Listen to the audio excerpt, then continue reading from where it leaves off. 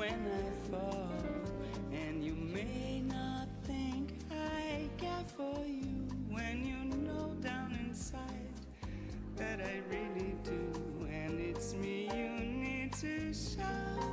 How deep is your love? Is your love? How deep is your love?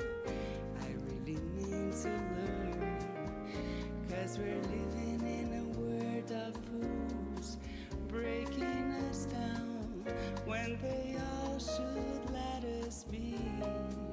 We belong to you and me.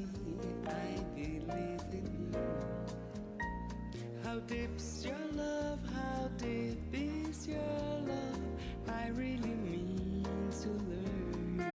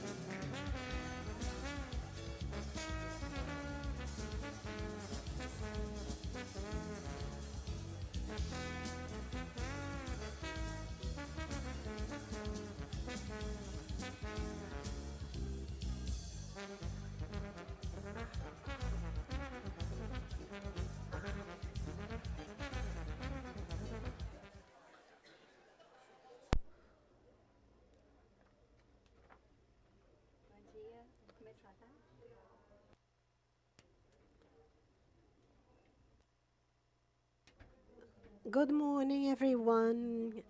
Those here in the auditorium, welcome. I hope you have arrived well because it's been raining. It's a very beautiful place, Rio de Janeiro, and the audience, lots of young people, and those who are watching us on Sesc Rio YouTube channel, welcome. My name is Janaína Toscana. I am a white woman, 48 years old. I have blonde hair, shoulder length, brown eyes, 1.64 meters. I'm thin. I'm wearing a beige dress and black sandals. We are here on the second and last day of the third International Cultural Mediation in partnership with the second Art Education Seminar with Cultural Mediation and Territory of Possibilities. Mod-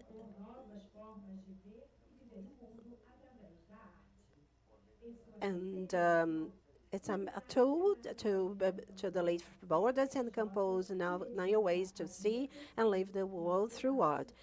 And we are dedicated to the debates and the reflections in relation to the cultural mediation and in relation to these physical or conceptual terror, reshaping the limits between art and life. Since yesterday, the panels have been dedicated to discuss the possibilities and initiatives of cultural mediations from a mindset that intends to build bridges capable of making it closer in relation to the plurality of voices and ways present in the fields of culture and education.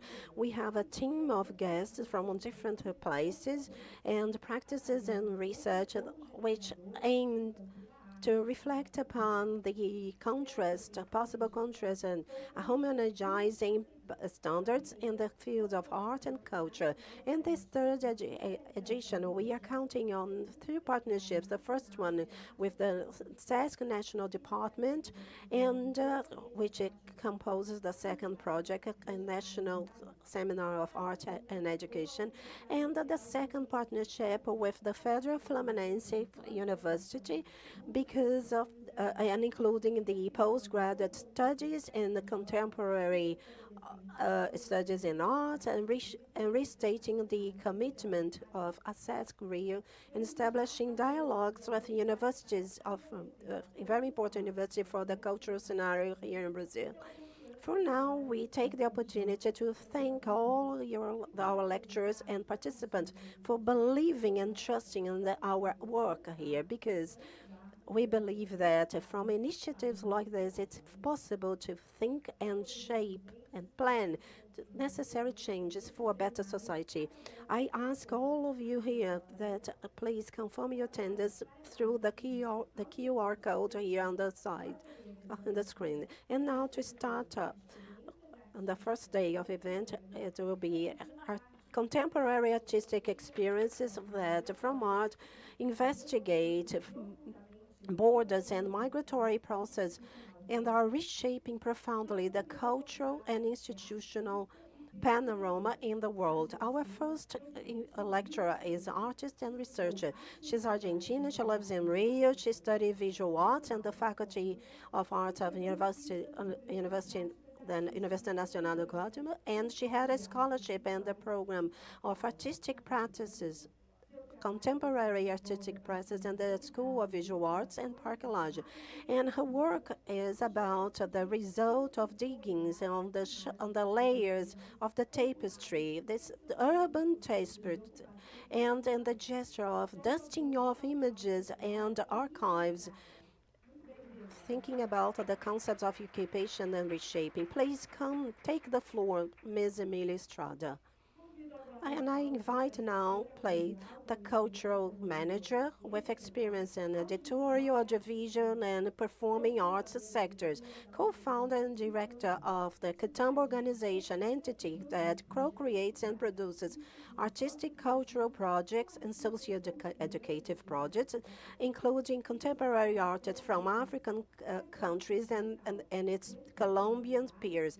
And the digital exhibition, El Cuerpo con Paisaje in 2020, El Atlas Malia, Colombia, en un cruce de mirada in 2021, Traços de Existência, Artwork College, our collaborations with the Foundation Moleskine in 2021, 2022, 2024, and the opera La Flauta Mágica de Quitambo in 2020, África del Mar Presente in 2024, and its attendance in book fairs in 3 parts here in the country are some achievements that consolidate the Quitambo community dedicated to strengthen the collaboration between Colombia and the African countries and promote the South-to-South dialogue through art. I invite to the floor Ms. Catherine Dunga.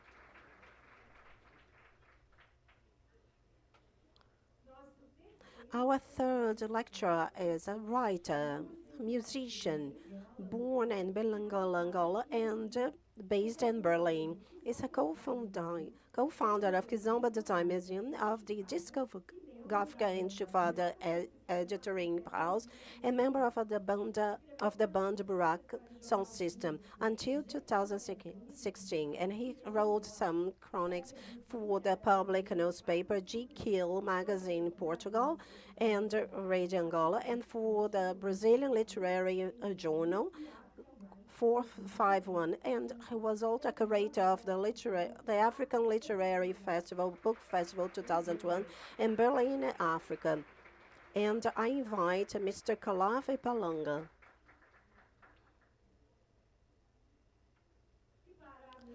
And to be a mediator of this beautiful panel, I invite the lecturer of the History and the Art Theory Department of the Visual Arts of the UERJ Institute State University. She has written books and texts, visual arts, and also journals, not only in Brazil, but also abroad. She was a critic in art and in global newspaper, and also Isto magazine. Please come to us, Ms. Marisa Flórido.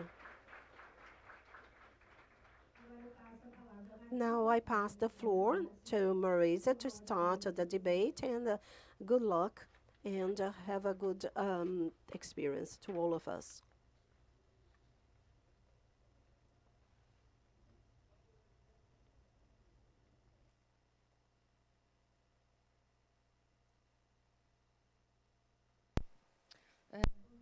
Good morning. Can you hear me? Good morning, everyone. We're very happy to be here to mediate this panel. I think it will be awesome. I've been thinking about a kind of activity that everybody speaks, and after that we talk about the hardening of the borders among the peoples and lives in general. And from the other, Emilia starts. I'm going to leave because I want to watch it nicely in the audience. So, shall we start?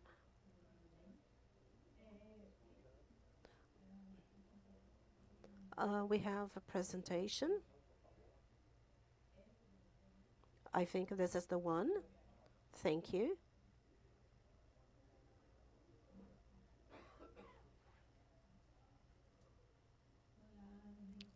Good morning, everyone.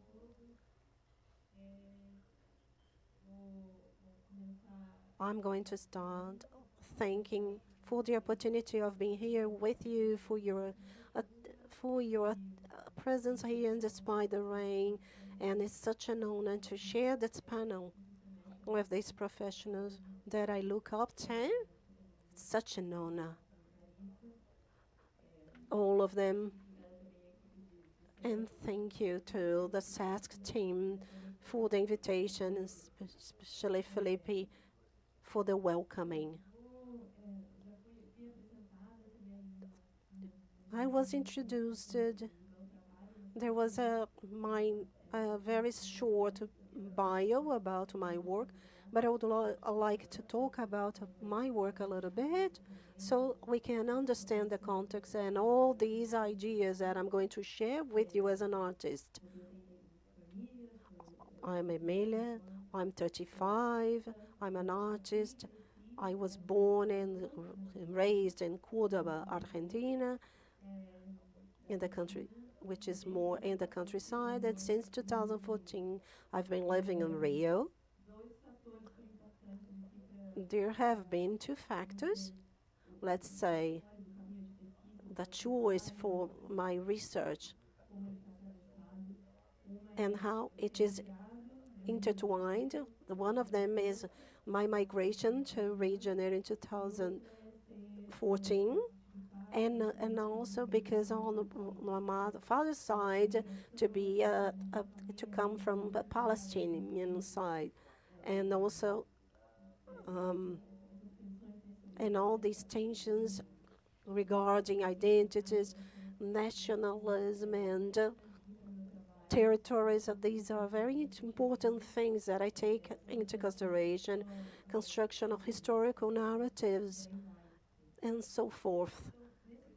And within this context, from the person who is speaking, I would like to share an experience with you that I thought about a type of work, the museum here in Rio de Janeiro, a fine arts museum, and in this case, it was possible to conciliate lots of questions which can bring about lots of reflections as well. I'm going to share an experience, let's put it this way, that I've done with an artist from a way of thinking about this kind of work.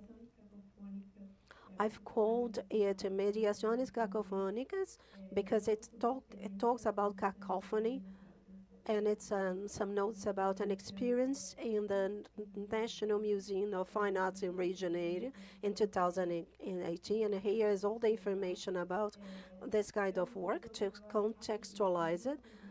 So it's called Arte Aproxima with, and the curator Elisete Lagnanda Roberta Blatt, and the guest artists Aline Gonet, Rainha Almeida, Emilia Estrada, and Zeto, Ruka Village, produced by Rosamella, and the place at the National Museum of Fine Arts, and the period from the 30th of October to the 30th of November 2018. And the proposal of the curator was that some artists thought about commissioned works and a kind of activation of this work with the audience, a specific audience. In this case, it's focused on children. It was an open exhibition, but we had this kind of educational and pedagogic program. There were many visits to this museum, especially from visits with children. So this is the general context. The National Museum of Fine Arts, I think it's important to bring this from backstage, from the exhibition, that this exhibition was going to happen the pilotis of the month. So we, guest artists, we thought about what kind, this work, and then that place, in the middle of the way, the exhibition changed and was planned to happen at the National Museum of Fine Arts. And we thought about this transit, this displacement. This gave me an idea about a project. Why? Because we're talking about two different museums with two different stories, two different audiences. So I had to redo the project, and I'm going to share these challenges with you. The National Museum of Fine Arts, which is located in the center of Rio de Janeiro, opposite the Cinelândia Square, and I'm sorry, the Municipal Theater, sorry about this.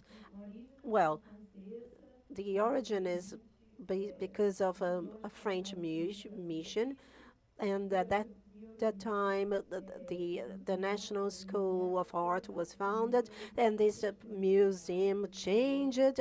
This museum changed places, and when the Republic came to happen. It became the National Museum of Finance. And in 1937, this museum was finally founded. I don't have much time, I'm sorry. This is just a bit of history. It's rather dense. That starts from the King John VI under Rio de Janeiro. Nowadays, it conserves the largest collections of art, and we're talking about a specific context. It was a challenge to think about what type of work am I going to show children in that museum. The period of the exhibition was also very specific. What was happening in Brazil was, look at this scenario. On the 2nd of September, I included the headlines and the front cover of a global newspaper. On the 3rd of September, one day after the big fire in the National Museum, and one day after the elections for the president, when Bolsonaro was elected. We started the exhibition 2 days after that, after the results of the presidential elections in Brazil.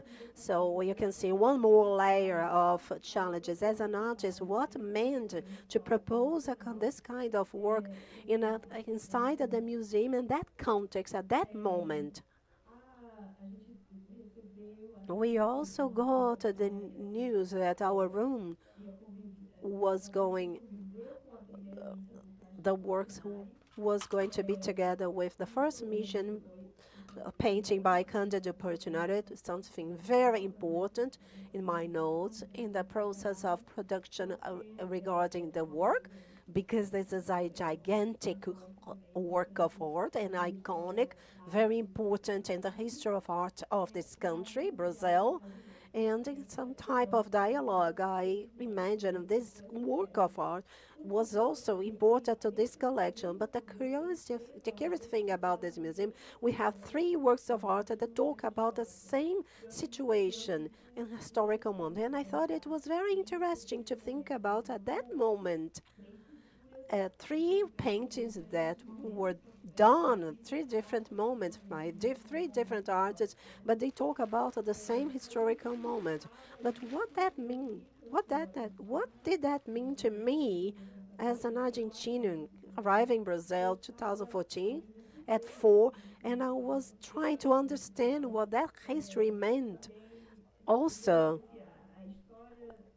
the history of the history of these countries or Spanish colonies that we were built on another different logic, of course, oppressive and violent, but it's a different from the way the history was built, constructed here in Brazil. As an immigrant artist, I was thinking about this kind of work that was related to this thing. And I had this fragmented image, an idea.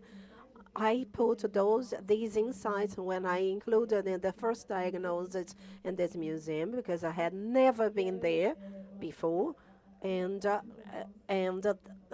you can see like the portrait of John VI. It is cut by half. It also talks about this situation, my fragmented view of the situation. As an immigrant artist, what did that mean to me? So I bring this to you. What Milton Santos said, The Nature of Space, it's a book by him, also very important in this process. And there is a chapter in this book which is called The Place and the Routine. The migrants and the place of memory and the discovery is going to talk about between the migrant and the memory to a new place when they arrive there. To these immigrants, their memory is not useful because it brings a collection of memories, but which are not useful for the daily basis fight. So their experiences stay behind, and the new residents force them to have new experiences. This is a struggle between the time of action and time of memory. And he adds later on, the man searches for to relearn what has never been taught before, and slowly but surely is substituting this knowledge, which is also fragmented. It's on the last paragraph.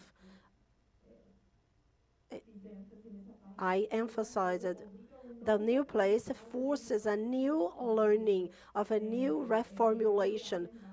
It's a place of struggle when these immigrant artists rethinks about their own way of having understood this thing from the place where I came from. So what do I mean in relation to this collection, which is available there in the museum? What is the story that can be told from those images and my fragmented opinion in relation to this situation? And my idea is to work with this collection from a certain kind of a game, which is called telefone de composto, a telephone that doesn't work. Here in Brazil, it's called wireless telephone. It's a simple activation that is constituted by a trajectory with the children to arrive at the first mass by Victor Mireles, which is more iconic and that it's present in the history books and shows this historical moment here in Brazil, and ask them what they could say there and suggest a kind of game like wireless telephone. I also propose this kind of work, which is called cacophony, which is also made of coal and linen and ropes, which is also about research, cartography, and myths in relation to colonization. And this was also inside in the same room with the first mass by Portinari. Then it has the room where the two works were exposed. There are other works of other artists. So since Portinari's room was in the first floor, we didn't need to take kids to other places of the museum. But I deemed as important, as I said previously, that kids could take part of the wireless telephone, the game, in the other tables, in the other expositions all over Brazil. So we've done that with the kids, and I was guiding them because I knew where was it, but I allowed them to do the mediation together with me because they were more familiar with the history of these images than I was. When we arrived at the first mass, the canvas from Victor Meireles, I asked them what they were seeing. They answered me. Generally, 98% of the kids were already familiar with this image, and again, I heard what they had to say about it. I learned with them about that image, about that canvas, and we started the wireless telephone. I said something of the original narrative of the historiography, and that matrix was corrupted throughout the circle, and it arrived transformed, corrupted, scrambled to me. And well, wireless telephone is something very simple and very fun. Besides that, it has contact between participants, generating some intimacy. There is also laughter. It's funny to hear people whispering at your ear. And the wireless telephone and the other version of the first mass. So what happened was that the kids in the context that I've mentioned, 2018, 2 days after the Bolsonaro won the presidential elections, it seemed like that path was contaminated. There were layers of meaning that kids brought from outside.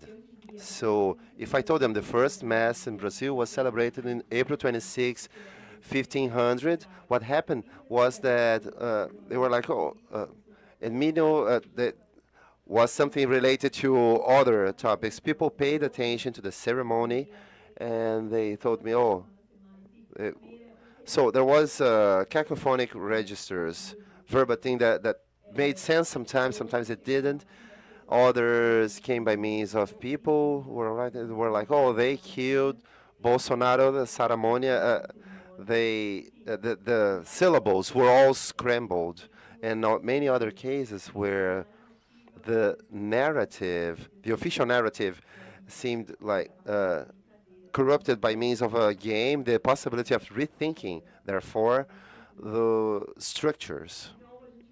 And again, we return to the first Mass of Cândido Portinari, the last one, where the cacophony was set, and the game became a little bit more complex. So I proposed some instruments. There were instruments that had a sender where we could use it in order to send a message, and there was one who recepted that. And in between we had the interferences, so the narratives were completely contaminated, and they became music, and they became games, child plays, among other things. And I brought something that, by seeing the images, I remembered. I brought a wireless telephone initially because taking the chance of the three different portraits of one same historical moment, and at that time, you might remember, we were talking about fake news. So kids were also interested on matters related to the truth, on the disclosure on social networks via WhatsApp. So what we've done was discuss what is truth and what is the truth that has been imposed, and how history can be itself that wireless telephone, and how we end up assimilating as absolute truths. So, I don't know my time. I didn't count. Are we good? Okay, good. Thank you. That's it. So, as I said, everything became this game dealing with possibilities by means of a child's play. In the end, we were laughing, we were questioning somehow those stories and narratives, and in the end of that, after the second floor where we have the two first canvases, until we got to Portinari and the cacophony, this is when I understood the beauty, the importance of that type of mediation, because that's not actually a mediation that I was performing, but rather something they were doing, making together with me, and how that play was sort of a proposal, a different proposal, a bodily. It proposed different bodies than what is demanded by these spaces. These places demand a stiff, disciplined body, something that is set apart, detached from the works of art. It's a space of control. Obviously, you cannot touch the canvases. You can't get too close. You can only look at them. You can just watch them. And they need to be seen because they tell a story, and that's a story that needs to be made perennial.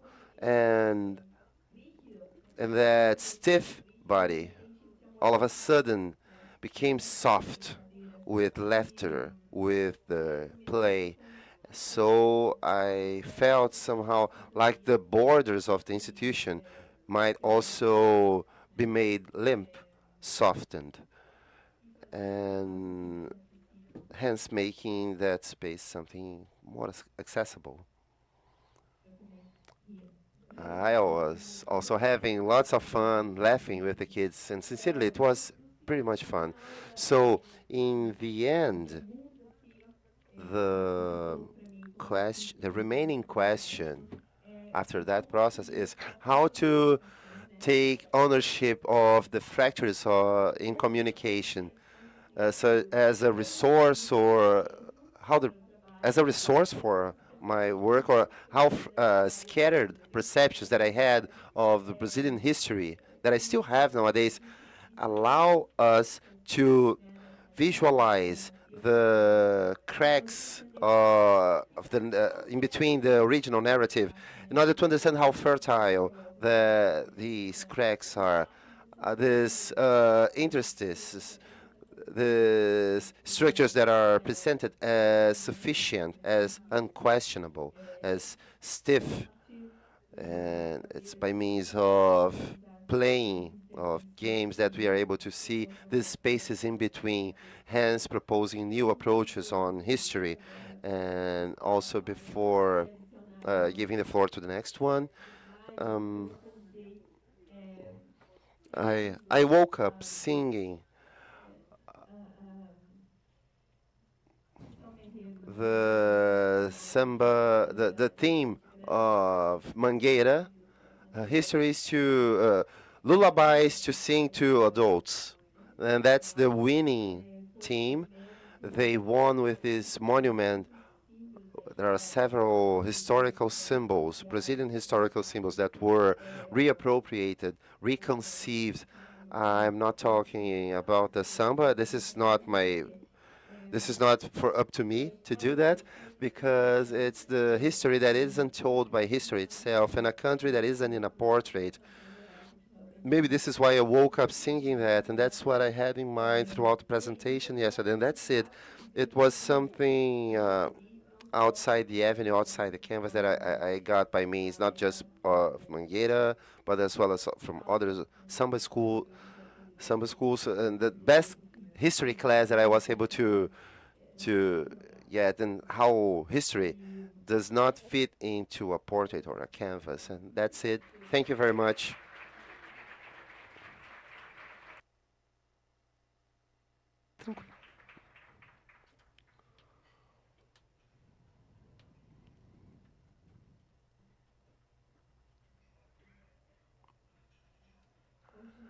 Moving on, now we have Catherine. Olá, bom dia. Primeiro eu quero pedir desculpa porque eu não posso me expressar em português, então eu vou falar em espanhol, mas primeiro eu gostaria de agradecer a Leonardo, Felipe, a toda a equipe do Sesc pelo convite. Eu vejo que nesse momento, um momento de muitos movimentos em nível global, é muito interessante e importante poder pensar a partir de outros lugares.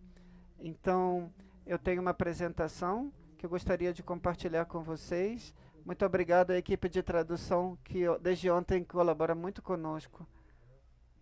Muito obrigado. Eu gostaria de contar para vocês uma organização que chamamos Comunidade, que aqui estamos, e que ela foi criada antes. Sorry, in order to return to the border, the topic of the borders, we are thinking about Leonora Miano, who lives in the border, and she defines herself as a person that lives in between borders. That's an identity that's always crossing from one place to another, from the sensibility from one place to another. And Quitambo, let me explain. As I said, Quitambo means fronteiras. We are a bridge. We define ourselves as the shortest route between Colombia and the African countries. Since 2018, it was born, and it has its mission strengthening the collaboration between thinkers, writers, and artists from the African continent and their peers from the diaspora in the Latin America, in Colombia, because this is where Kitambo was born, but with the intention of building bridges with the African continent. We carry out our projects by means of our artistic projects, social-cultural projects that always have an educational, ethno-educational component, and we are co-creative, and we would like, our intention is to bear talking on contemporary times. For the past 5 years, we impacted several thousands of persons by means of exhibits and scenes where we've always crossed by diversity. And all the projects are the same. We have a focus on decentralization. Colombia is a decentralized country with several cultural events and artistic opportunities that are present in the capital. So it's all very important to conceive working with artists and reaching audiences from other parts of the country, especially where there's a huge presence on Afro-descendants in the Pacific region and the Caribbean region too. There are projects that are very innovative, disruptive. We co-create, as I said, in a horizontal fashion, both with the artists that we invite from the African continent, as well as with local artists, and we intend all together the topics. We collaborate, actually, because the organization is made of 3 persons, Monica Mosquera, the coordinator, and we've done projects that I would like to share with you this morning is because we want to show the collaboration that we have with public entities as well as with other public artists and so on. We build bridges between artists, between audiences, between countries too, and we always have an intersectional component in everything we do. But regarding education, as I said, we try to be disruptive.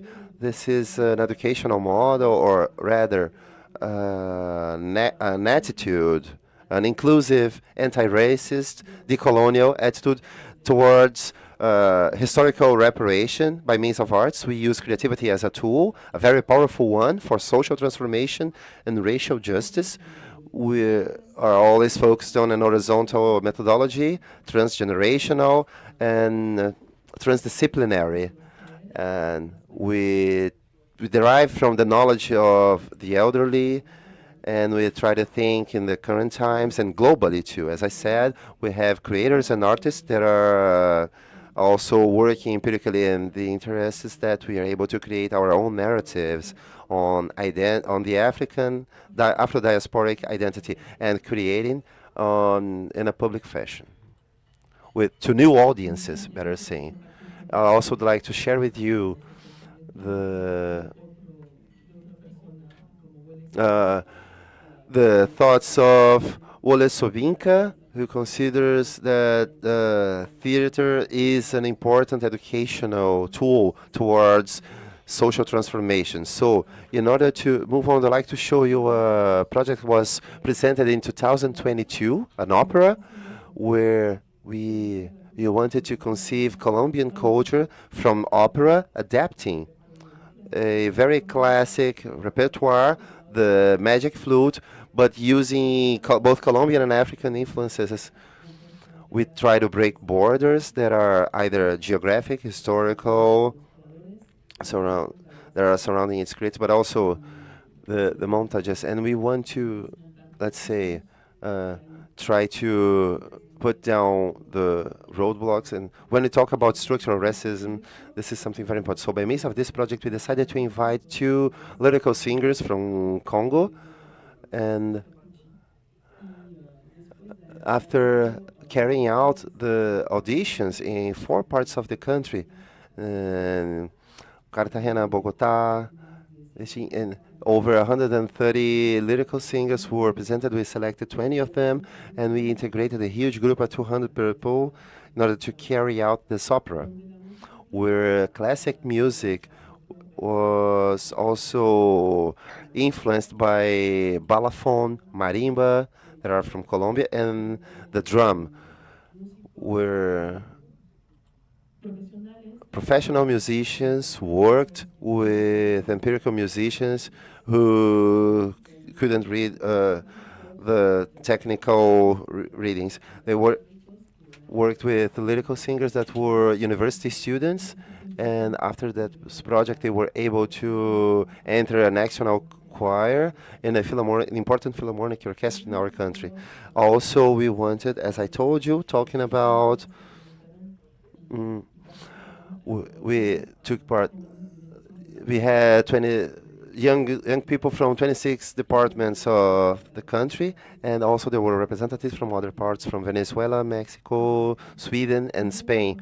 And in this image, we have Diego Balanta, who's a plastic artist who is finishing his training, and he has a scenography team. As a scenograpist, a very famous one in Colombia, who has mainly Italian influence on the knowledge of Leonardo da Vinci and his team. They has Diogo Balanta, who works on hoja de plátano. So it was also very interesting creating these different creations.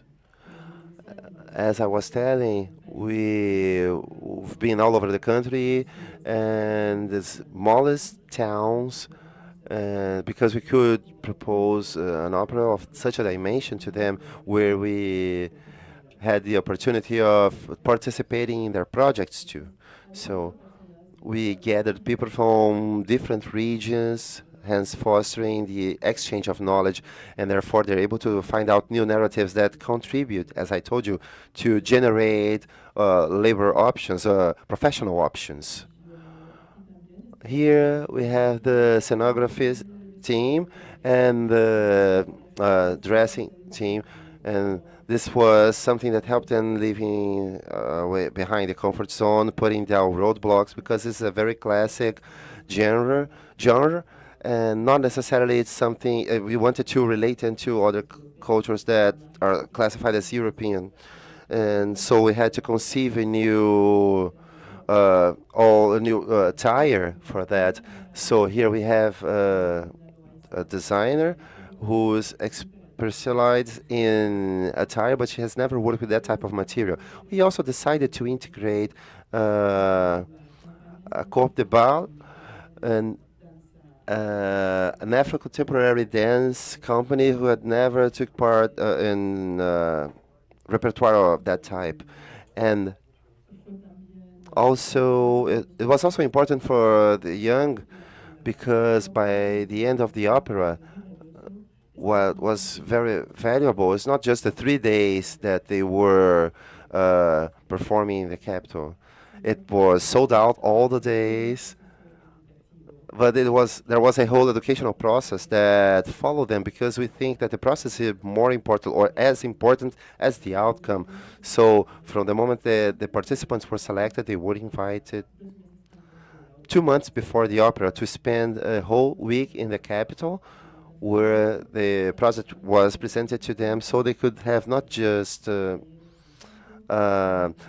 singing workshops, but also to sing in German, because the opera, we decided to translate some of the dialogues to Spanish, but we didn't have enough time to give them the lyric part, to translate the lyric part to Spanish. So singers had to sing it in German, but they also had workshops taking the advantage of the dancing core, learning bodily expression, as well as workshops on singing with the main regents. And so I would like to share with you some videos, because I believe that images are better than words, but these are very short videos. So please, if you could play the first video. Thank you very much. No, normally they have a sound.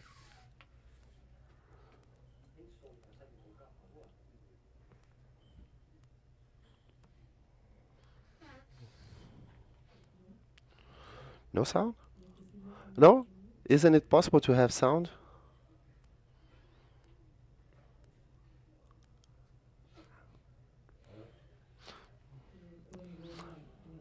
As you can see, the mediation of the playful singing goes all over the body.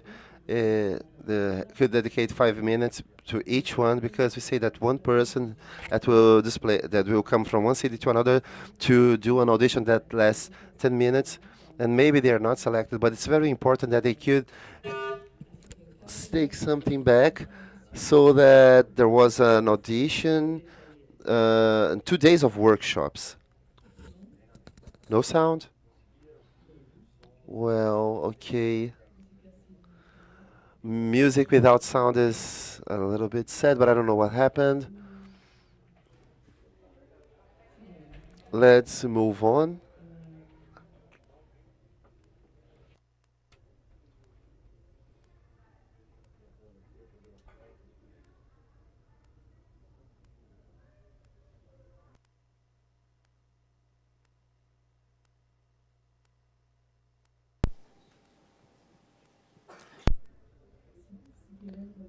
If you want, we can go back to the presentation and we can have a look at the sound later on.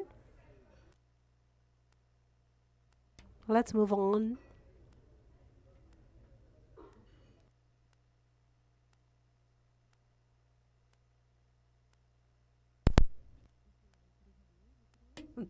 Vamos a volver a la perdón.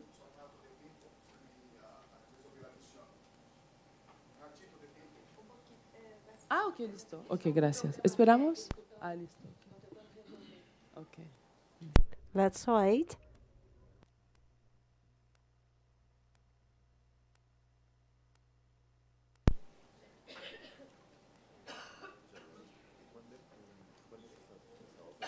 Eu vou perguntar para ele Ó. de novo.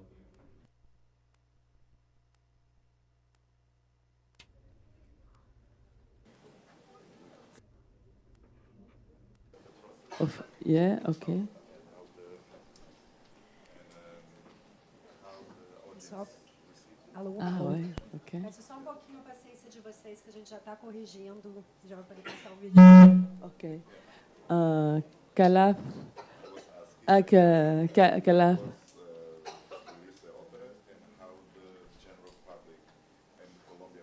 Ok, ok, yes. Fue un proyecto. It was a project, in fact, that we can remember, and that it started like it's something very tiny, because we're talking about organic culture. And then we may think, where are we getting with this? And this project, it started because we're talking about the lyric singer, Condom.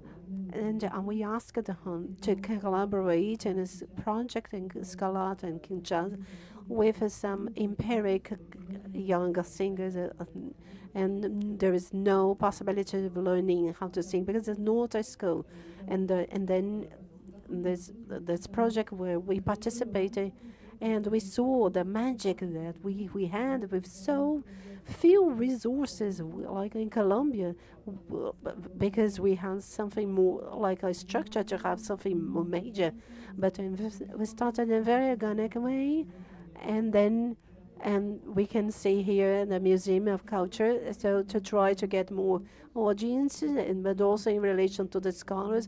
But why? Because we understand that the youth must be included, because not only to have some scholars, but also an event, an activity, and so we can continue with time and in time.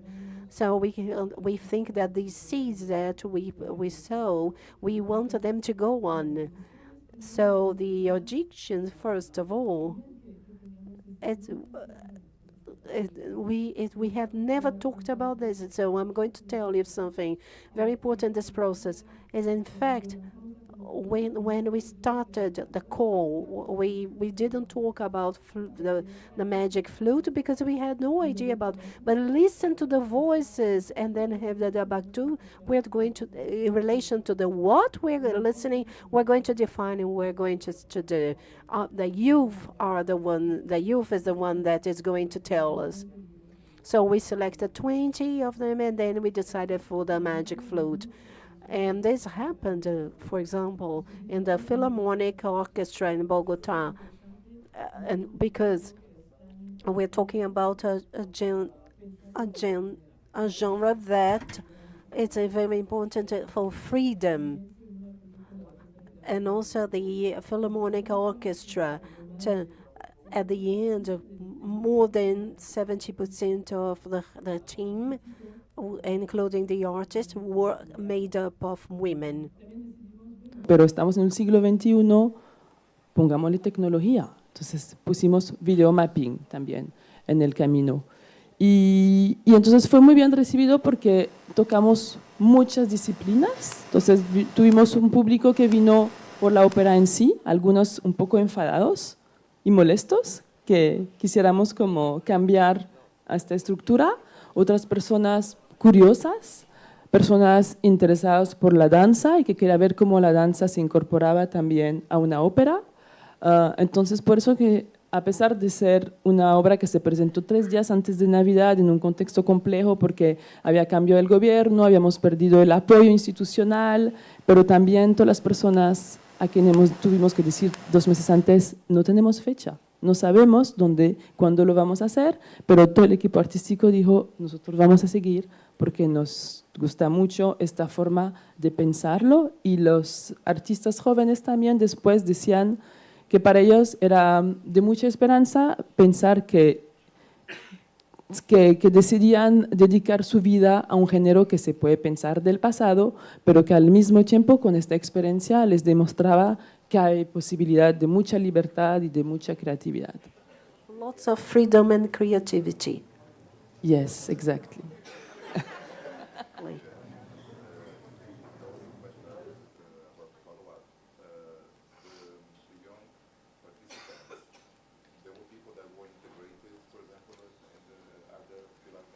No, it's incredible. Es increíble porque en realidad Alessandro Maldonado was just ending his career in Cartagena. There were not many opportunities to go on with this lyric singing, and after this experience,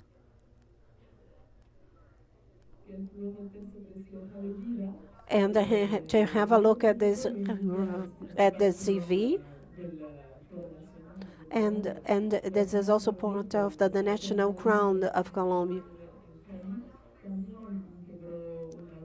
and also a person who integrated an orchestra in Bogota.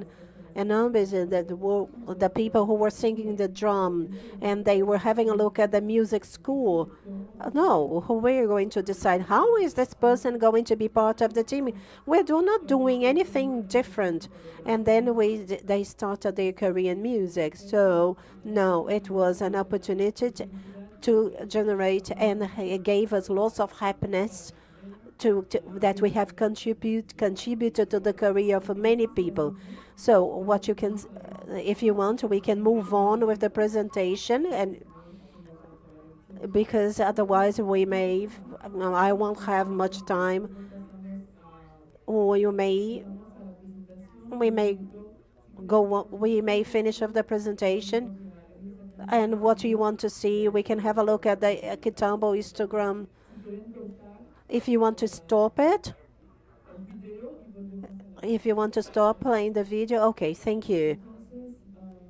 Well, another thinker from Africa that connects art and education with social transformation. And I would like to talk to you about a project about which Kitambo is also a part of a network, an international network, the Moleskine Foundation, Moleskine de los Condenos, because they have been holding workshops about critical thinking for young people of their communities, and we were able to accomplish and carry out this first workshop, and the first one in Latin America, because the scheme had changed the dynamics a little bit. And we also have one topic, because it's also happening more in African countries. Another year, I have a dream And last year was the theme, who is this strange in me? And from this onward, 20 young people were selected. 50 presented at the audition, but in this case, they didn't need to be artists, just to be between 17 and 30 years old and have this kind of profile that would ensure us that they wanted to do something else in their communities. And so, and there is also a video that we can play. Oh, no, it's okay if there is no sound. Thank you.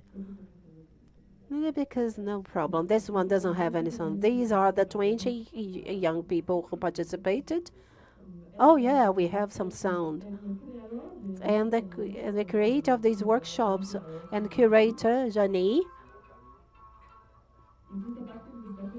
and from this theme, including this theme, that every week people would think about, and they have decided to compose some like a notebook at the end of the week, and then organize an exhibition where some of the participants proposed to be the editors, the curators, so everything was complete. And also, it was something very short because this happened just in 1 week. So there was a time for some questions, and also the exhibition and the workshop. It lasted for 6 days. And this is fantastic to see what they managed to achieve in 1 week. And also, these workshops, many of them have taken these to their university to organize other workshops and show those who to participate in the opera also participate in this workshop. And João Sandoni and exhibit and Argentina, and these two galleries in the capital, and the Laura Campaz también here in Africa, there in Africa. So we are talking about participating in a workshop. This is the interpreter speaking, and the sound of the video is too loud, and that it's been very difficult for me to understand what the lecturer, the speaker is saying. And it's very important, black thoughts and other different ways to have connections and creators between African countries and its peers, the descendants' peers, and also in their thoughts. Therefore, so this is very important, what usually happens.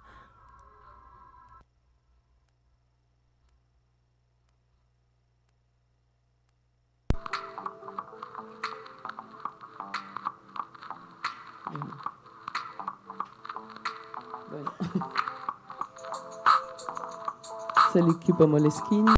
And this is the Moleskine team and all the participants.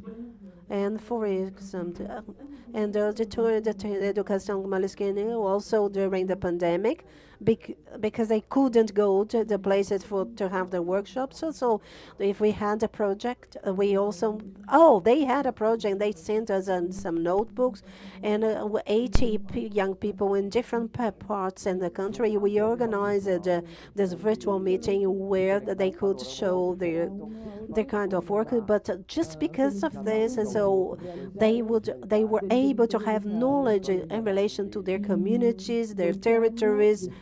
And Australia has decided that Moleskine, the importance was not necessarily the classic transformation of the caderno, but also the reports. Why? The accounts. Why? Because at the end of the pandemic, and also after some social protests that happened in Colombia, and all those notebooks that finished were exhibited at an exhibition called Moleskine in New York, and it's very important that these voices travel and are known, and then because these narratives are important that these narratives circulate and be migratory.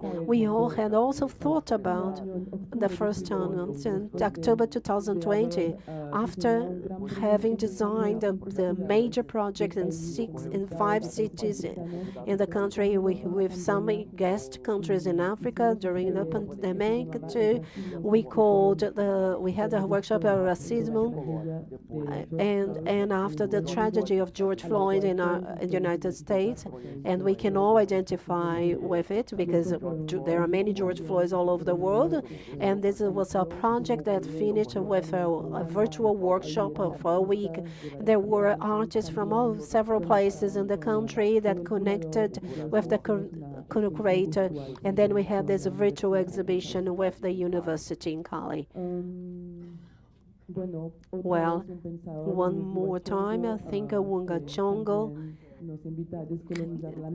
has invited us to decolonize our mind, that while we write using these languages, colonizers' languages, we can't still be free. So, after written in English, he decided to write something in another language. And also, you can see here, it's an pensantes in the cultural in Colombia. And it was about, and we have invited to be the editors, and that was an impressive return in more than 20 countries.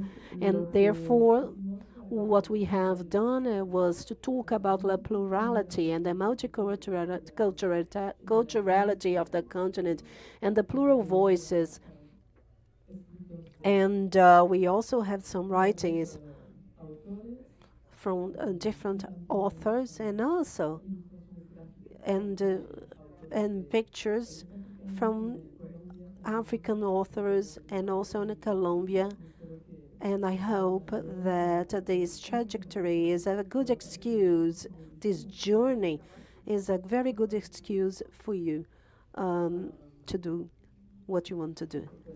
And this is like Africa, and we hope this was Africa, Africa 23, and we hope to follow up here in 2024.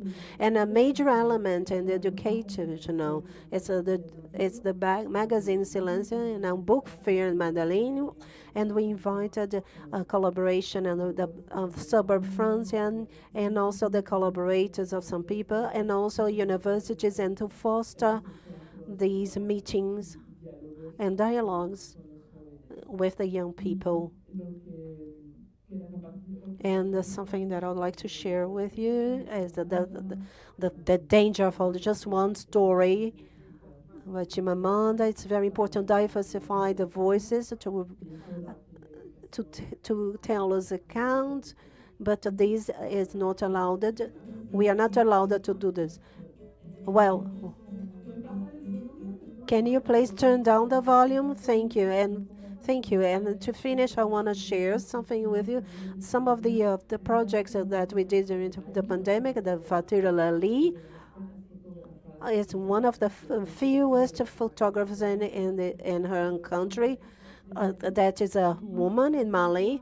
Fatoumata has inspired herself and major photographers, Mamaka said, and many others. And she takes photos in a studio in Cali. And we did this in different parts in Colombia. We were in Buenaventura in Cali, and this was in Cali, and the market square, and Fatoumata was in the studio. We invited the people who wanted to be taken photos of. And we gave them adornments, accessories, and to please us, and to take the photos to the houses. They don't speak Spanish, neither do they speak English, but the connection was magic. And we also met some very young photographers from the Pacific, John Sabanga, that we have just seen, Numursi, Love Yolodasco, Jairo Morales, And after that, we also showed this dialogue, this crossed dialogue between Mali and Colombia. And what happened was magic, because the last video to finish was, in fact, to show you that how organic culture is, because we can connect our Black stories. And well, Fatoumata had this fantastic link with Morales, this artist, Misak, who Juliet was also impressed to see how Fatoumata shares her culture in Bigai Bumbu, in Mumund, and lots of things in their back, and with no fear to share. See if it is going to, if it may lose it, Juliet, perhaps the community will finish. And this has been very impactant to see all these clothes of Fatoumata as her own identity, ancestral as well. But she shares with all the world, and this is Juliet, and to invite the artists to the mountains of Gambia, where they are, and to do a project among the four of them. This is like probably to disrupt borders. The only work between a photographer, Mayense, Fatuma Diet, an artist, an audiovisual Colombian artist, Mizak Jerry Morales, and the intervention of a performer as Bayan Taylor that comes from Boaventura. And she didn't know about the existence of Mizak, but it was such an experience, and finished in the mountains. And there was the first time that we could find a Black person dressed like that in the mountains. Then we have it. This is fantastic to have this too. It is incredible too. That doesn't force us to have any speech, but we can connect our emotions and feelings and to disrupt lots of borders. Thank you.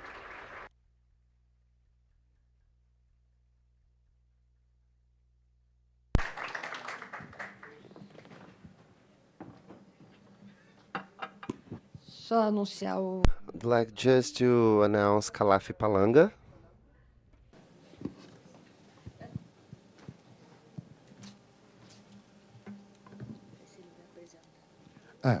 Ok, é minha vez. Eu acho que vou usar aqui essa coisa aqui. Me perdoem se estou aqui a quebrar a ordem das coisas, mas vou ler um pedaço, então é mais simples. From here, pulpit. I think I would like to teach you a few words of my language, and I would like to start this intervention.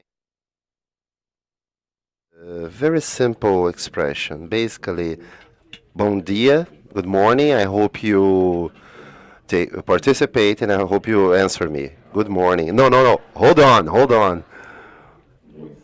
I will teach you first in my language. Ubuntu. So I will say walale, and then you say don't be. No, you're hungry, right? Okay. Yeah, there are snacks outside, but you're going there soon. Hold on. Walale.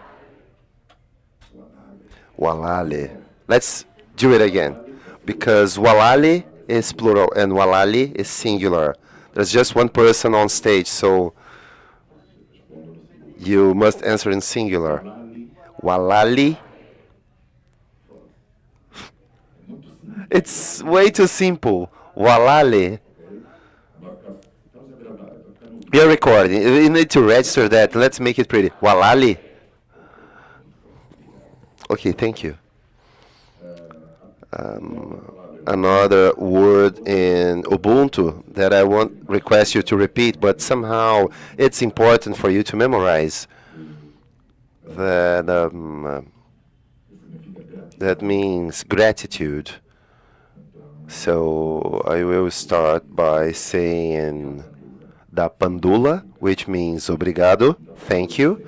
Da Pandula Sesc, da Pandula Felipe, da Pandula Leonardo, Simone, Sibeli for making us comfortable. Da Pandula, the production, the technical team, all the teachers in this room, all the students, all the artists, all the investigators, all the artists. Da Pandula, da Pandula, da Pandula.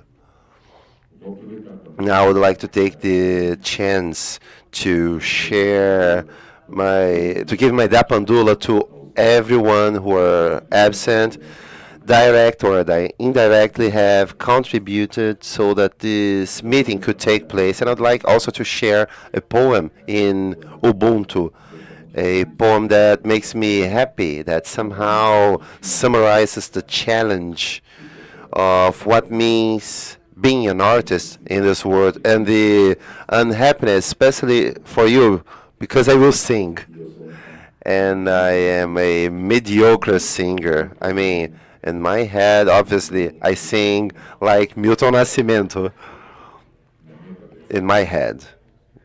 Therefore, the poem, I will translate by the end of the poem. So I say,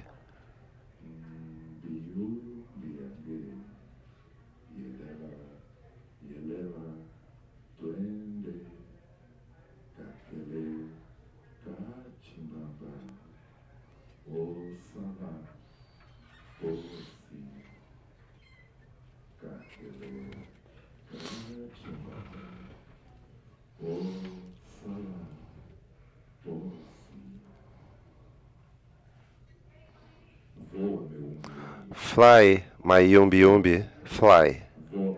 Fly high, go away.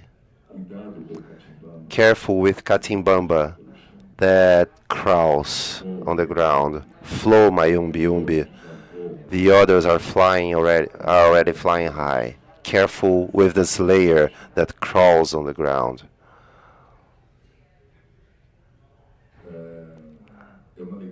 It's a joy to be here with you and share these reflections on the role of artistic experiences of the present time. I come from Angola, where arts and culture are not just expression, but also an instrument of resistance and building identity. Currently, I am living in Europe as an expatriate. And I've chosen the term expatriate purposefully. It was purposefully chosen. I could use immigrant, but I refuse to use such a term because in Angola, and I think here in Brazil, the same goes, but in the global south, by and large, every European, when they get to our countries, they call themselves expats. And I also believe that I am in Europe to improve their culture, to develop that territory. Therefore, I call myself expat. I like to start my interventions with stories. And yesterday, I remembered one that is particularly meaningful. Therefore, I will use our screen. And, well, you all know me. Two people know me here. Okay. First of all, let me start sharing before developing. I brought my bio here. Who is this John Doe? Let me put myself stand tall in front of the stage. Here I am. I must say that I am here dressed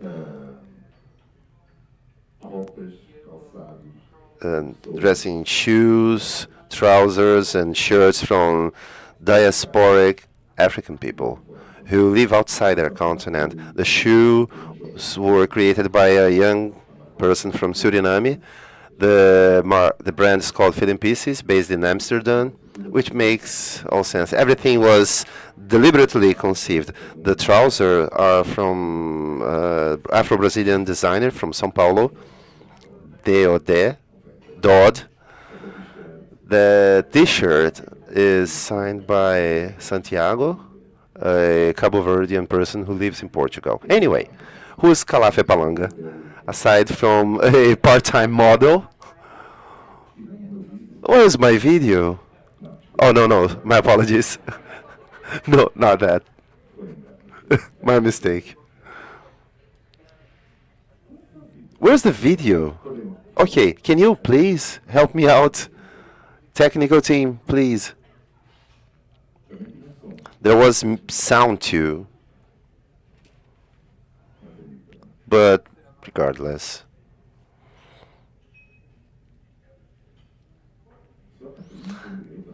Just Catherine has the right to play audio. I feel myself discriminated.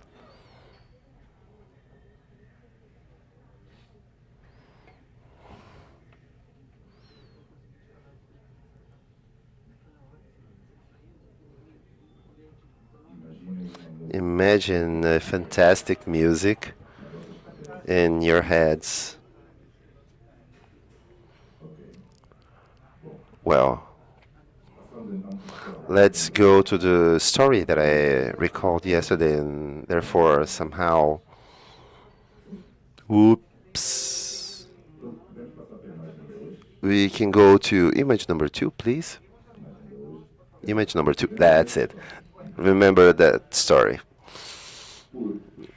Because in summer, the meme has nothing to do with the story I will tell you, but it has some involvement with this great composer called Chico Buarque. But in the hot summer of 1975, in a period of profound political instability that put Portugal on the verge of a civil war, Dona Albertina, a Brazilian woman and mother of the Brazilian Augusto Boal, has landed in Lisboa with her daughter. The two of them were embraced with enthusiasm by a Brazilian group that were exiled in a rented apartment at Teatro do Oprimido. After hugs and kisses, Dona Albertina delivered a cassette tape that Chico Buarque had sent to her. Back then, not even herself, amongst the other ones, we had Paulo Freire, Darcy Ribeiro, had the slightest idea of the gesture that Dona Albertina, coming from Justas, Vila Real, Carioca, but for adoption, was about to become the better or the most famous post-better of the Brazilian popular music, MPB. I bring the story to remind you that there are many accidents in those processes, and being cultural mediators and thinking culture goes through these situations. Like technicians don't play audio, and you can all imagine fantastic music inside your heads. I am something like that. I will be like something inside your heads, and I would like to thank you, Da Pandula, for the technical that didn't play the audio. The song that I'm talking about is Meus Caros Amigos. I think you know that, right? My God, I won't sing that obviously because I don't want to be ashamed again twice, but I would like to tell you that mas eu venho te dizer que a coisa que tá feia, or that's something that I've learned. No, that word is cancelled here in Brazil, right? Careful. But you know that, right? Come on. Kids, you know that. Yeah, I am hopeful in your generation. I think you're going to change the world, but from the bottom of my heart, please, when you leave here, listen to this song. This is very important. It has a lot to say about Brazil and about ourselves too. But censor that word that was censored just shortly. And I will share my second video.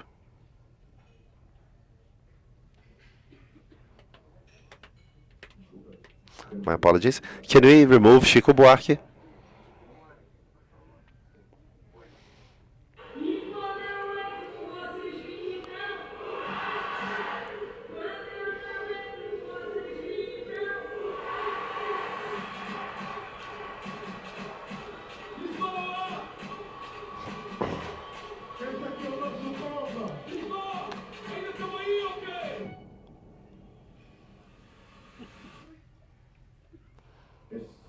These are footage from our last concert that took place in Lisbon in 2016, in a very peculiar place, Belém Tower. For those who don't know Lisbon's geography, Belém Tower is the place where some black trade ships came and arrived at, and at the same place there is a monument called Padrão de Descobrimento. It's besides the, and I think you all know some of the things that Portuguese people like to tell. My career as a musician has been marked by the looking and trying to understand the artistical borders that are our own, that sometimes break with conventions of the global mainstream. When we talk about artistic contemporary experiences, we are dealing with a place of multiplicity and tension. Nowadays, arts have the role of questioning, redefining borders, be it geographic, cultural, linguistics, even existential. Contemporary artists aren't limited to create works for a specific audience. Him or her sometimes performs as intermediates, exploring dialogues and building bridges between different worlds. In my case, for instance, I try to explore the intersection between music and literature, between what's local and what's global, between what's past and what's in the future. This is why I strongly believe in you, the young people. This path is challenging because it implies an active stance of experimentation and subversion. The influences I received from Angola by the rhythms like kuduro or classical samba find resonances with the words and the languages that exploit the complexities of being an African person in the contemporary world. In my work, I try to recall stories, realities, and memories that were silenced and rebuilt under a new perspective, over a new perspective, something that honors the past but isn't attached to that. This process of cultural mediation is essentially collaborative. My recent experiences with Kizomba, this art museum, funded in 2003, with my dear Nast Mosquito, who's present here, is a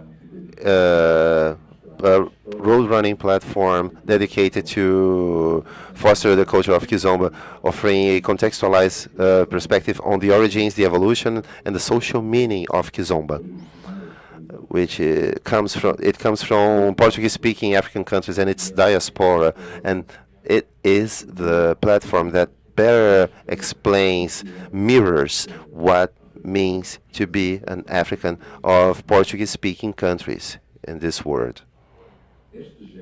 This gesture brought to Brazil 30 artists, and it came to reinforce my belief that creating is a collective act.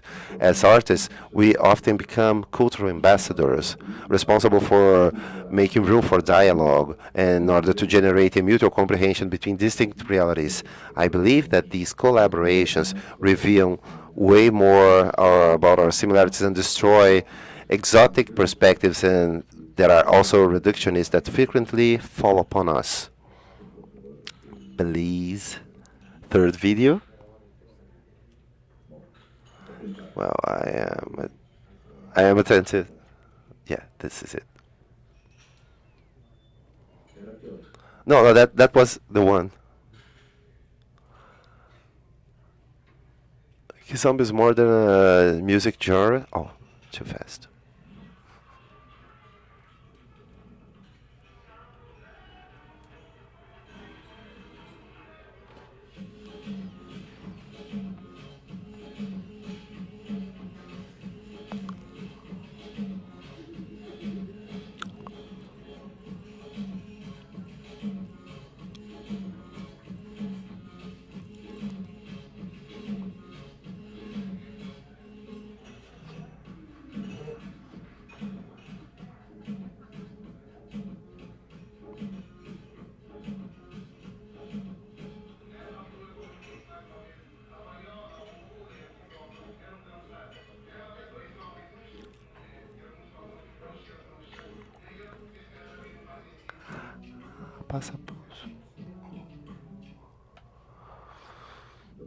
Thank you very much. No, it isn't finished yet, but this meeting gathered in São Paulo, as you've seen in the video, Baiana System, Assam Ayata Oliveira, Paulo Flores, those who know, Dino Santiago, Jorge Kadir, several artists, writers, thinkers,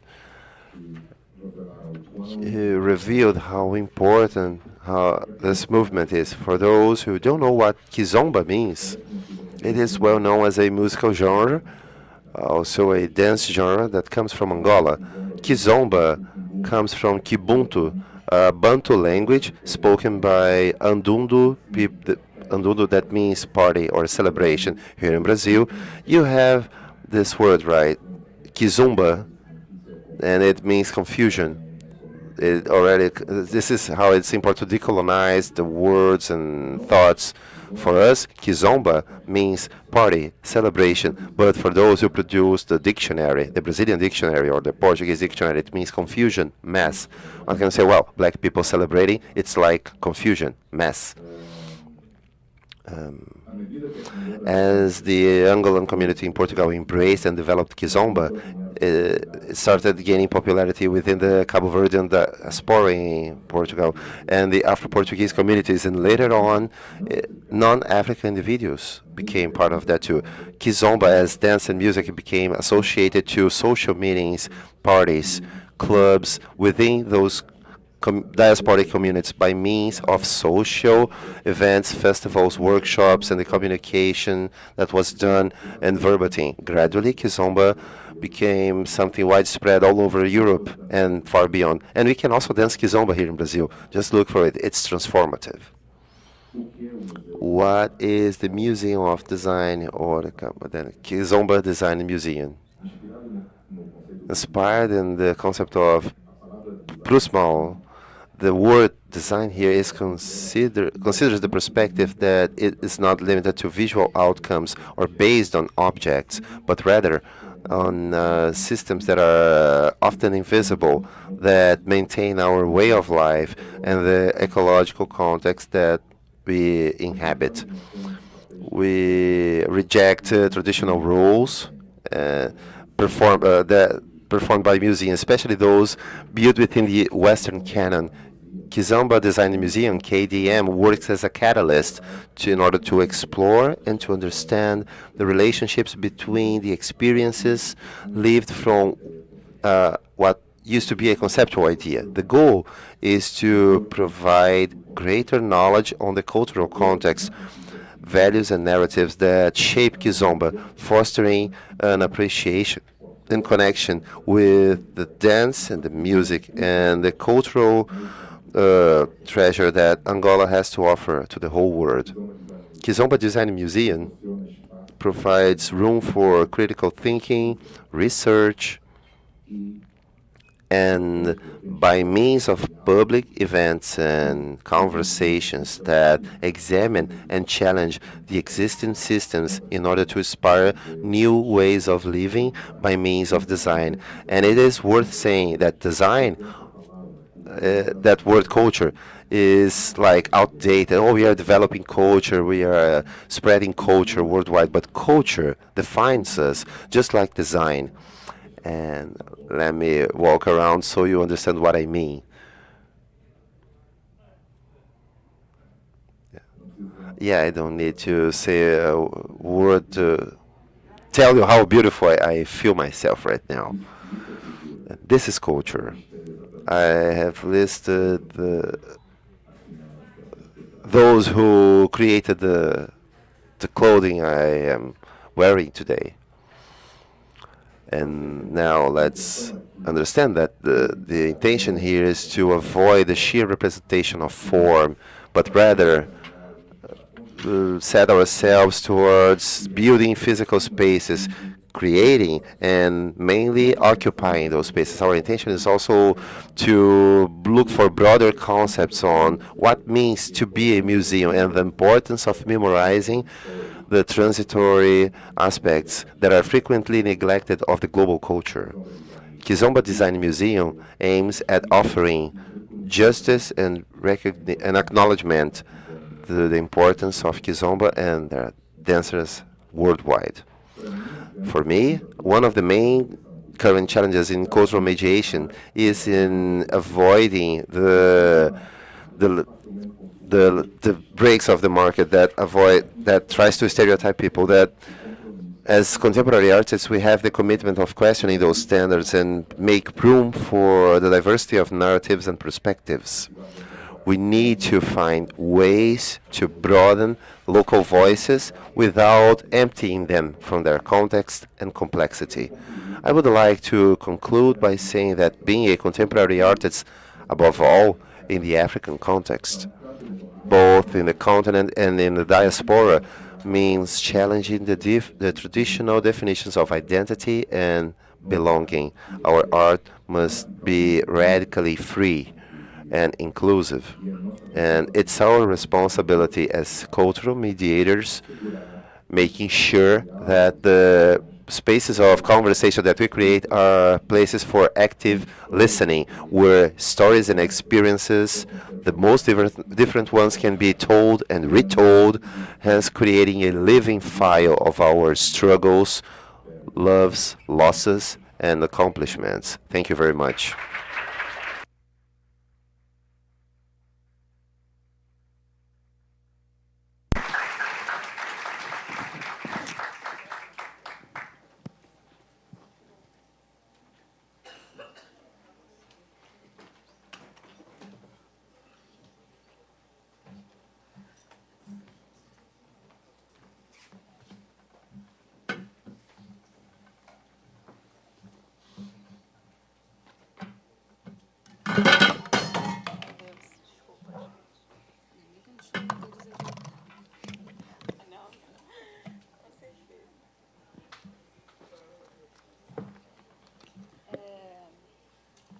Deixa eu me organizar aqui.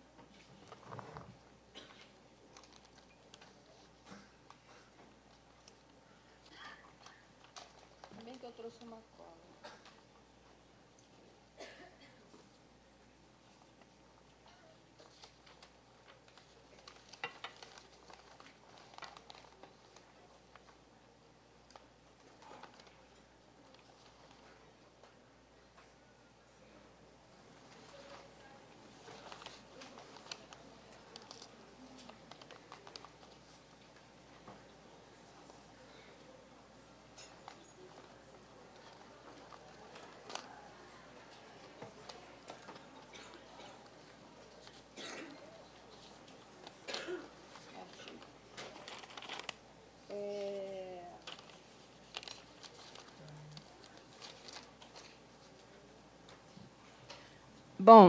Well, children, you've got some homework.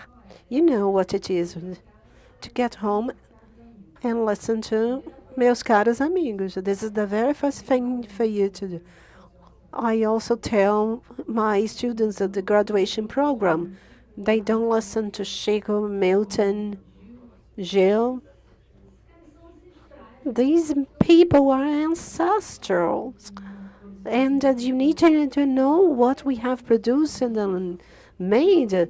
Let's look at Meus Caros Amigos in another perspective, backwards, and then I will give you some time for some questions. What is the story behind Meus Caros Amigos? Children. This was Chico, and during the dictatorship, trying to dribble the influencing of the dictatorship. And then somehow, I think the three speeches are also talking about the silencing movement. So I'd like to start off with samba. Samba and Mangueira. So we're talking about lullabies. Do you remember there was a banner, 2018, during the administration, Bolsonaro's mandate? Sometimes I forget his name. I think the carnival were about arts and the museums. They became like a bunker of resistance, including the most threatened populations and peoples, the indigenous and the black people and the LGBT and women, of course. We're talking about a bunker. Oh, a booking as a place of resistance. Let's think about more. I don't know if you've seen Rosana Paulina's at the museum. You know, we're talking about more the Museum of Art Rio. It's a huge flag. Do you know who Rosana Paulino is? She's an artist from São Paulo. She's black, and this big thing was a black woman, and from her hand we could see lots of St. George swords. I don't remember if St. George or Yansan and that we could see Portuguese. What language do we speak? That was the big question. We here in Brazil, we usually think about at the entrance of our houses, the very St. George sword. We found out that they actually clean up. They absorb all the bad things. So this is very common. You come to my house, you see a St. George's sword to cleanse the place, especially those bad vibes coming from people.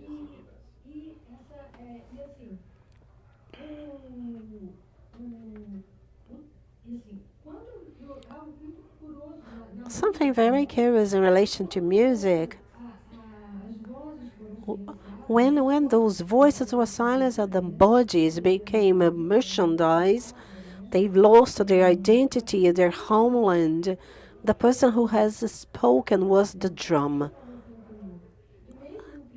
And even during the dictatorship time, when, for instance, the summer schools paraded, telling a certain official story, thinking about Dom Peter I, the beating, the sound came from the terreiros, the candomblé places.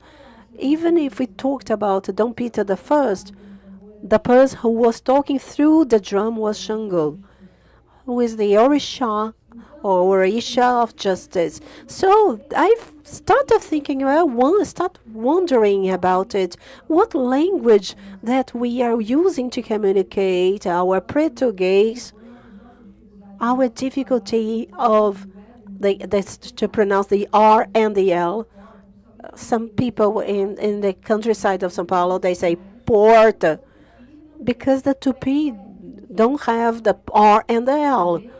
So the difficulty of speaking problema, when people say problema, there is no. When we say there is not, no, there is not. This is like African heritage. We repeat the denial or the negation at the end. We speak singing with lots of rhythms and melodies.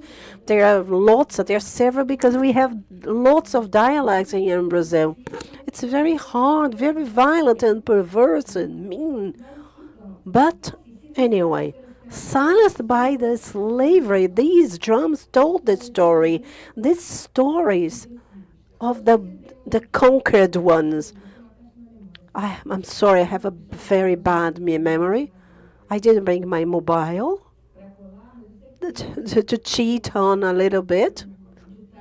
But I know that there is an African saying that is very close to those who were conquered. And the Walter Benjamin, that story is always told by the conquerors. And we need to retake this story to ourselves so we can tell the story from our point of view. So this is the meaning. I don't know, maybe you will know of the hunter, the lion. Oh, thank God you know. While lions don't learn how to speak, the stories of the hunter will always be told in the perspective of the hunter. Of course, this is beautiful. This is a lesson from Benjamin, and also to Benjamin, if he had survived to another silencing, his reduction his destitution of his own humanity. And it is more or less. And then when she shows, now I'm going back to Emilia. When Emilia shows the first two images, I don't know if you remember, if you were all here. One was the National Historic Museum on fire, and the other one was the person winning. Oh, like Bolsonaro. I am afraid of saying it because it may attract it, and we will need a St. George sword to cleanse it. And on the one hand, we saw the historic museum that, like a prophecy, had a double meaning, going back to Benjamin, the story or history. It's not a history of culture, but it's also the history of barbarity. In the National History Museum, is a museum of artifacts and mummies, etc., of peoples and population that disappeared. And next to it, we could see Mr. Bolsonaro that responded to this difficulty that we were living at that time, when these voices were silenced, asking for their places, claiming for their places. And at the same time, there's a relation between a frontier, the more fluid it is, and the more watched it is, and who comes? Leviathan. And then we have seen in the cartography of Emilia's cartography, that fish is a Leviathan. He was drawn in the maps, in the charts of the first sailors to set a limit until to where they could go to, And she has made some sound, the cacophony. And this means to return to children a certain orality. These stories that were silenced or had been silenced.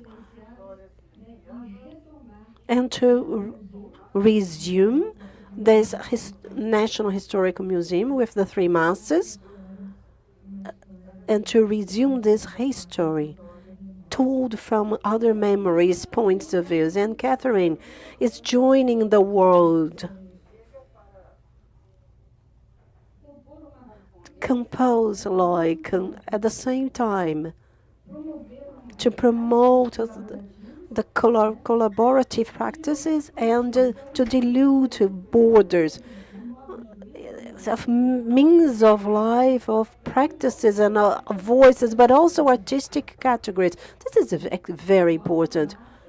The high and low, the dance and fashion, the visual arts, and I loved the Moleskine. It reminded me of Pagunza. This writing is returning not on the screen, but this place of quick relations and affections suffered because those who lives on Instagram all the same time on the self is very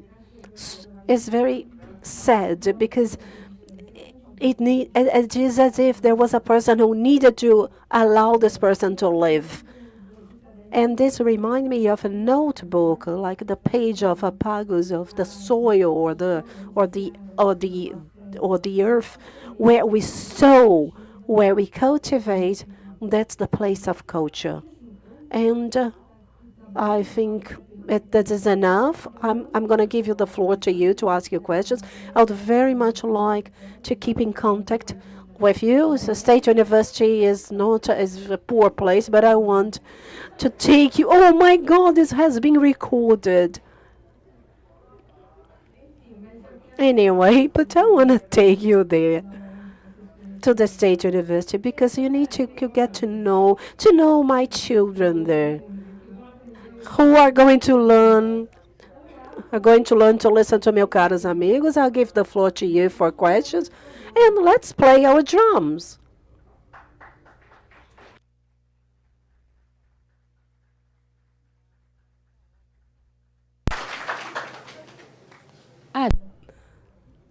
Oh, we've got a question.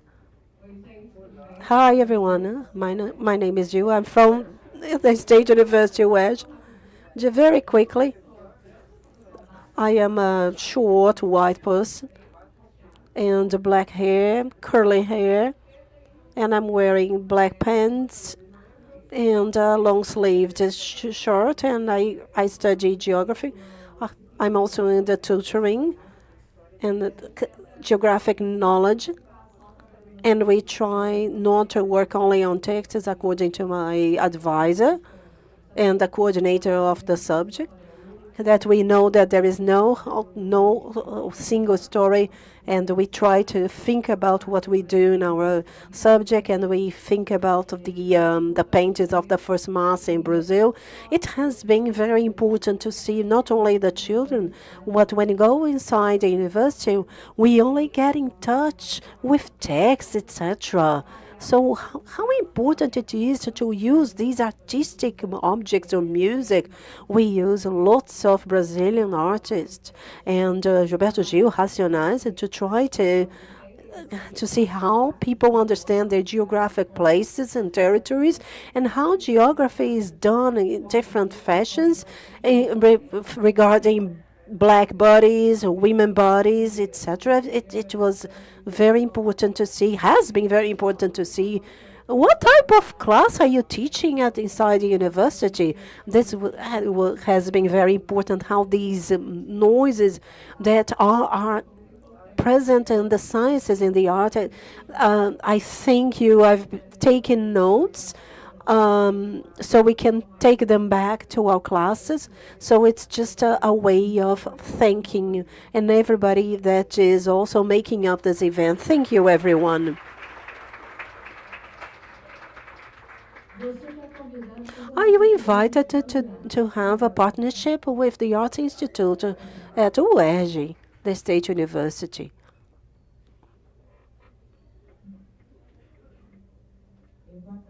Good afternoon. I'm Barbara Souza.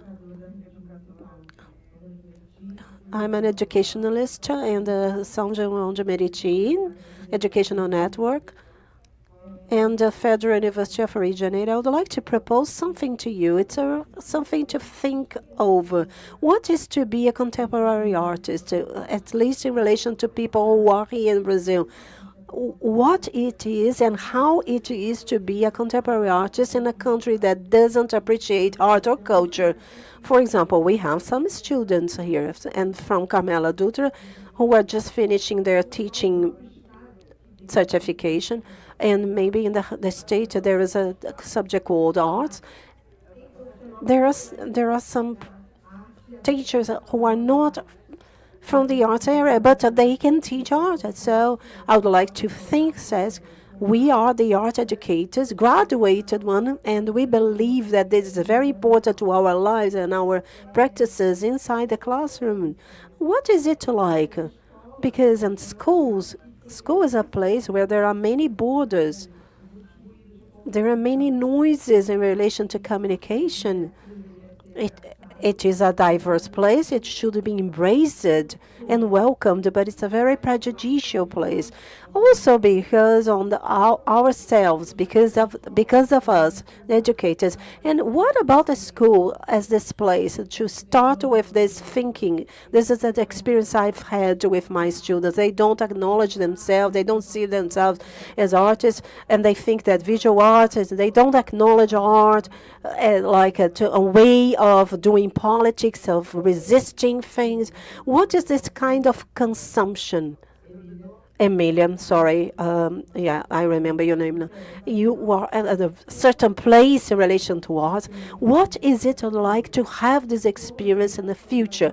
What is this generation nowadays that we have this experience as a contemporary artist, and also the continuation education, the continued education of new artists? Thank you. quer pegar?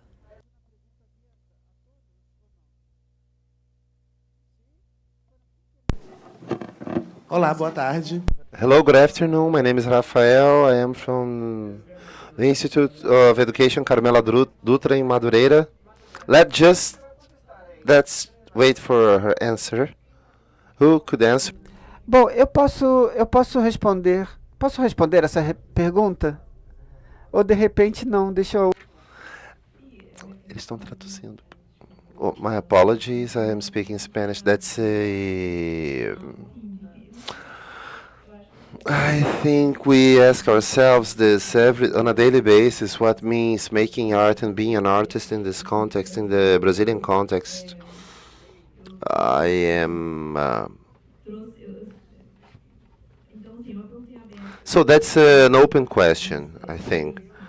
That's what it's all about transiting and inhabiting the doubt on a daily basis. And why do we do what we do? Because why is that important for us?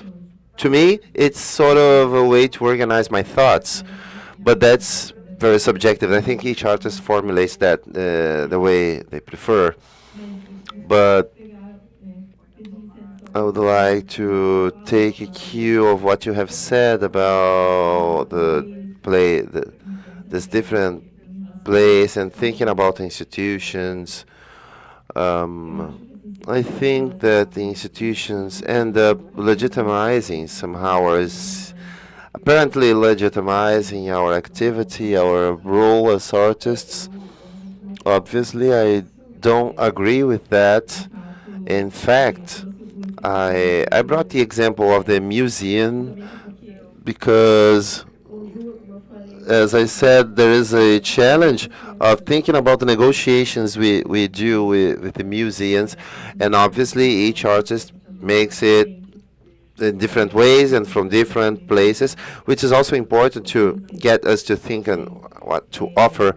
But that's it. It's not the institutionality that should legitimize your work. Yeah, that's it. And I was thinking about relating to something from the National Museum, because like bringing the museum, I felt that there were some risks of thinking about the museum.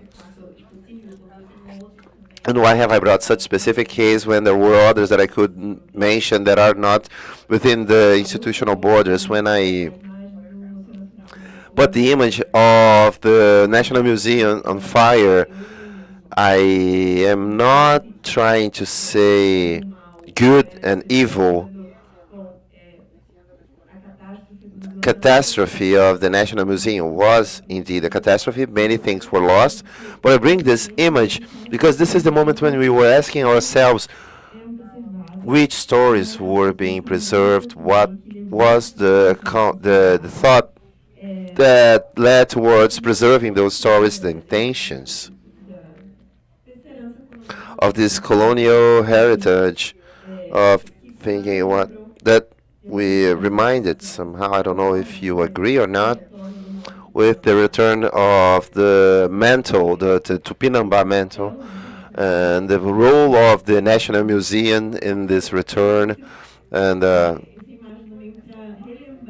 I brought this image to recall the reflections that we were having back then, and not just the sentiment of catastrophe, because other institutions were also important to think that why is this object in the Danish Museum, and what is the politics of preservation, why and how did that get to this point, among other discussions and reflections on that. I forgot your name, Barbara. Let me just say two things. I know I can't. I am just a mediator, but just to, because we are, because as we get old, we have some time. Triennial is an expression they use to refer to the time you spend working in the public service, and something happened in the end of the 90s, the beginning of the year 2000s, when social networks appeared. I don't know if networks, there was just Orkut.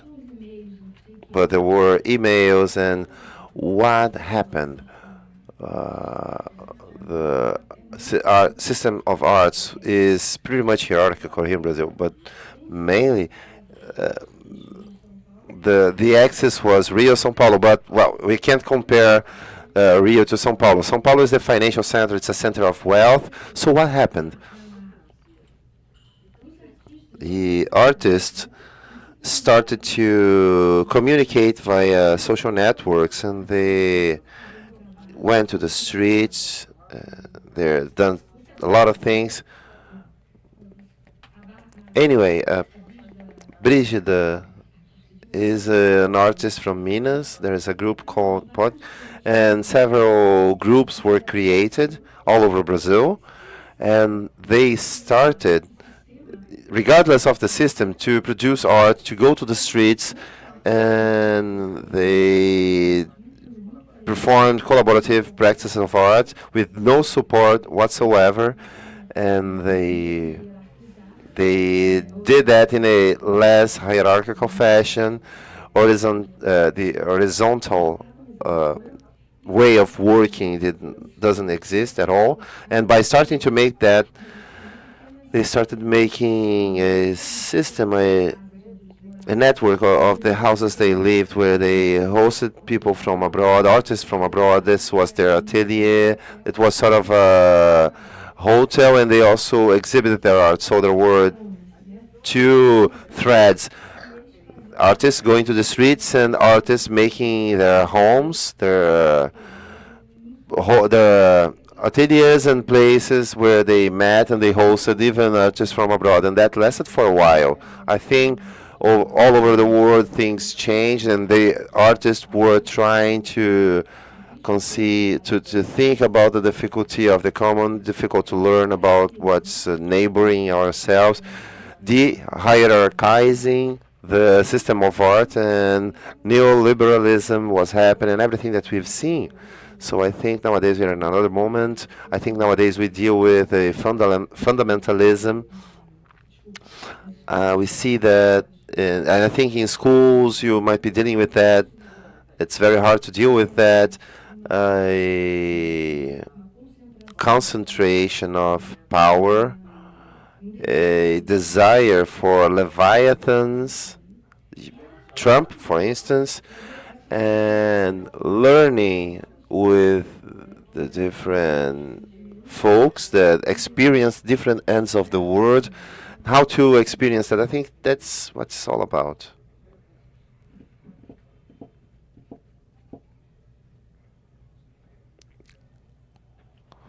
Hello, good afternoon. My name is Rafael. I am from the Institute of Education Carmela Dutra in Madureira, and as a normalist, I would like to make a question to you, contemporary thinkers, the different layers that we consider as social-cultural from other countries, other cultures that are really very similar to the Brazilian one, that might as well sound different. I would like to, based in your lecture with focus on children, I'd like to ask to you all how, as young adults and adolescents, how could we add that everything that we are purchasing right now, acquiring with this debate, how could we share that with the kids? Because as normalists, we do apprenticeships in municipal schools, and we know the realities of Brazil all over Rio, and how hard it is to introduce them to culture. That's something, our culture, that is so powerful and with such a broad experience that influences so many cultures, and we use neighborhoods that encompass the whole of Brazil. So I would like to make that question: how can we make this debate more democratic to our children?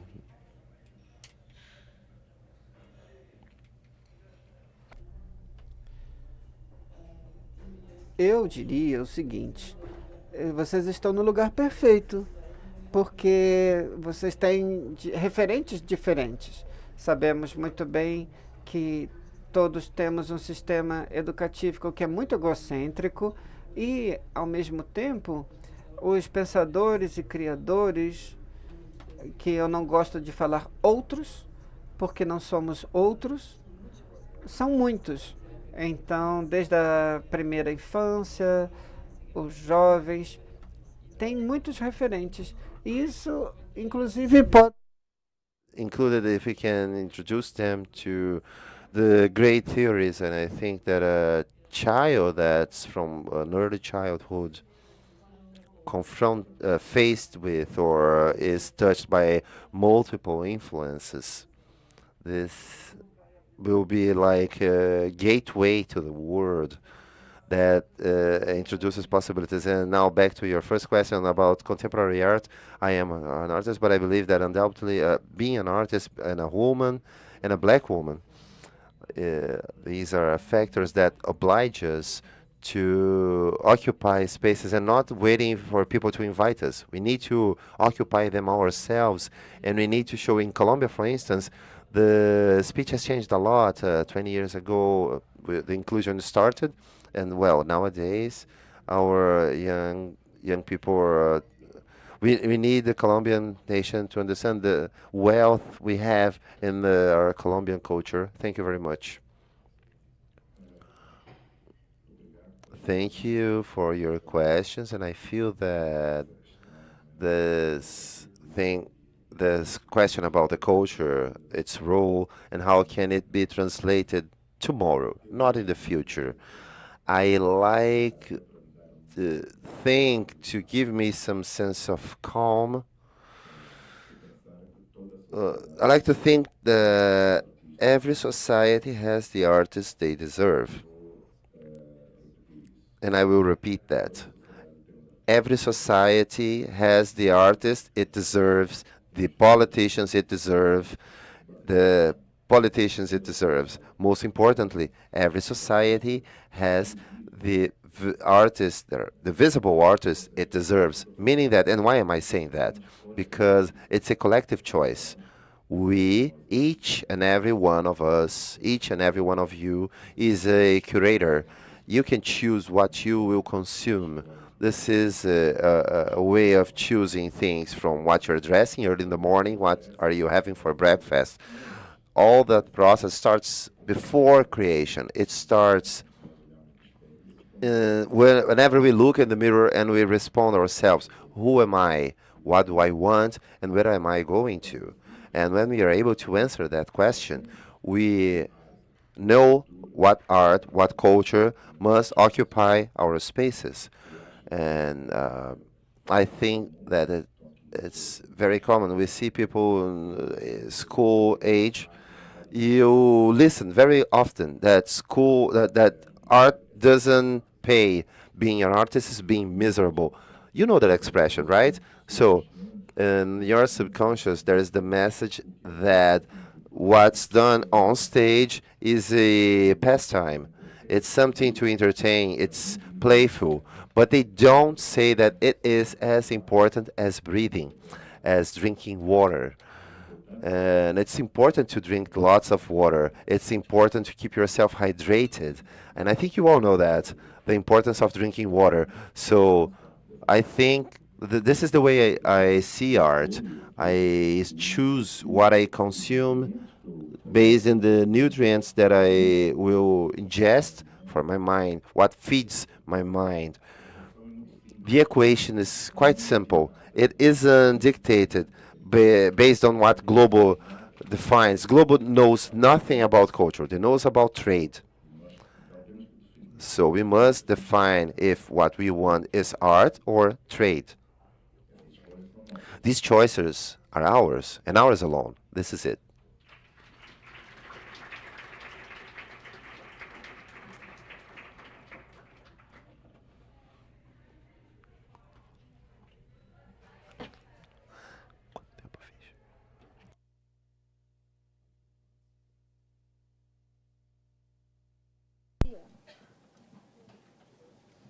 Quem está com o microfone?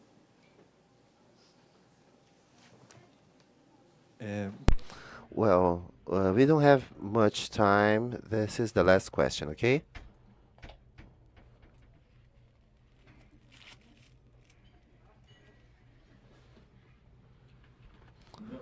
Good afternoon. I am Hélio Ventura. I am a teacher of sociology at CIEP 201. It's in Duque de Caxias, and municipality where I live. And I teach sociology. You were talking about living from music or artists being miserable.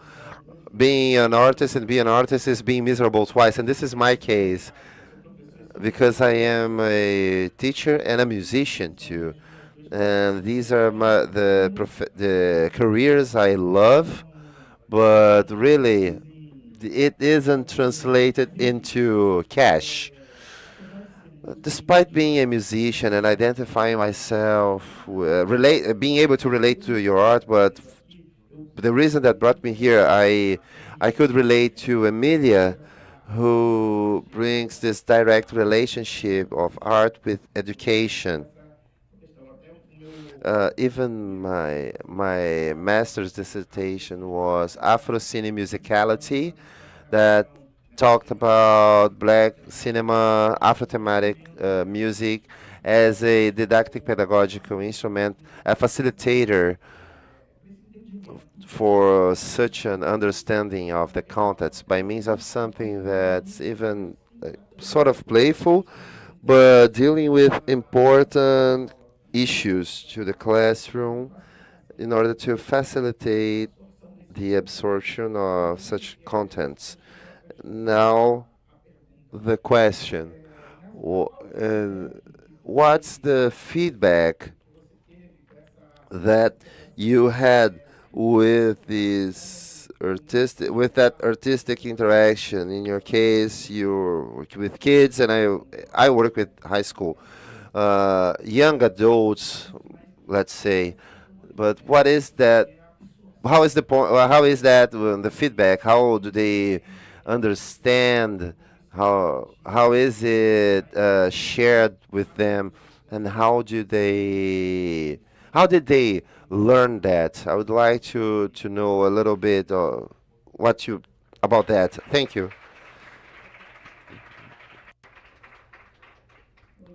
Hi, thank you. Thank you for your question. The feedback, I'm thinking as I am speaking. The the journals where I registered the corrupted matrices of the speeches just revealed some of these things. Which kind of results we do have? We can't capture these things. I didn't have the intention to have diagnosis of the activity or to understand how this hand came about in relation to the experience in the museum. On the other hand, just from that came to question those narratives, what was already satisfactory as an artist or as a producer or a person who was proposing something. The result was very satisfactory in this sense. That's it. It wasn't something that we could capture. I think this is the way. I'm going to repeat what I said in my presentation. To see the bodies playing, enjoying inside such stiff place as the National Fine Arts Museum was a way of seeing this result in a way.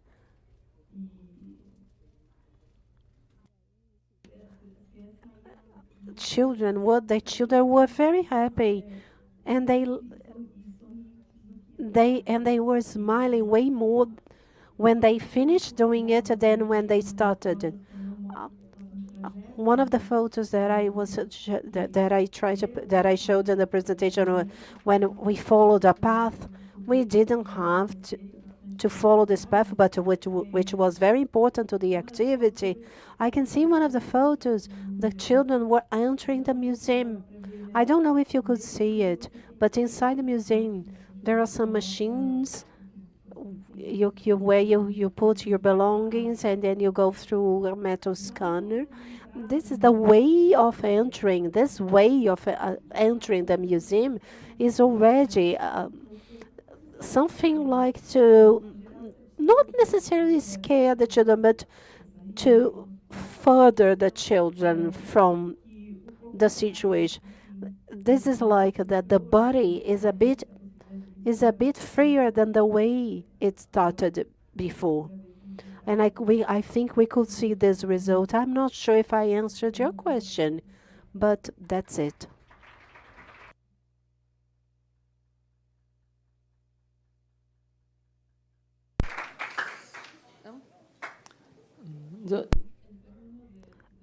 At the end of the education, we're going to talk about the workshop from what we did in Colombia. And this exhibition was also shown in Cartagena, and we had workshops too. And our workshop is to manufacture a small harmonica, a bayome, but this is like a link that we have between Colombia and Brazil, because abayones were something that the women made and gave to the children and the boat. So we can find this in Brazil. We could find this in Brazil and Colombia. We visited young people, teenagers, and abayones, and each one would make one. And think about a 15-year-old young person doing something like this. We are talking about the propriety and the spaces where one can think. Like we have lots of young people from the people who live in Cartagena, because most of the people were mixed, most of them. And here some people asked, who do you identify with when you see these images? And we could see like some black women in more markets in Marseille, about 50 children, like two said, me, I identify with this color. And I think that the impact was like, we had such powerful references that it worked like as a mirror, and we could perhaps have a look at these activities and exercise.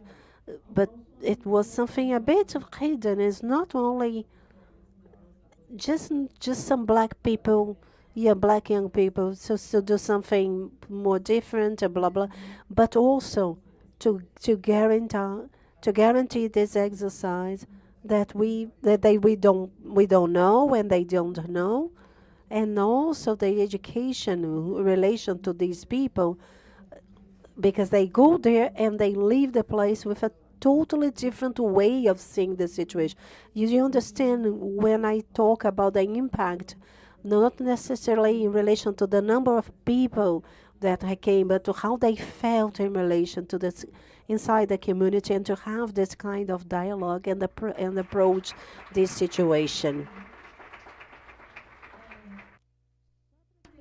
Just to finish it off, since 2016, 17 mainly, arts, the public universities, schools and teachers are under attack.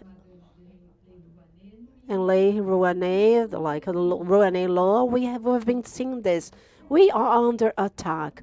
If arts, culture, education were not dangerous, they wouldn't be under attack. So somehow they survive. Just that. Thank you. Marisa, thank you very much for your mediation.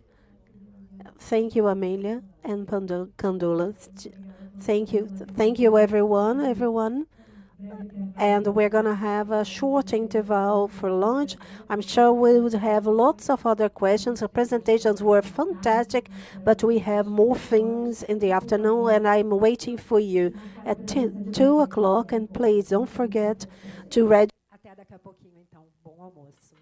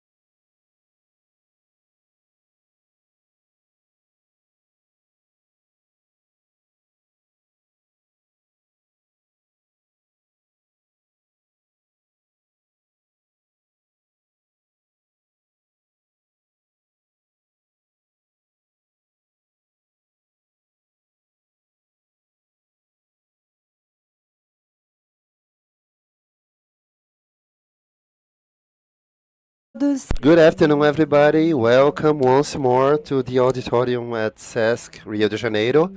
Welcome all those watching us via YouTube at Sesc Rio online. And those who attended, please don't forget to mark your attendance via QR code. I am Janaina Toscano, and I will describe myself because we have a change in the audience this afternoon. So I am a 40-year-old woman. I am white, blonde hair on my shoulders. My eyes are brown. I am 164 tall. I am thin.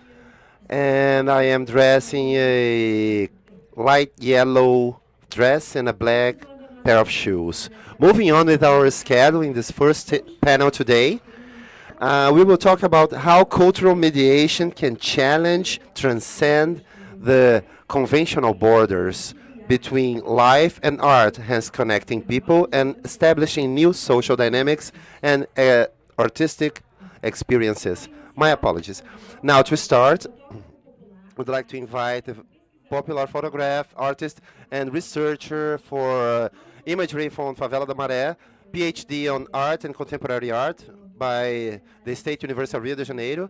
He is the founder of the Museu de Imagem Itinerante at Maré that collects historic poetic imagery from Favela da Maré, trying to preserve and diffuse the cultural wealth of those favelas from the perspective of popular photography. Please step on stage, Mr. Francisco Valdean.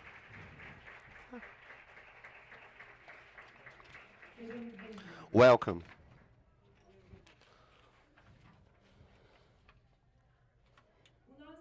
Our second panelist is PhD on arts by the Bel Art by the Federal University of Minas Gerais, where he carried out his master's research. He works in the coordination and development of projects in the areas of visual arts, education, and human rights. Graduated in fine arts and visual arts by Guinard, the State University of Minas Gerais, and the administrator by Pontifícia Universidade Católica de Minas Gerais. He is the idealizer and coordinator of the International Festival of Photography of Belo Horizonte in the creative sector of experimental art and the project Muros, Territórios Compartilhados.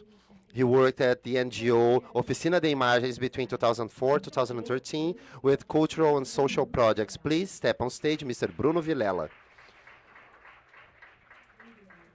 Welcome. Now we call an artist from Simões Filho, Bahia. His master was at the Federal University of Bahia on visual arts. He understands art as a liberating art. By means of art, he's able to elaborate the issues he crosses and to create new words. Together with dwellers and artists of the city, he created MAS, Museu de Arte de Simões Filho, that occupies the stairs at the main avenue of the city, and he was awarded with Museu é o Mundo Award. Please, Mr. Augusto Leal.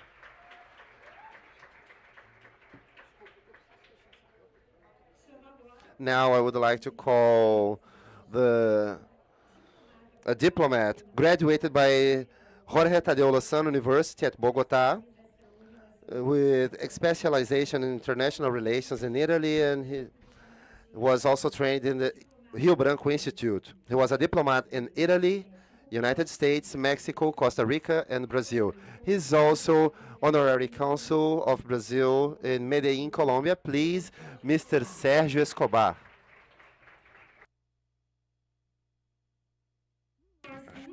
And our last guest in this panel is a Pataxó from the southernmost part of Bahia.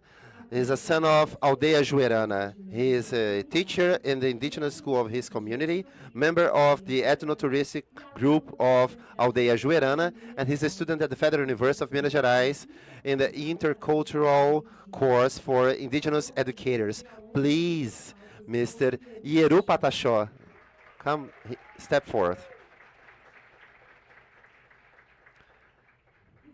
And finally, as a mediator for this panel, we would like to call the analyst of visual arts and art education of the management of culture at Sesc Rio since 2022, working at Sesc since 2012, Mr. Felipe Capello.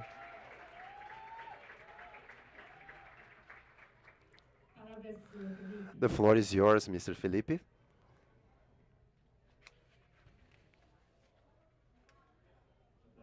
Good afternoon. Thank you. What a challenge. And at the same time, what a joy. I think this panel gathers a little bit of what we've been thinking as a proposal of thoughts on the processes of mediation in culture and art education.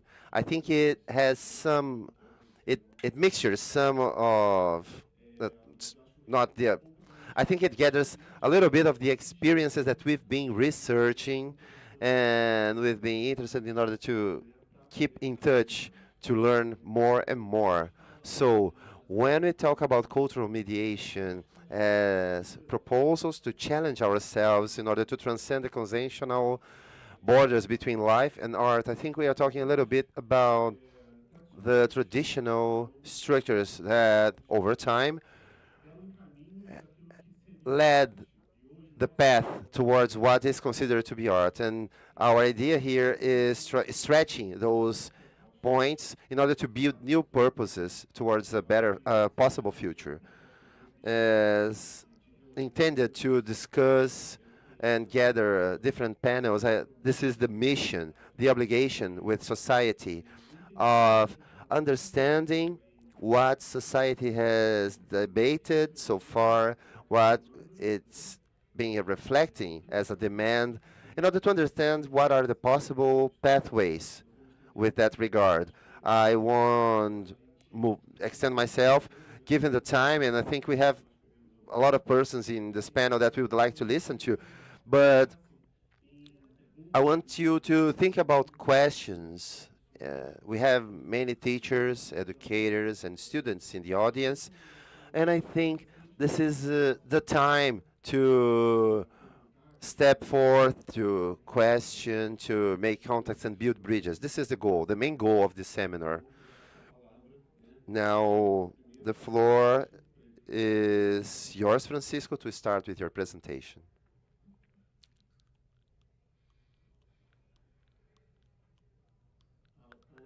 Hello, good afternoon.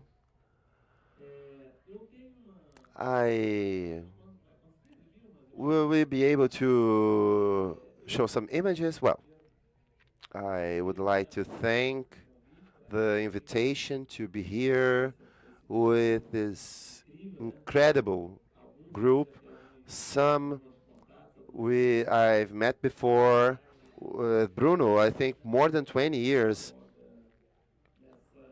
that we've been talking between Favela da Maré and Belo Horizonte, so a good dialogue. And recently, we've seen in São Paulo experience, so it's a great pleasure being here. And I would like to show the research of MIM Museum as storytelling. And we'll see a few images, and by means of these images, I will tell you a little bit of the experience that I've been steering at Maré that I call Museu MIM. MIM, Museum, it's an acronym that means Museum of the Museu da Imagem Itinerante da Maré. And this is my background. I come from the northeastern portion of Brazil. I came to Favela da Maré when I was 14 years old, and I was born in a Cearense village 400 kilometers from the capital, Cachoeiro, the village where I was born, a rural village. It's in the border between the state of Ceará and Piauí. And I came to Maré when I was 14, and the main possibility of something to study was the third degree, the elementary school. That's the top I could study. And also I would like to base my talk on education because I think it's interesting, remarkable process. So I came to Maré with the third degree of the elementary school. Can you imagine a young 16-year-old boy with that training? Anywho, I was the person that went the farthest in with regard to education in my family. I have 9 brothers and 9 siblings, and they are all illiterate, just like my parents. And 16, I was the most graduated person in my family. So I came to Favela da Maré in order to study. But the first thing I've done was working, but I've never given away studying. And my prospection was high school. That was my main goal. And I've reached this goal. And after, if the third degree, well, I was the master's in my family. With the high school, I was like the PhD in my family. And I'm just saying this to say that last year I finished my PhD, whereby I researched meme. So meme encompasses the experience of my studies and my interest for researching the imagery at Favela da Maré. It is a historic poetical collection. Next image, please. In a nutshell, I published this book last year, Imagens de Maré, Images from Maré. The book is a synthesis of my master's research. I graduated in social sciences at UERJ, later on a master's degree on visual anthropology, and the book is the synthesis of my master's study, my master's research. And on the synthesis of the research, I've studied these 4 blocks of images. The images of removals, images of palafitas, images of violence, and popular images. This is the field of imagery that I studied in my master's degree. And then later on in the PhD, I want to add a 5th block of imagery related to popular images, family albums. Because in this block of images, I studied Maré. Just to give you an idea, Maré nowadays has the biggest quantity of photographers in one single favela. There are thousands of them. So Maré is widely photographed. And I wanted to add the visual construction by dwellers, namely family albums. So I left social sciences, my PhD, and I went towards arts at UERJ in PPGART, the arts program at UERJ. This is where MIM was born when I started that process. You skip? No, my apologies, please. Return. This one is very interesting to talk about. In 2016, when I was finishing my master's degree, I done an exhibit at Elioitissica, and the idea was that I picked 5 terms that are pretty common to Maré. They are associated like Complexo da Maré community, Maré community, and I looked at Google. I made a search on Google, and the 101st image apparitions I would cut and put on the imagery. And one day, looking at the exhibit, I've done an experience of approximation and attachment. I was studying anthropology. I had a study notebook, and I wrote the following. If someone, by any reason, would spend their time to gather the full repertoire of imagery, photograph imagery, in order to exhibit the full collection, the spectator, by watching that would, at a certain distance, would see the following: nothing. And why nothing? Because the biggest production of imagery at Maré are images of violence, and those images mean absolutely nothing. They are repeated day after day, but actually it does mean something because it's a political image we produced in regard to Maré. So this was a little bit of the experience that I was aiming at from my master's degree, and that's important. That gave rise to Meme Museum. Well, I have these 2 provocations. This is it a museum? This is a museum. When I started my PhD in arts, one thing has charmed me. I came from a graduation and a master's degree on where I had delved into the theories. So I've read a lot. The university has this amazing collection of readings. But my PhD on arts, either I would become a art historian, an intellectual, or I could go towards poetics. And when I saw this path, I went straight forward to art poetics.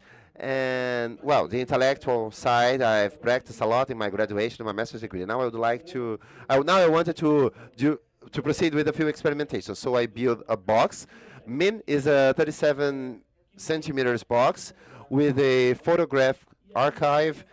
So I got this box, and as a performance, I walked inside Maré, proposing people the following: this is a museum. So I introduced that to people. Then two reactions came out of that, two philosophical stances of the dwellers at Maré. There were those that, after having a contact with the box, they were like, wow, is that a museum? Is it a museum? And I was like, wow, interesting. But there were those that weren't like inquiring. They just answered an explanation. Wow, this is a museum. Then I started thinking, like, these two stances are philosophic. Because when I provoke people saying, this is a box, and they give something back to me, they are astonished with the image of the colonial model, the colossal building. And they are faced with the following situation: wow, there are several different ways of making a museum. Then I was becoming confident enough. MIM has nowadays 8 different boxes. 2 are in Maré. This is box number 2, the one on the screen. 1 and 2 are with me at Maré. Last year, Instituto Moreira Salles, the IMS, at Paulista Avenue exhibit box number 3, so you can visit that at IMS Museum. Itaú Cultural last year made an exhibit called Ensaio para Museu das Origens, and there boxes 4, 5, 6, and 7 were exhibited. And box number 8 was done last year, and now it's in Edinburgh, Scotland. And from last year from now, this box was in town.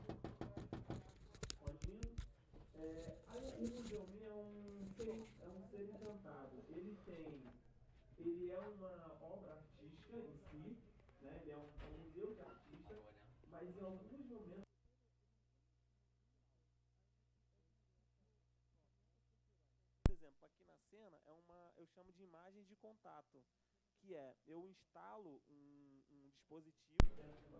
So I can install a device inside a box, and I deliver that to the people in the audience. This is when I was exhibiting that in the public school. Next image, please. When I start MIM, that process will complete next year. It will be a thorough museum process with all the sectors, with galleries, educational sectors, everything. And from last year until now, the educational has a school called School of Portable Images, and I've been carrying out a course called Letramento Visual in Popular Photography. Visual literacy in popular photography. That is a result of a partnership with MIM Museum, and we have the Federal University of Rio de Janeiro, and the Observatorio de Favelas is also part of that. The second group class, I did the course with graduation students at the State University, UERJ, another group at Maré. You can see them practicing. Right now I'm doing an amazing, the course is halfway through now, so this picture was taken this week. Next. And here, I would like to show some images that I call photobiography of MIM. There are a few photographies. This is the very first group that visited the box. And it happens like this. How MIM Museum was born. I have done a few experiences at Belo Horizonte with Fiotin, a museum from Minas, with people from. And one day I was in a live, and live is a space for social interaction. My friend made a barbecue at the terrace, and then there were a lot of people there, master students, PhD students, and then Vanessa, who's a PhD student back then. She asked me, "How is the research of the imagery?" Then I did that whole speech as a researcher, and she was like, "Well, what about the imagery?" I was like, "Wow, that's it."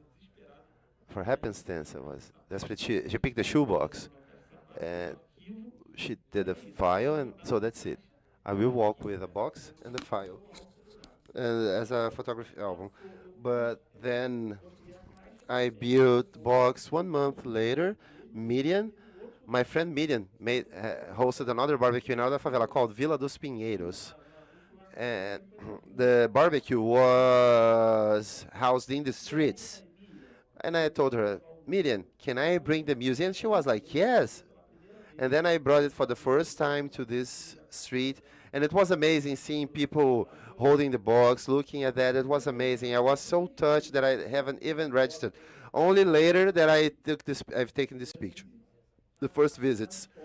In the schools, I do a huge presentation in schools. This is a children's school at Nova Holanda, another favela. I was doing that. I told them the story, the same story I'm telling you, and that I made the following question. Do you know where Maré is? They are inhabitants. And one little girl answered me. She raised her hand and said, "Yeah, I know."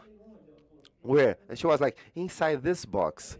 And I was like, wow, nice. And why is that? Because what I aim at with my research is trying to activate the imaginary by the images of dwellers and those who do not dwell in there.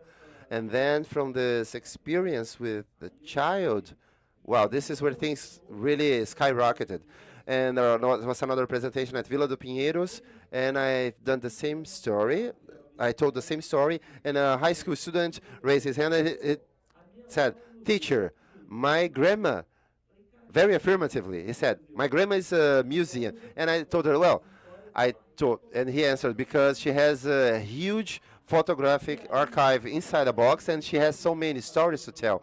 And after that, I made a survey. Inside my thesis, there are 10 boxes, small photographic museums that are set in in the house of the dwellers. That experience I call brincação. And it's sort of a play, my research. I show that in bars. In this picture, we have Dona Maria in the bottom. She has a bar in a favela called Baixa de Sapateiro. And she said, "Come here, son, bring your museum to the bar."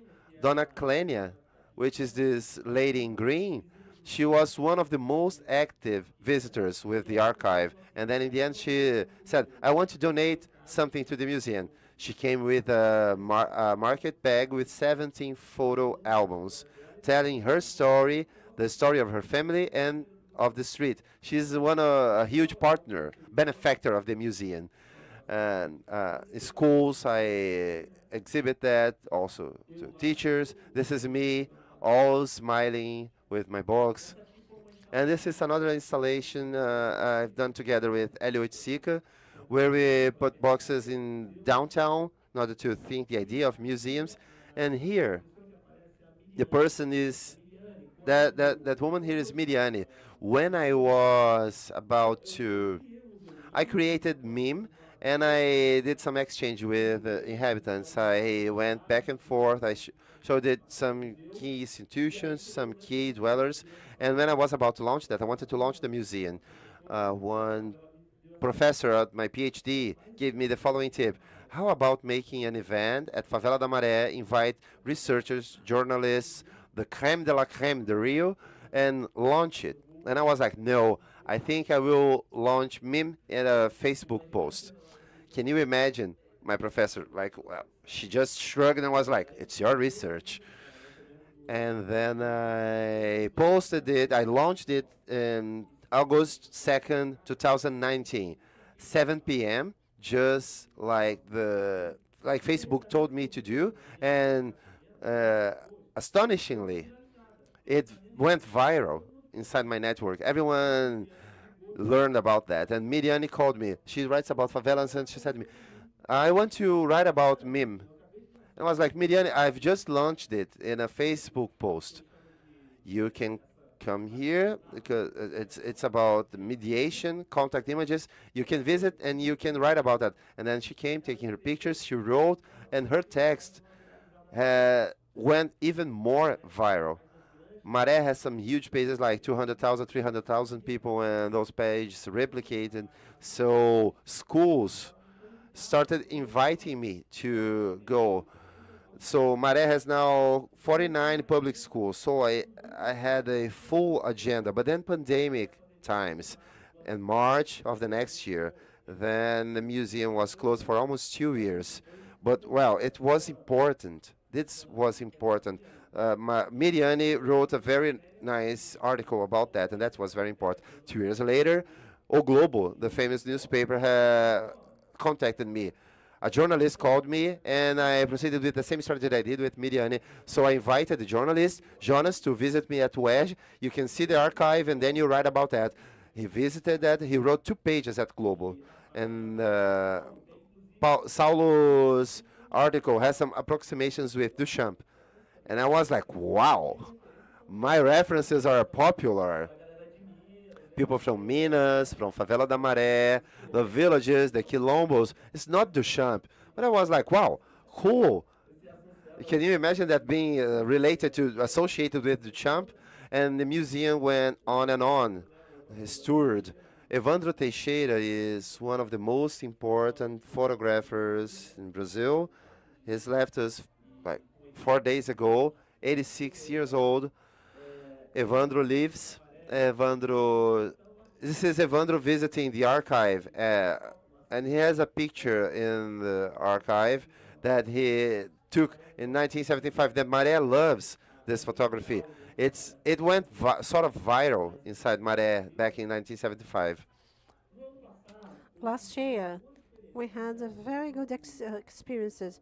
This is an exhibition in Itaú Cultural, when I presented the library, which is called a photo library, but the photo libraries, the main hasn't got a headquarters, but the photo library is like a gallery, a physical one, but it is one that follows the same poetics of it opens and closes.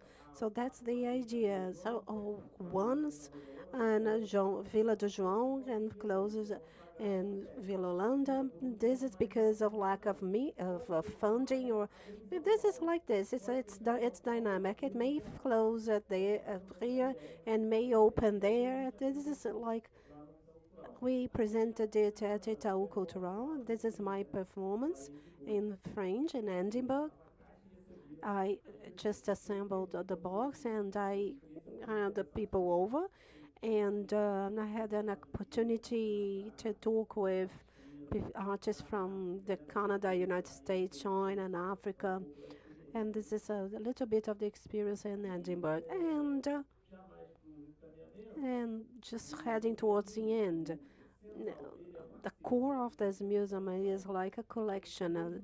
It's a poetic and historic, and there are 3,000 photographic items in this collection, in this archive, and there is this question, and I try to elaborate this in the form of an image of the Colonial Museum. Well, the image is like this. It attracts everything to itself. Curator, artist, the works of art, and even the reserve. We're talking about the technical reserve. Everything is attracted to it. But in my case, a main museum is the inverse, the opposite. It's everything that is out of the museum. So the dialogue that the main hands with the curator and the other parties is not an attraction dialogue that brings everybody or everything there and shapes into there. No, my idea is to go outwards, and this is more or less the image. And inside, within this idea, there are 3,000 items, and I would like to show some of the photographs.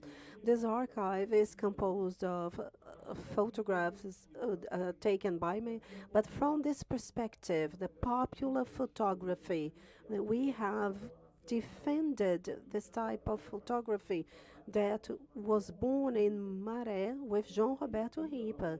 He founded a school, a photography school, from the Observatório de Favelas, which is a more people's project. I was a student in 2004 in this project, and I followed and I graduated in this project until I became a coordinator in 2016, and I left the coordination in 2020, and since then I have been collaborating for the project with some photographs. So these are some images. I call it Maré Brincante, a free translation. Playing in Maré. This is Piscinão de Ramos, big pool in Ramos. The name is, well, this is a name like this, but it belongs to Maré. And it's a great place and a very important place in Maré.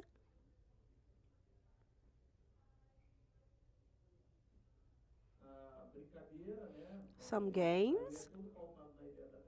And this work is all based on kind of games. Children playing, passinho, the funk is very. We think about funk, but when we think about funk, we think about the dancing body. This scene, for example, it's like a battle, and they were disputing who can dance better. And the audience were the judges. And the thing is, they had to just move their hips the best way possible. I photographed some groups. This is a carnival street group that parades in Vila do João. It's called Gargalo. There is a production about bate-bolas, not only from Maré and the surroundings, but the bate-bola in the slum is like this. During Carnival, you grab your costume, you dress up, and then you go and parade in the Carnival. But in the surroundings, the outskirts of the city, everything is organized. They rehearse for it. More costumes, more bate-bola. And we have the Festa Junina, which is a traditional Brazilian party that takes place in June, July. And we have a dancer and another dancer. And we see kites, which are very common, and bars. A slum is a very bohemian place. This is the street where I was raised, in Baixo de Sapateiro, Oliveira Hill. Well, talking about it, my daughter, who is in the audience, is in there, a stroller there, with her mother there. And just to wrap up, these are some projects that are connected with men. We have the Escola de Imagens Portátil, which is a portable image school, and the Phototechnical Library. It is like a popular photo library. Why? Because I've been working on it for 20 years, but in this photo library, I've been organizing a collection that contains publishings from all over Brazil and other regions that it's not called like this, but do something like this. At this moment, we have 19 examples: Rio, São Paulo, Fortaleza. At this moment, the library contains, this photo library contains these publishings. I also hold a cultural competition, and we elect the best images, and the research is done on Instagram. I follow it up throughout the year, what is posted about Maré from the residents' point of view, and at the end, the 10 best ones are but there's not the best one. And for this year, We have already reached the consensus, and the result will be published from the 10th of December onwards. And I also publish a photo of the newspaper. And the topic this year, the 30 years of Maré as a suburb. And we also have this poetic action, an image of contact. Why? Because I'm putting you in contact with some images in Maré. And by 2025, we will start a kind of artistic residence, which is called a shoebox. We're going to select 6 artists from Maré to live this experience with us. From this main experience, we have already get the regulations, actually the bidding, and to finalize. If you want to follow us, to talking about what I have told you, you can follow us on Instagram, or we can meet there. This is what we have been doing on a daily basis. Thank you very much for listening to me. Thank you, Francisco. If somebody has a question, please write this down in your notebook. I think Francisco's speech has given space to varied practices, not only academic education, but non-officialized academics and museums. I think it is very important for us to share experiences from the experience that he has told us and given us. Bruno is going to talk about his experience in Belo Horizonte, BH. Thank you, Felipe, Sesc, all the team for welcoming me. Thank you, my dear colleagues, and all of you who have the patience to hear me. I have put forward a certain project called Creative Area. This is the result of such a good time spent on working with the youth. I graduated in art photography and ceramics. But when I was still at university, well, I had this question: will I want to make works of art to sell in a gallery? I don't think I want this.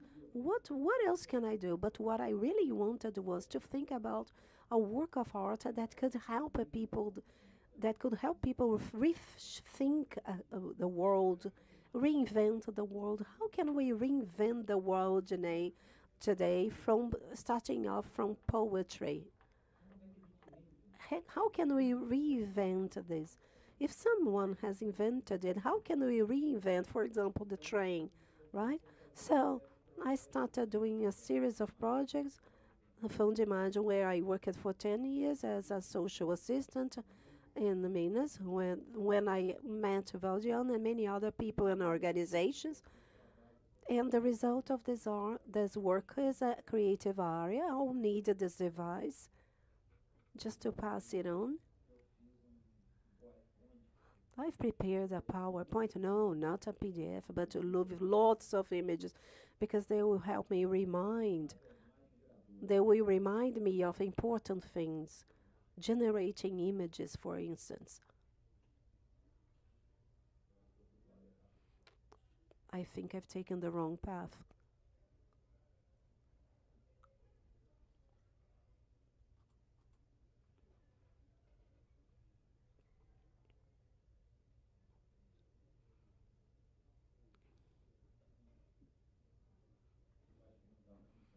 I don't think it's working. The technicians, can anyone help me, please? There are 3 buttons, a small ball, and 2 arrows. Bruno, point to that small clock there, please. Perfect. It's getting there. Fantastic.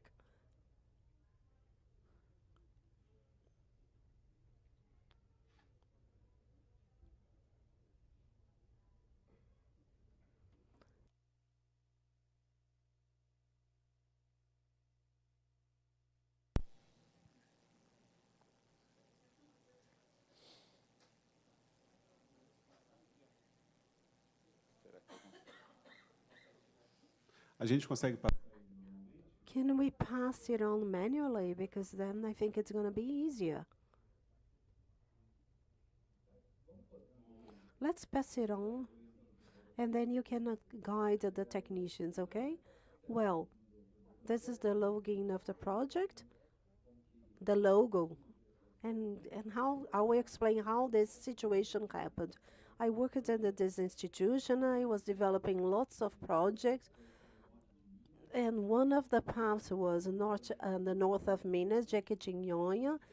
It's like a moving project in relation to workshops, including young people, especially teenagers, to enable them with the cameras, with digital recorders in relation to communication art, and to generate videos, audios that could bring about the debate. But the videos, the audios, and the programs that they did were essential for them to give their opinion about the city. So I am just summarizing so we can move on. I was able to get to know more than 20 towns in the north there of Minas Gerais, and I became very close with these people. We just did a network, and then we developed lots of projects after that.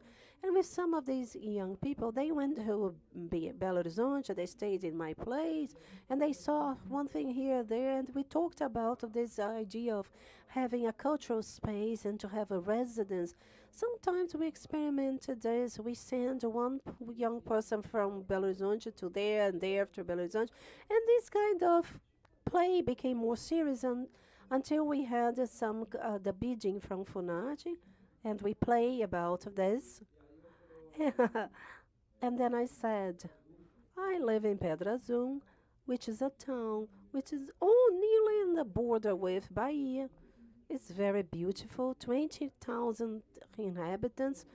Well, that game that we had with this play to have a cultural space. Wow, Funarte is here. Look at this building. Well, let's write it down. And then we started, but we need to have a place to do it, to have a terrain or a piece of land. And then, my aunt has some land there in the Pantanal suburb, and then we sent the address, and then we got it. Wow, 100,000 reais an hour, but then we got 72,000 without all the discount. But let's deal with this. But that's part of the game. So we went to Pedra Azul. We went to visit my aunt's land, and when we discovered why Pantanal is called Pantanal, because it's all flooded, and we couldn't build anything there. We were thinking about a temporary building there. We were thinking about like a constructive experiment. So we had our first question, where we're going to build this thing. Now the money is already in our account. We have to do it. So we went around Pedra Azul trying to find a piece of land. Oh, there is a certain illegal occupation on the stone, on the rock. Can you just show the first image? Look, this is Pedra Azul.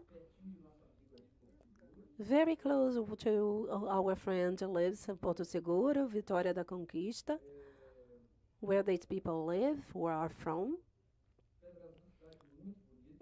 Pedras is such a beautiful town. There are many rocks around. It is located in the middle of these rocky geographic things. And we have this preoccupation with like, on the rock. Oh, it's like this. People just go there and they paint. And they say, this is my land. Oh, let's do the same. And then the difficulties about building there were several legal implications which impaired us, and then we looked around and we found another piece of land, and at that time it was 8,000, so we had a budget of 72. Now we have to deduct 8,000. Well, at least now something that was temporary is going to be permanent, so let's buy this. After such a negotiation, we bought the piece of land. There you go. This was the land. And as we can have a look what this land is, and of course, we checked it at the citadel because the documentation at the time was a bundle of paper, one telling the other one. And then we went to the town hall, and then we saw that this was an edge, and this place was supposed to be a square. Let's keep this in mind. We have to take this into account. You can pass it on. And then we designed this space, we talked with the people, we thought about the space, because as a space, was going to feature lots of things, dancing, and we were thinking about something cheap building because the project would last for 6 months only. And this is like, when you look at this structure, it reminds us of petrol station, but you can see that it didn't come out like that, but it was very near. And that would live there behind that blue thing, because he was so much involved with the thing that he would live there. You can pass it on. And then this is the construction site and the building itself. So look at the view, how beautiful it is. And at the moment, please stop there so we can see the image. We started digging up, and the legal implications. There was no sewage, but at the previous one there was a sewage system, and not in that one. Well, this complicated things. And we had to cut the piece of land. The guy who rented the machine was also the guy from Copasa. There is no sewage system here, but if you buy the pipe, we can cut it off because there was no sidewalk, and we can install the sewage system, and the whole street will be benefited. So, okay, a pipe is not that much expensive.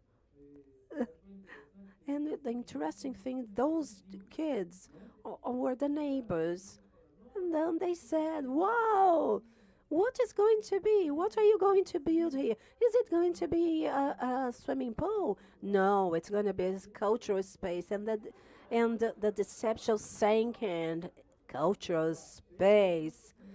Come on, I thought it was going to be a swimming pool.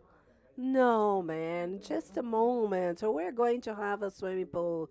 Just wait. We're going to find a way. And this was our learning, to pay attention to everything you hear from the kids. And you have to take it too seriously. Oh, no, and then we'll do it. No, it's your desire. So let's think about this. Can you pass it on, please? This is Cosme. He was our builder. And he was also the person who was responsible for sewing things.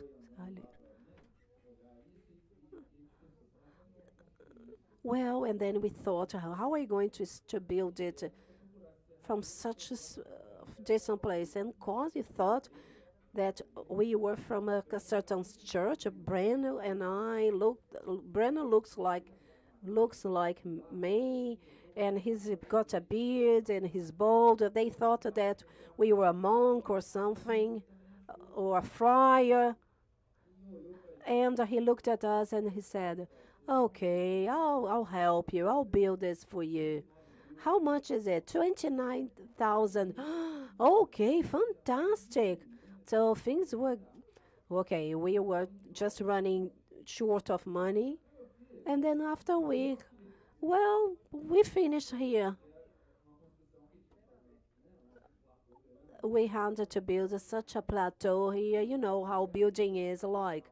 And after each stage of the building, we had to think about a space. So we set the floor, and then we did an activity with all the kids so we could invite the community that was surrounding us to inaugurate the space. So here are the steps of the construction. Here, taking shape of the image we idealized in the drawing. Now we have a roof. And after this wall, there is a passage, so it has an exit for the two streets. There is no more. There's no door.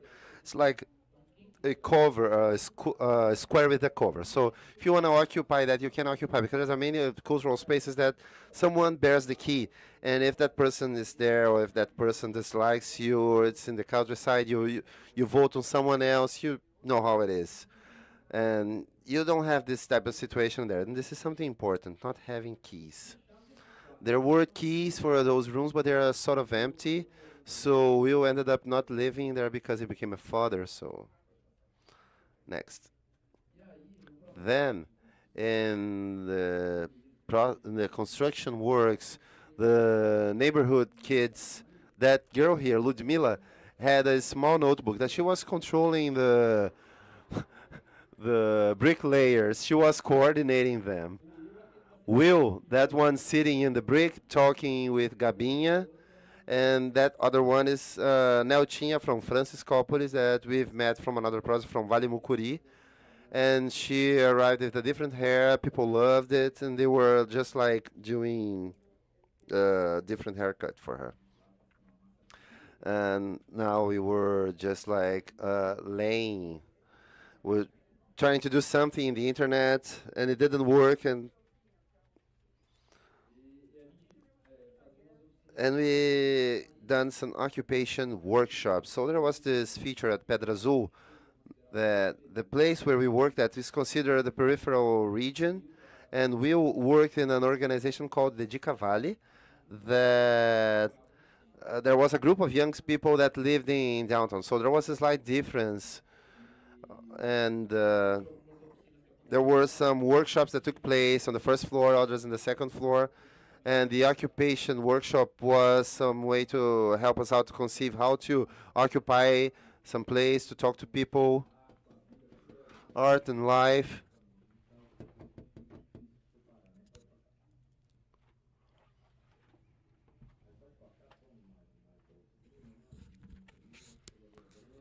That one is Breno, Gabinha.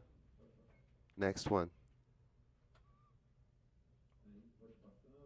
Next one, here we have the different formations. This is the occupation workshop activity.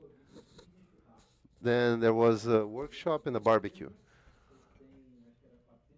I think it's 400 reais, you could work it out. So they bought a lot of sparkling soda, mostly soda, and there was a truck, and everyone was on the back of the truck with the tables and everything. They organized everything. I've just given them the money to do that, and the boys living downtown, they belong to the circus, so they started playing, bringing several games, and something was created with this barbecue, daytime barbecue at the night, cinema. Next.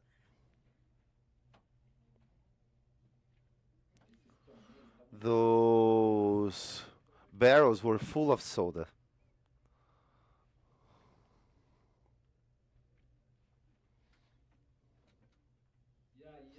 Then the pool. And when we could, we bought the pool, and we feel that, and that day was amazing. The kids went crazy, and the pool stayed in there. So whenever they wanted, they just filled it with water until it exploded. You can imagine that didn't take too long to happen.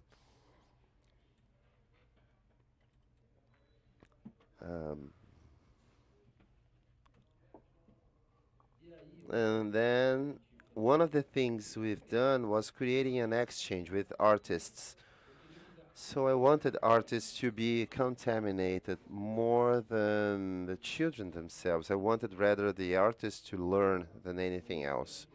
So I looked for artists to have this profile of artist educator. And this artist, he's an architect from Belo Horizonte, an artist, architect, called Alexandre Campos, but everyone knows him as Tandy. Tandy got there and he loved the place, but there were no chairs, nowhere to sit.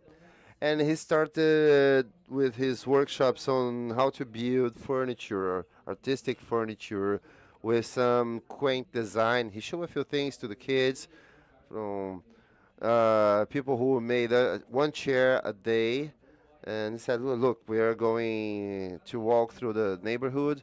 We'll get whatever we find, and each one will make their own chair." Then, in between child plays, whatever we found, we brought back in order to make chairs out of it.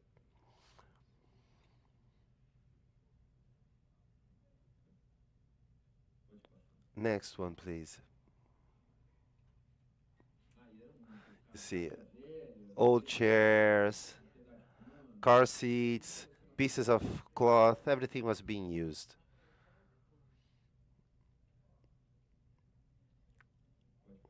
Next one, please. Here, can you zoom out a little bit just to show the full image? Yeah. This is a Kailin or Kailani because they were twin sisters. And each one has her own chair.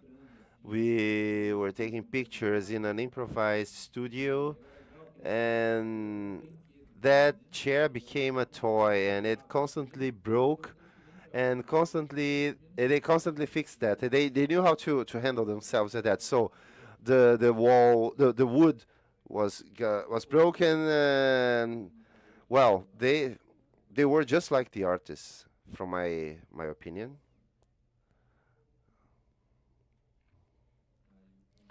Here we have the set of chairs.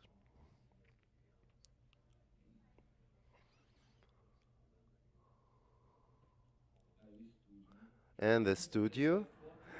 Well, you've seen just the pictures zoomed in. Now, zoomed out, the reality is different.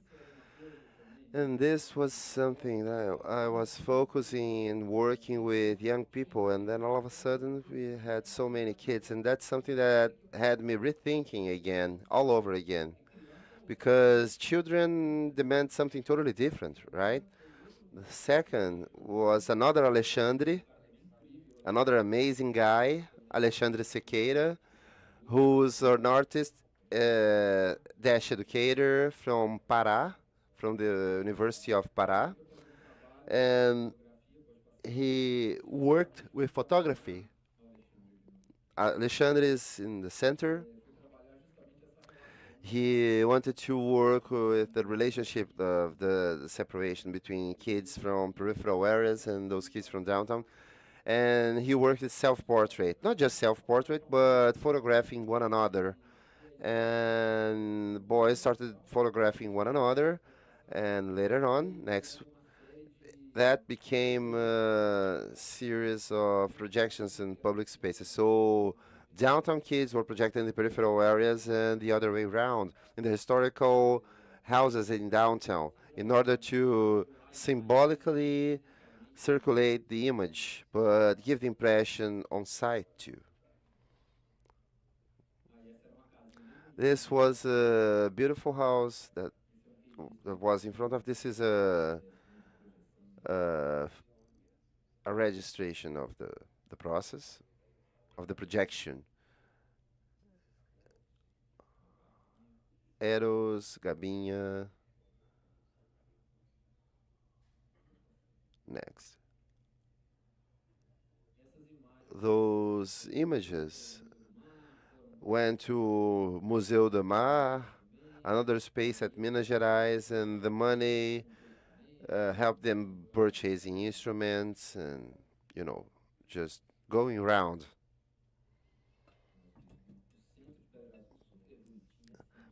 The downtown at Pedra Azul, you have beautiful historical houses. Next.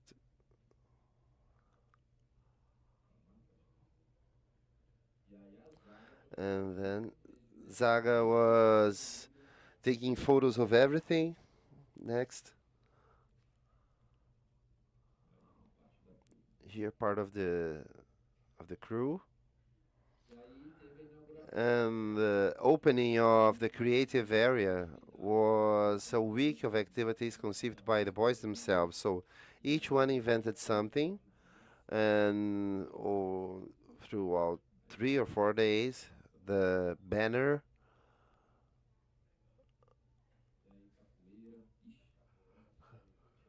capoeira. So let's do it a little faster. So there were the day of the capoeira. Next.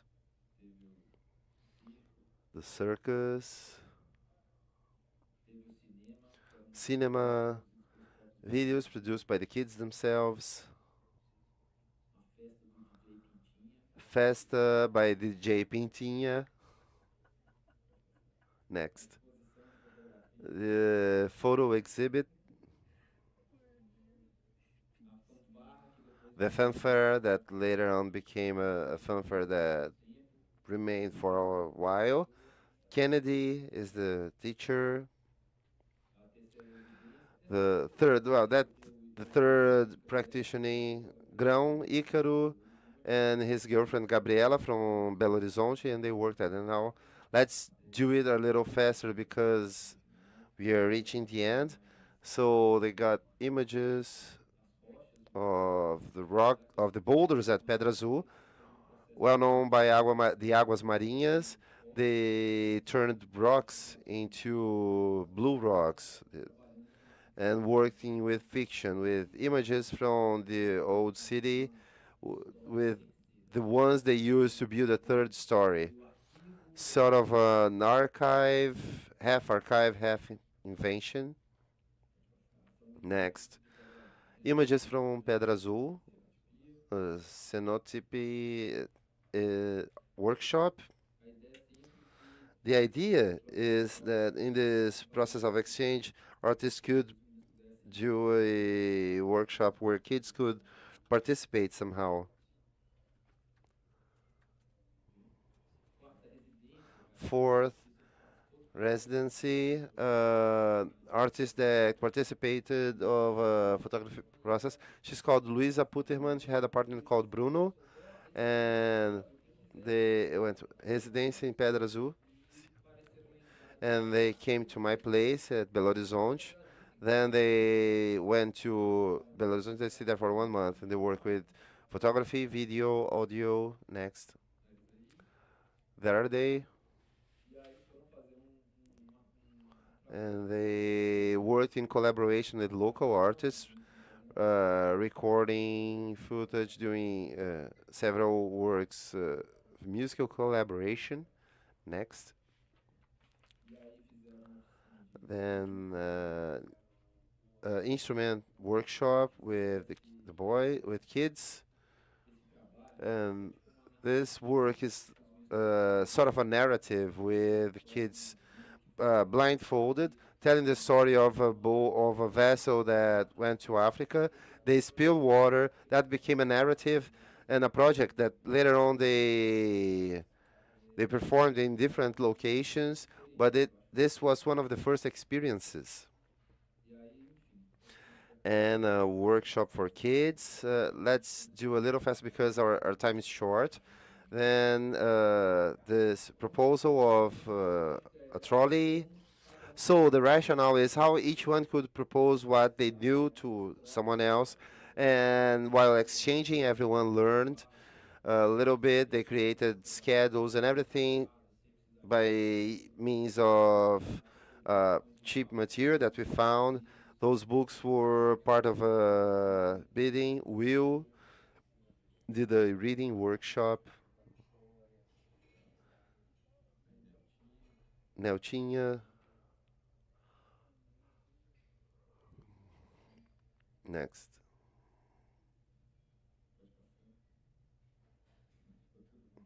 Yeah. Everyone has similar haircut to hers. And here we have a percussion workshop. It was so successful. We had half of the instruments, so kids were taking turns in playing.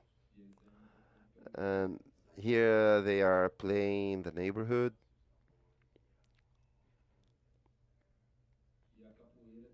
And capoeira, the capoeira workshop stayed for long there. We've flattened the floor.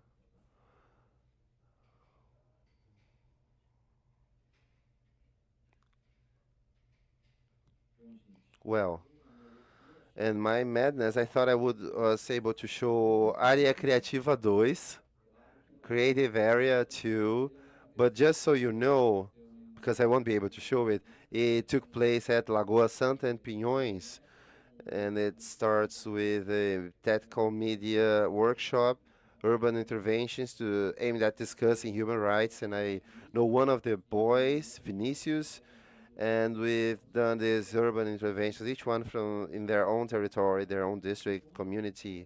And Pinhões is in Santa Luzia, pretty close to Belo Horizonte, but Santa Luzia is enormous. So Pinhões is sort of detached from town, and we were discussing that idea of making it become a quilombo because it had this background, and even the community was discussing that. So we start with a group of young people who work there, and in the meantime, the community identifies themselves as quilombolas, and the same thing happened. They've seen the creative area at Pedra Azul. They thought, wow, this is possible. Just a little bit. Let's show just a little bit. I have 5 minutes more. Next, please. Then in this process, in this project, we had some budget, I think 15 grand or 2,000 grand. And so we had 3 weeks to finish the project. And they said, no, we want to make a cultural space of our own. Now, look, we have 15 grand.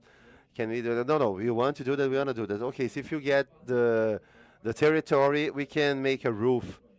And I got some money from here and there, and they arranged the territory. So this is the roof that was called ETA,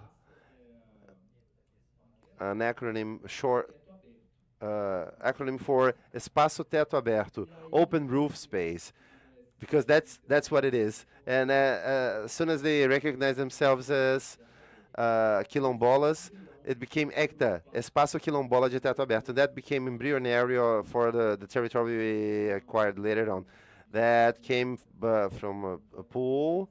We bought a structure from a junk yard, and it came from our first imaginary. We had more time. We had almost 2 years to make it.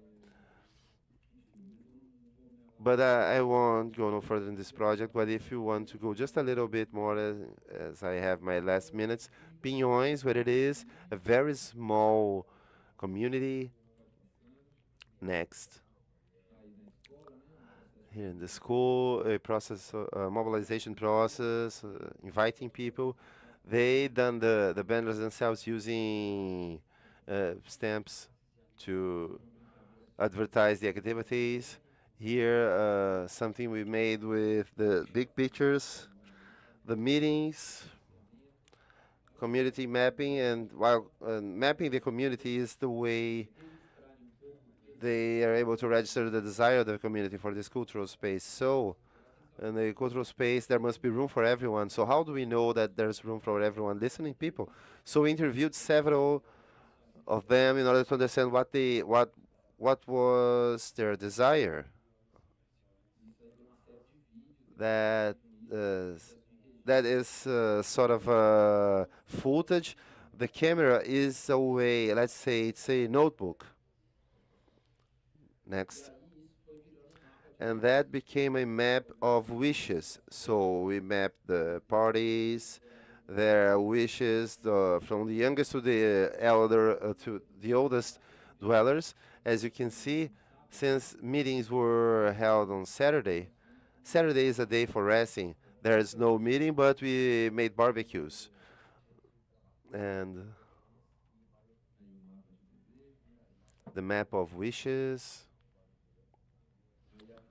Here the architecture we built all together, and the structure determines how things are. So let's design this structure all together. Okay, so show, please, let's show the structure. This is the architecture workshop. Kids designing the space. More barbecue, more meetings, more debates. Just keep going down to show how the space was once it was ready. Next. Here the mock-ups. Quite simple, but it helped in understanding the scale. This is the project. Next. And the construction process. This is it. I will leave you guys a little bit curious. I'm afraid I might run over my friend's time.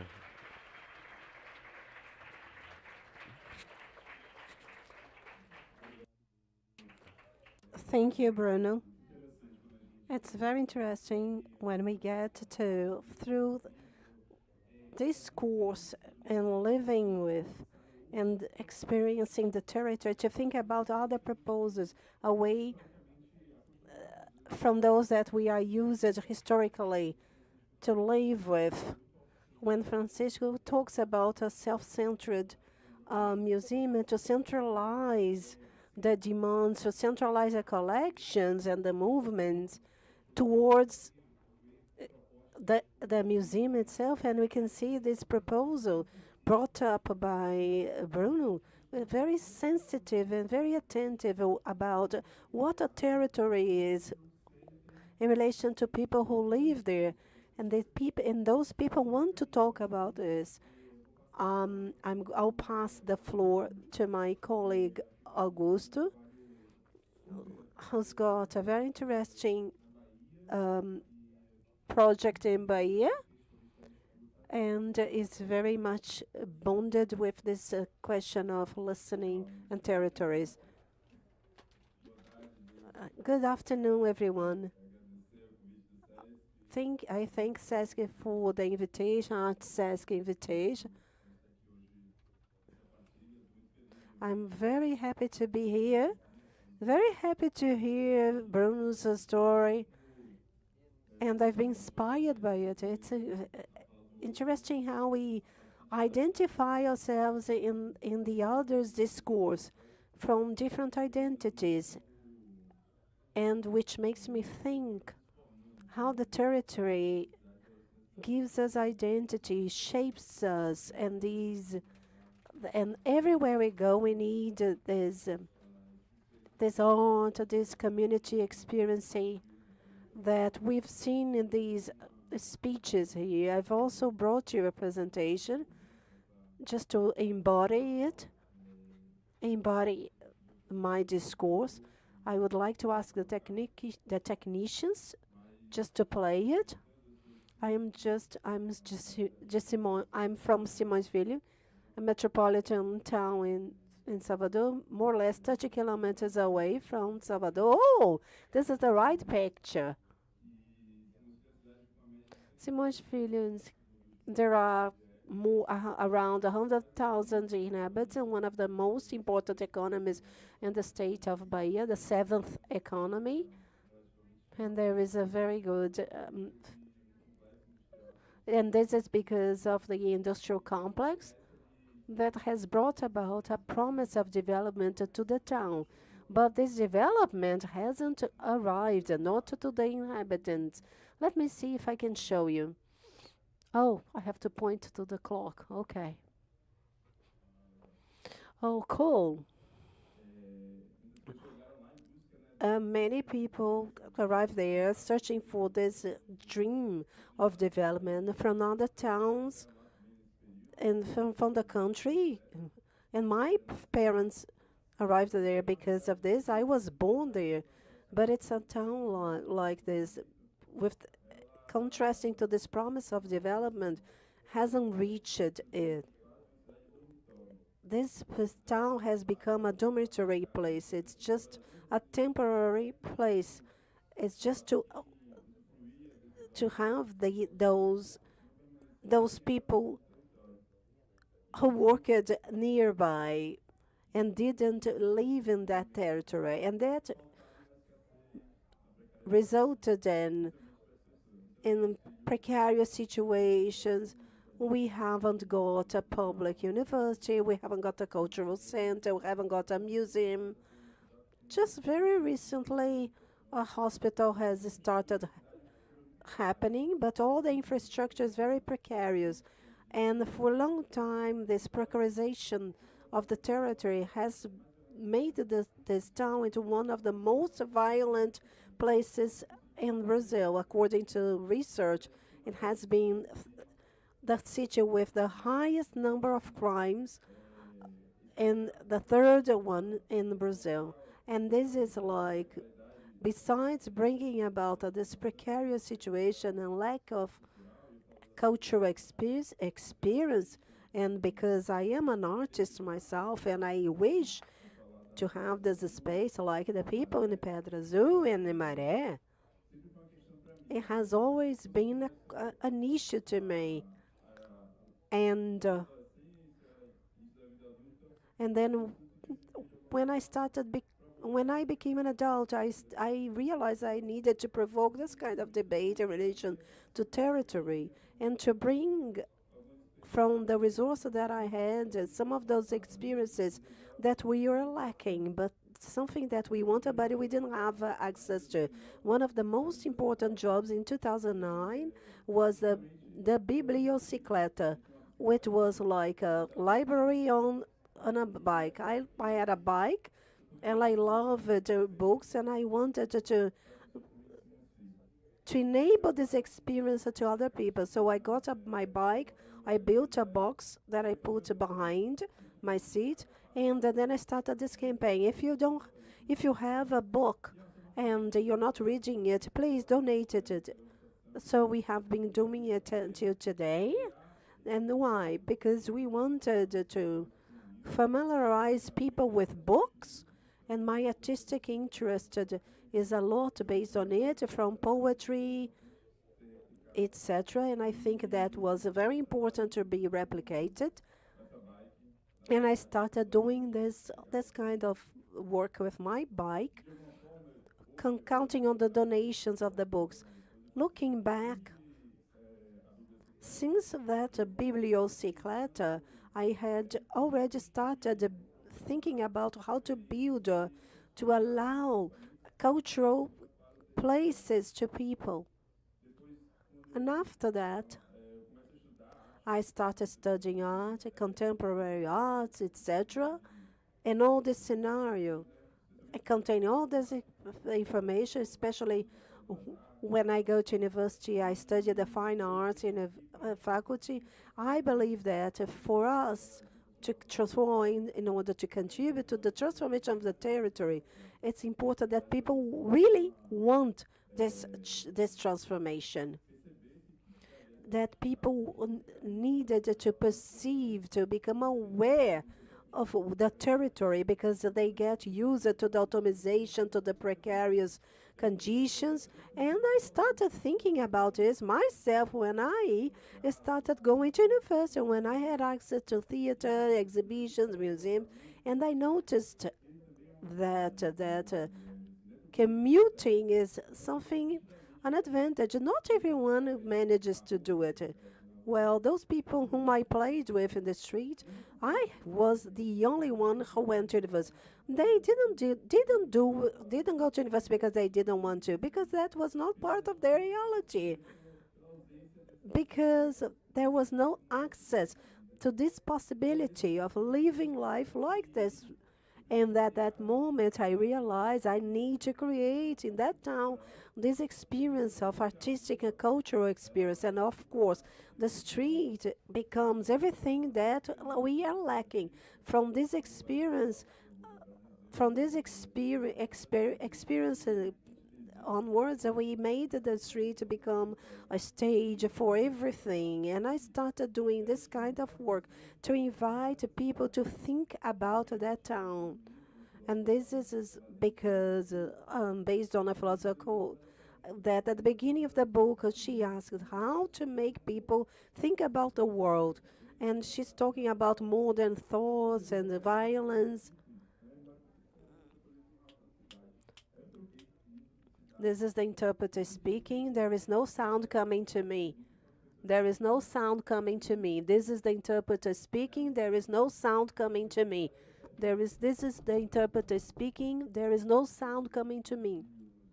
There is no sound coming to me. This is the interpreter speaking. There is no sound coming to me. There is no sound coming to me. This is the interpreter speaking. There is no sound coming.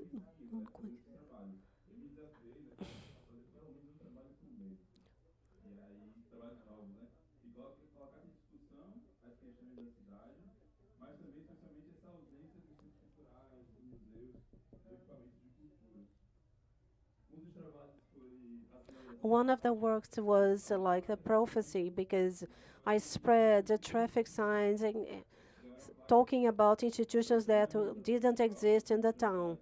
Very much alike a traffic signs, like university, like the Federal University of Bahia, and the 50 meters, and the other traffic sign. This is the interpreter speaking. There is no sound coming to me.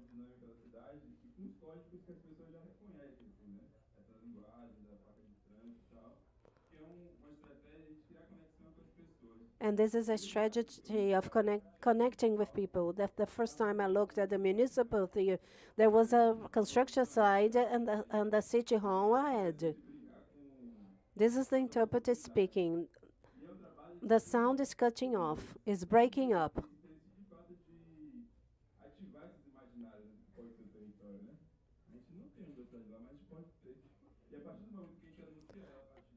And from the moment we announce it from a code that we acknowledge that it's the traffic sign, so maybe it starts existing in our desire.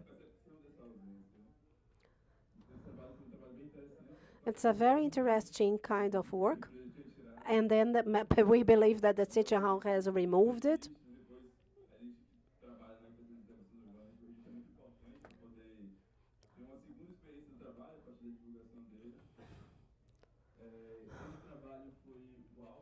This work was the aim.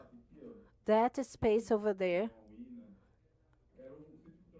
was the cultural center that we had at the time. It was very precarious.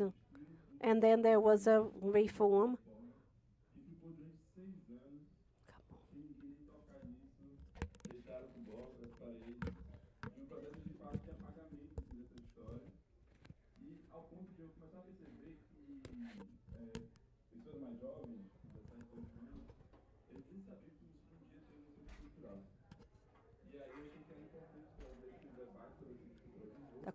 Tá cortando.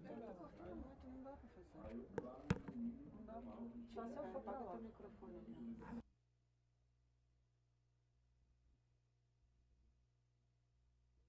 Usar esse treinamento, né, para chamar atenção para esse equipamento. E aí, no dia seguinte, eu recebi algumas mensagens. Esse é um grupo do WhatsApp que fizeram um pitch e mandaram para mim. O nome da Comércio Forte era um grupo com 280 comerciantes do centro da cidade. E aí alguém tirou uma foto e botou lá.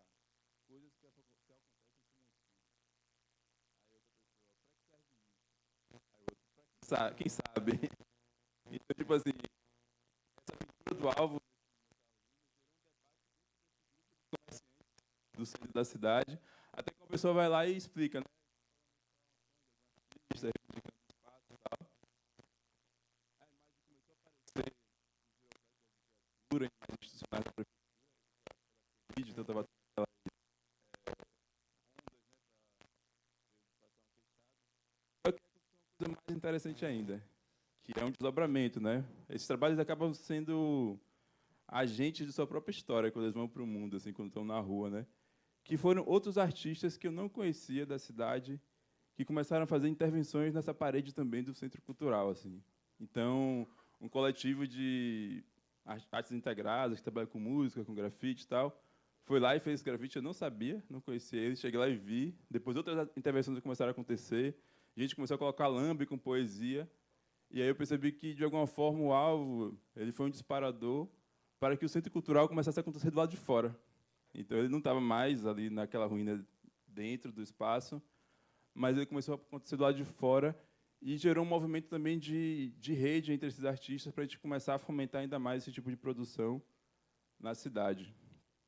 Esse aqui foi um outro trabalho, eu não coloquei o vídeo, mas eu quis trazer a imagem para poder mencionar, que eu chamo de carro de som, que é justamente um convite que eu botava num áudio e botava num carro de som, que convidavam as pessoas para visitar o Centro Cultural Irmão Inocêncio da Rocha, na Praça da Bíblia, em Simões Filho.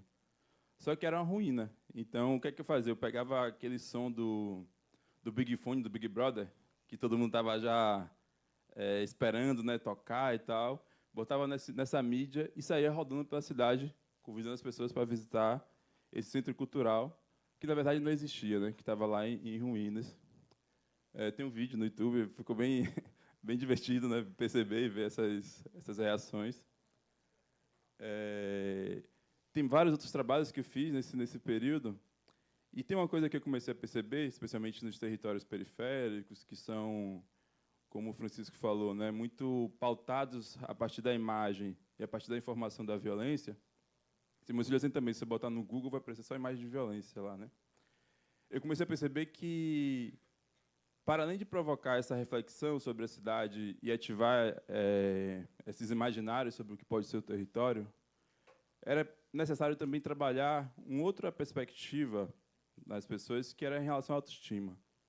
Eu percebi que as pessoas tinham uma autoestima muito baixa em relação ao território. Tipo assim, ali, naquela imagem, né, coisas que só acontecem em Simões Filho. Isso aí é uma evidência dessa autoestima, de que esse território é onde acontecem essas coisas que não têm sentido, coisas ruins, coisas que não prestam, que só é violenta, que só tem isso. Então, eu entendi que era preciso fazer um trabalho de ativação dessa autoestima, que aí eu chamei disso, eu chamei de ativação de autoestima coletiva. E o que é que eu fiz inicialmente? Já que a mídia, essa mídia aí, né, que derrama sangue na tela, ela, de alguma forma, afeta a subjetividade das pessoas, para elas acharem que aquilo ali só tem coisa ruim naquele lugar, eu entendi que era pela mídia também que isso tinha que se transformar. E aí, cada trabalho desse que eu fiz, se você colocar hoje no Google, assim, Augusto Simões Filho, ou Arte Simões Filho, a Bibliocicleta, vai ter uma série hoje de reportagens sobre essas ações. Porque o que é que eu fazia? Cada trabalho desse, eu escrevia um release e mandava para todos os veículos de imprensa locais, às vezes até nacionais também, com esse desejo de, no futuro, quando alguém fizer uma pesquisa por Simões Filho, começar a aparecer não só os casos de violência, de crime, de corrupção e tal. E, naturalmente, quando a televisão vai lá e veicula, que é uma coisa mais rápida, a pessoa vê de forma mais instantânea, isso também ia despertar esse sentimento de que não tinha só coisa ruim ali. E eu comecei a fazer isso sistematicamente, o tempo todo. Comecei a fazer relação com o jornalista, com todo esse pessoal. E aí, depois de um tempo, começou a acontecer, de eu andar na rua e as pessoas me pararem e falar que estavam felizes porque esse museu estava sendo visto de uma forma diferente, que era só violência. Então, eu percebi que isso estava realmente funcionando. E eu entendi também que ocupar os espaços institucionais de arte, né, os museus, as exposições, era também um meio de colocar Simões Filho dentro de um lugar que, culturalmente, é entendido como um lugar elevado, erudito, assim, né? Então, eu entendi que, se eu começasse a acessar as exposições de arte, porque nessa época eu não me interessava por esse circuito institucional, vai ser também um espaço para eu poder chegar e falar bem da cidade, né? Criar um tipo de referência para a cidade, construir outras narrativas para o território. A ideia era justamente essa.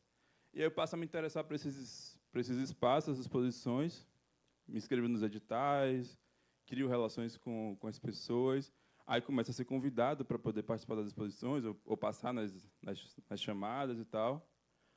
E aí, em 2022, que foi o ano que eu comecei a circular de fato, eu vou a primeira vez para São Paulo. Isso com 35 anos. E aí eu penso, eu estou na cidade aqui que não tem nenhum centro cultural e estou indo para a cidade que mais tem centro cultural, né? Quase um por esquina, assim, museus, Sesc, né? Uma série de centros culturais.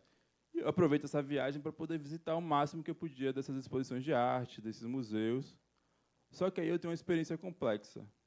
que, ao mesmo tempo que, para mim, era maravilhoso ver obras de arte de artistas que me inspiravam, que eu pesquisava, ver a escala, ver a textura, o material, para mim foi muito frustrante a experiência de estar nesse lugar. Porque eu senti que o modelo de gestão desses espaços e de relação com o público, eles são muito hostis às presenças das pessoas.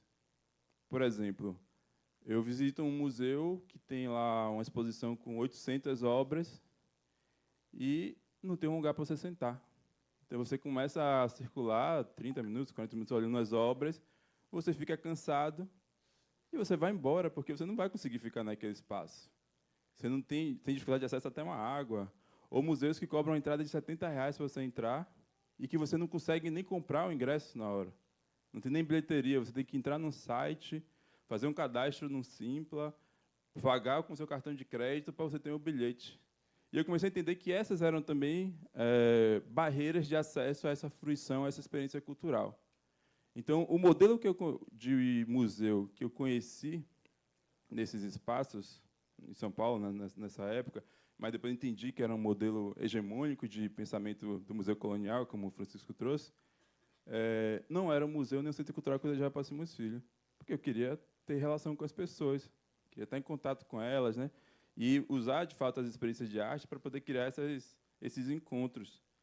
E aí eu começo a fazer também um trabalho com isso, que é justamente me posicionar diante dessas instituições com essa camiseta, com essa pergunta, né, de como pensaram o museu. Era como, de alguma forma, eu pegasse aquele trabalho lá do Lampejo, né, que eu fiz na cidade, e, ao me deparar com esse outro lugar, com essa outra realidade, trazer essa pergunta também para esse lugar.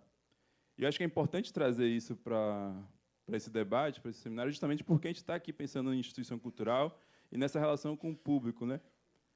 Aqui é no MASP, essas imagens. Aqui é curioso que, nessa foto, especificamente, eu sou a única pessoa negra que está ali. Aqui é no MAC USP, fica ali perto do Parque Ibirapuera. Esse museu, eu tomei um susto, porque quando eu cheguei nele, ele estava desse jeito, de fato.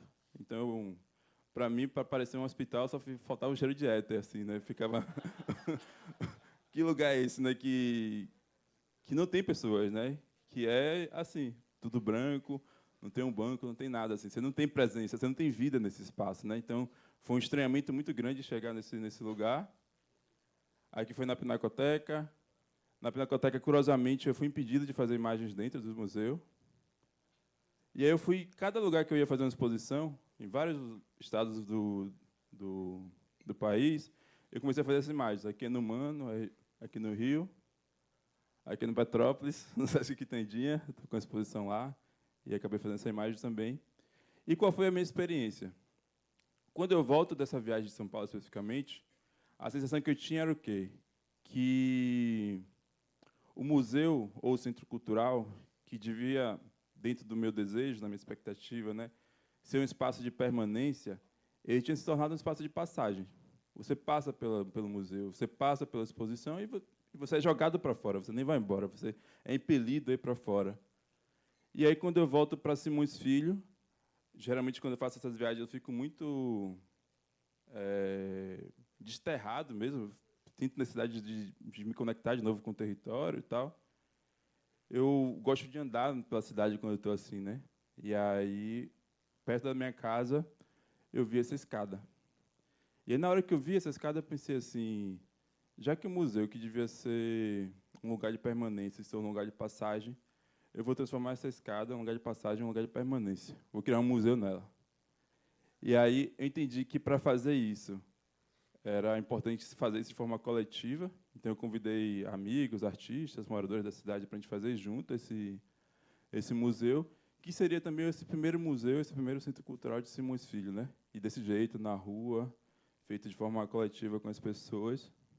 Eu trouxe aqui um registro de como foi esse mutirão, né? A gente também usa muito mutirão para poder fazer esses trabalhos. Será que vai funcionar o vídeo? Tinha um vídeo aqui, gente. Deixa eu dar mais um clique para ver. Ah, foi. Mais um clique. Ah, está sem áudio. A resolução também pode melhorar ali, ó, na configuração.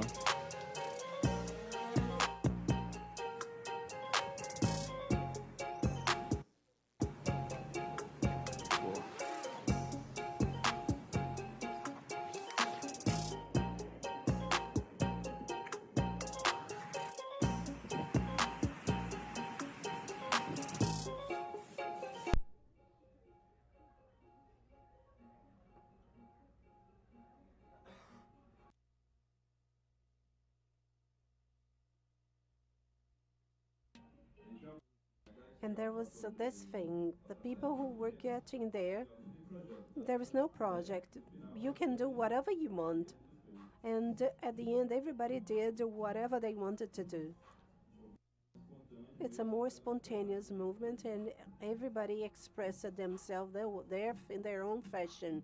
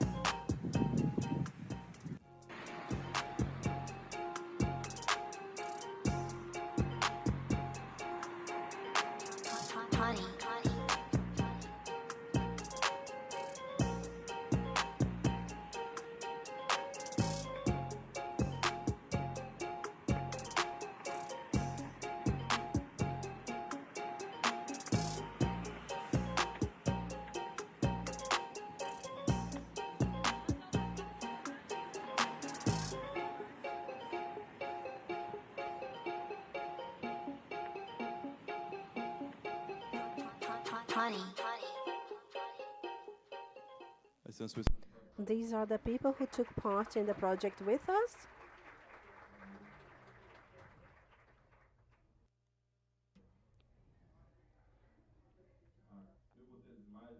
I'm just showing you the images, like if the video didn't work out.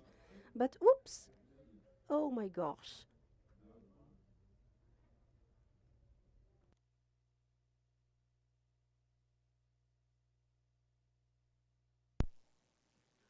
Parece que deu algum problema. I think there is a flaw.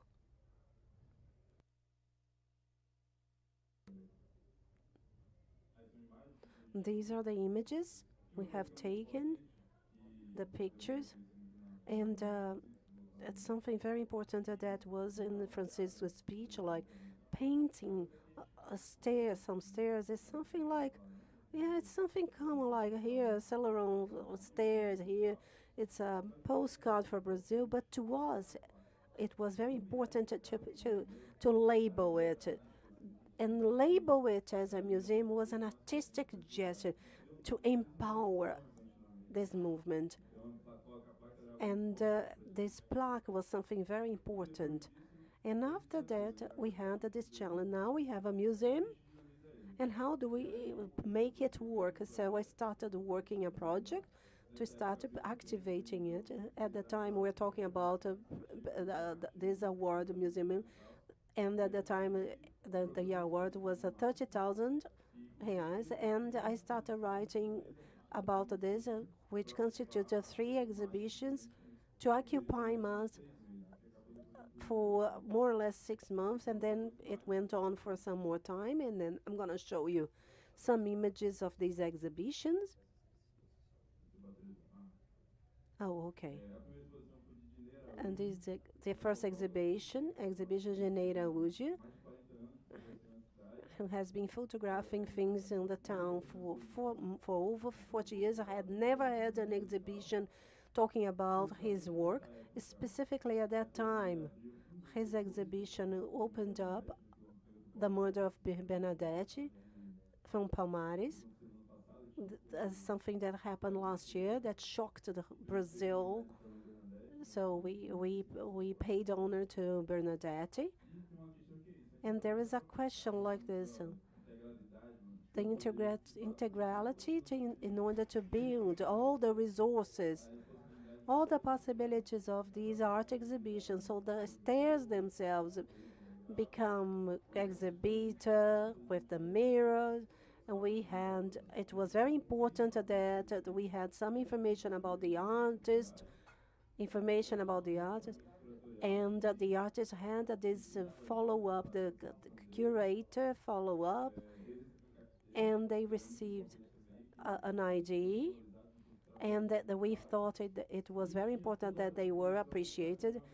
And we also put on a vernissage that was a celebration, like a party, and we serve food to people at the top of the stairs.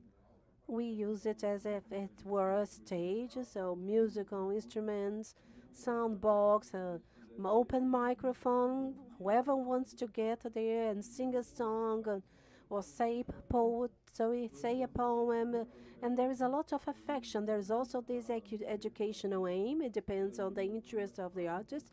In this case, it was like a chat, and we recorded it. A little bit of his stories, his interests. And the second exhibition, Luis Santos, is an artist in the town, and who works with painting and other things. Also works with graffiti, aquarella, and oil in canvas. All the visual things, including paintings. We also had the same model, like to have an opening. And to us, it's very important to have this meeting with art, visual arts, poetry, music, everybody together producing, in fact. And Luis chose an attitude, a workshop with bomba, which is graffiti, where people use their own sports as support, as the bombos. And then his exhibitions became something more collective, because each participant had also their own work exhibited. So the other one exhibition, Carla, she maintains as a space in the garage of her house, and we kind of transpose a relicario as much as something artistic, and we also brought up the library, the mass, and she already did it, and we also brought actions with plants, herbs in her space to the exhibition. And one more time, there's a space as a meeting point in the city, in the streets and the stairs, and it was very interesting because people are very much interested. There have been schools, workshops, photographs, and lots of different artistic languages.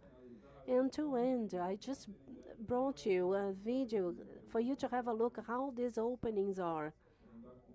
Because sometimes the image cannot show it all.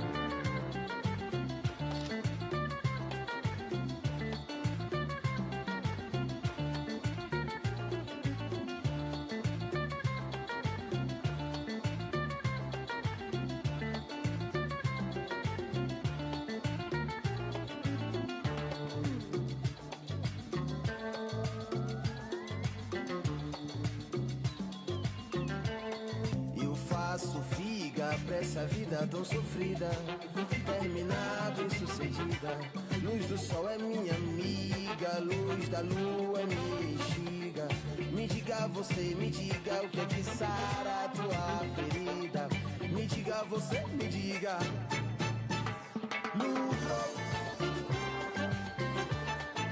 Máquina de louco.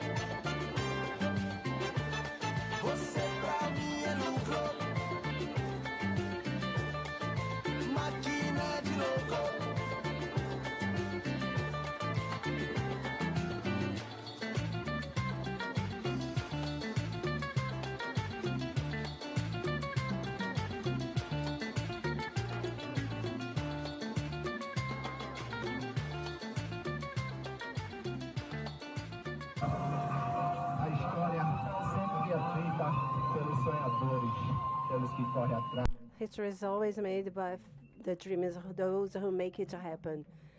Never stop dreaming, brother.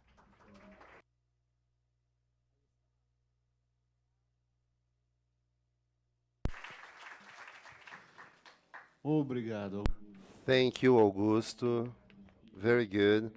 We thank you for sharing all your experiences, all those experiences, such experiences that translate technologies that we've been forgetting. The technology of meeting, of partying, as triggering elements on issues that are being tackled here, that are being shown here. We can't forget that meetings, that circles and conversations are possible. There are technologies that we have to access. So now, Yeru, who's just beside me, you have the floor.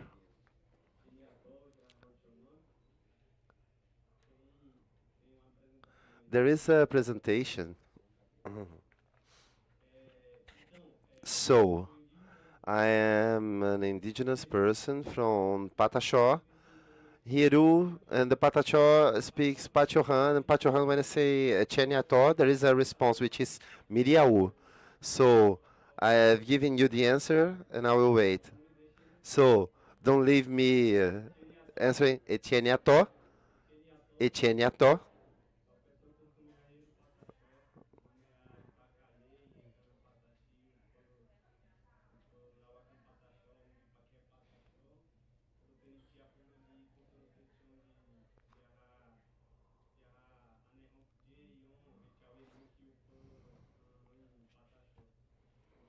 So my name is Yeru, as I said.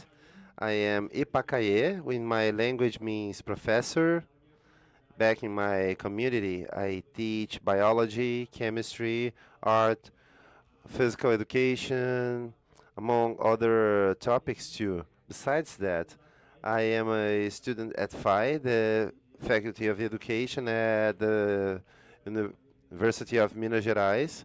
There is a specific graduation where we can be enabled to teach our communities. ECVM is the discipline that I teach. Besides that, I'm part of tourism that takes place in my community. That group is set to do a cultural affirmation with the elderly of my community, where they tell the real narratives of Pataxó. It are not history told by colonizers, but rather the history of the real history of the pain, the bloodshed in our territory. And I would like to ask you to put the first slide, next slide, please. And broad strokes, I would like to make a montage that there are different ontologies, different ways to see the world. Here, besides the culture, which everyone has its own, there are at least two different perspectives. We are here looking at you, and you are there as the audience looking at us. This is an example.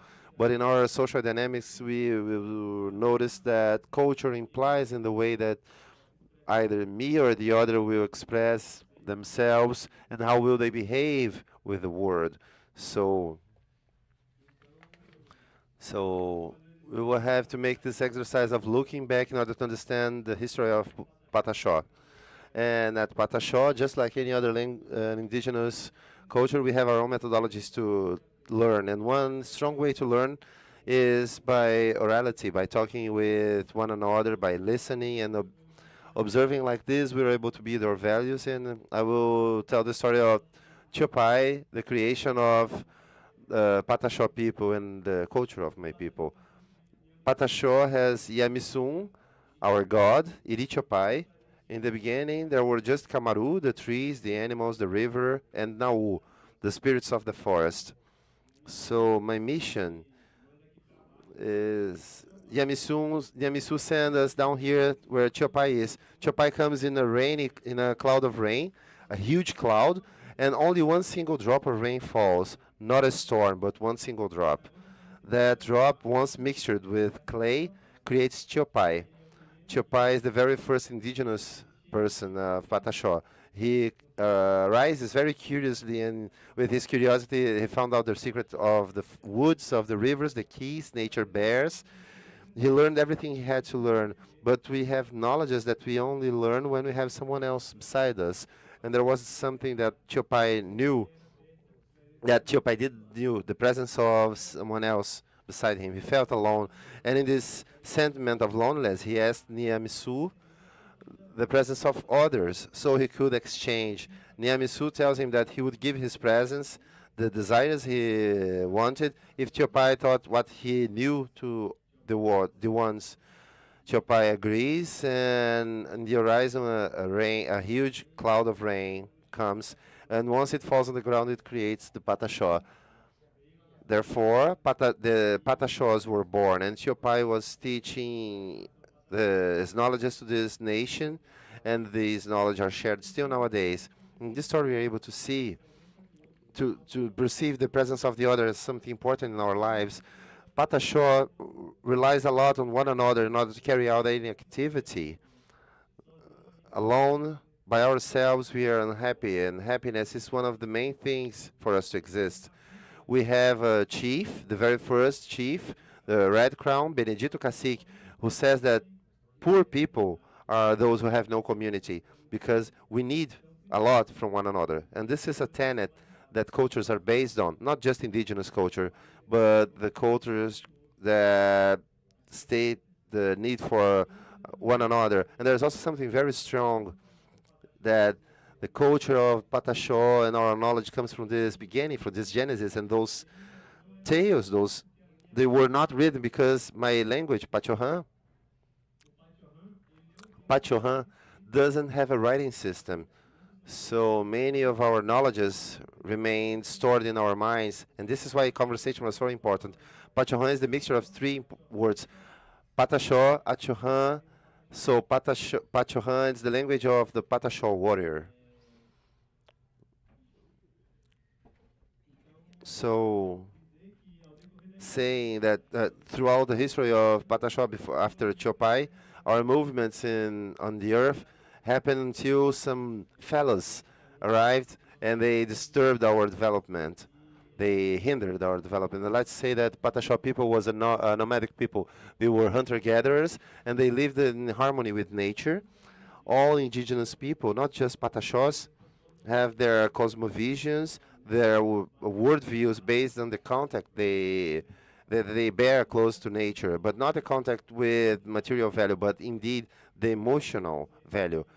And I don't take care of nature because I need to remove raw materials that I will need corn, and so I take care of nature because if I have no nature, I won't be myself. So indigenous people have this cosmovision of looking at nature differently. That also gets us to thinking that in our worldviews, there are other individuals that will have their own way, worldviews, their own ways of observing and feeling the things that are here. In the context of the Pataxó people, we have two remarkable examples of struggle that changed the culture of the Pataxó people. First, the Cocoa massacre in the farthermost south. There were two hereditary regions, and back in the 1800s, an intensive plantation of cocoa arrived. The cocoa harvest arrived at the extreme south of the Bahia. Cocoa comes from Central America, and that harvest arrived very aggressively, and the elderly, when they were in these territories, they started being marginalized and hunted. One of the strongest ways of hunting were contaminated clothes with smallpox and rubella, and the Pataxó nation has mingled. So those people that walked the margins of rivers, the margins of Rio Doce, a famous river in Minas Gerais, and they went to Rio Mucuri River in Espírito Santo. Look at the size of this territory. This undergoes a forced villaging. That process gets the Pataxó people and gets a small part of their territory. They have to occupy a percentage of their territory called Bom Jardim and later on Barra Velha, the first part of Pataxó people. So there's a total change in the social organization of that people, and in a certain way, the way that that people will express their own culture. You're no longer a nomadic group, and now you are a group that lives in the systems of villages. Under a strong massacre is the massacre of the fire in 1951 and 1943. There's the creation of National Park Monte Pascoal. Monte Pascoal is that place where colonizers have seen the motherland of Brazil. We wanted them to be short-sighted so they would just go straight. In 1943, we have the creation of Monte Pascoal, the natural park, and until 1951, there is a strong fight to demarcate those territories because the creation of the park implies and not enabling local indigenous people to use the woods as they used to. They could not make plantations, they could not fish, they could not hunt, nothing like that. So we were hindered from our own territory. And that came from the government. Until 1951, an engineer and anthropologist promised the demarcation, and that promise had as a fruit the intensification of the conflicts between indigenous peoples and the neighboring regions, the neighboring villages. So after the denunciation of those villages, the police of Porto Seguro and Prado promotes a genocide at the mother village Barra Velha. And then we're no longer nomadic people. We started organizing ourselves as villages, and we were not just one single village. We were spread all over the territory. The spreading over the territory had our elderly not willing to share the culture. But why is that?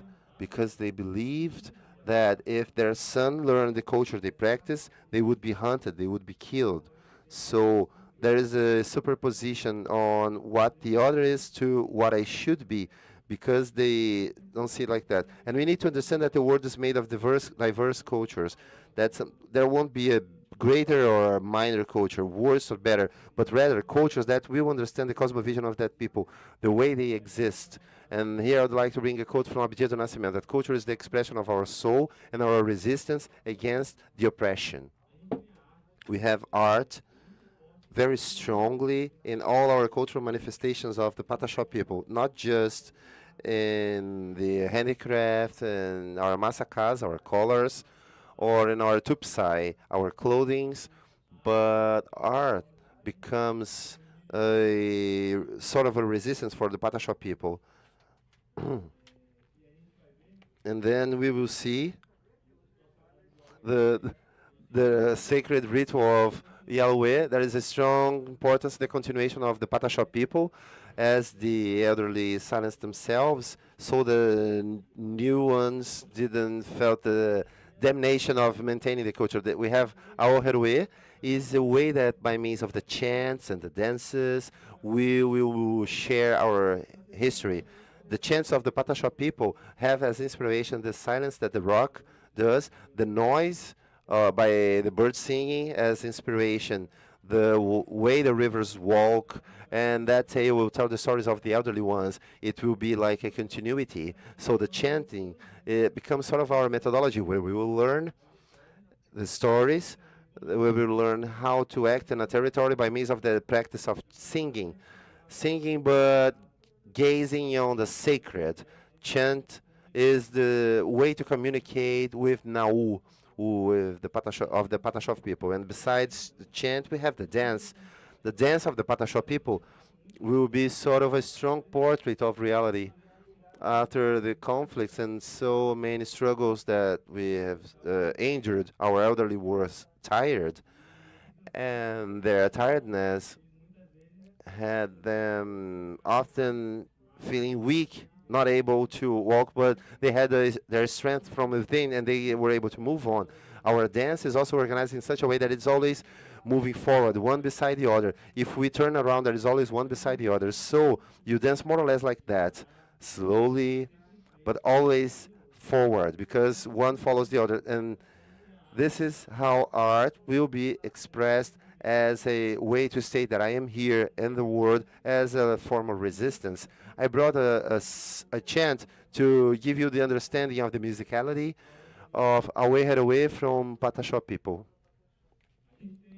We have this instrument, which is called maracá. Maracá is a cabaça. Inside this shell, we have seeds, look how important it is to look at Arumu, of looking at the word. Sometimes you just look, oh, this is something that makes a noise, like a child toy. But each seed here is an elderly person that is gone. When I shake my maracá, the elderly are here with me, and I will sing so we can share the same joy and move on with our works.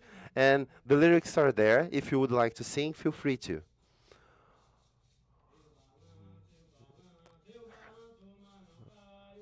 I shake, but I don't fall. When I fall, I have Tupã to hold me back. I was there, back in my village, making my ritual, dancing away to make the evil go away.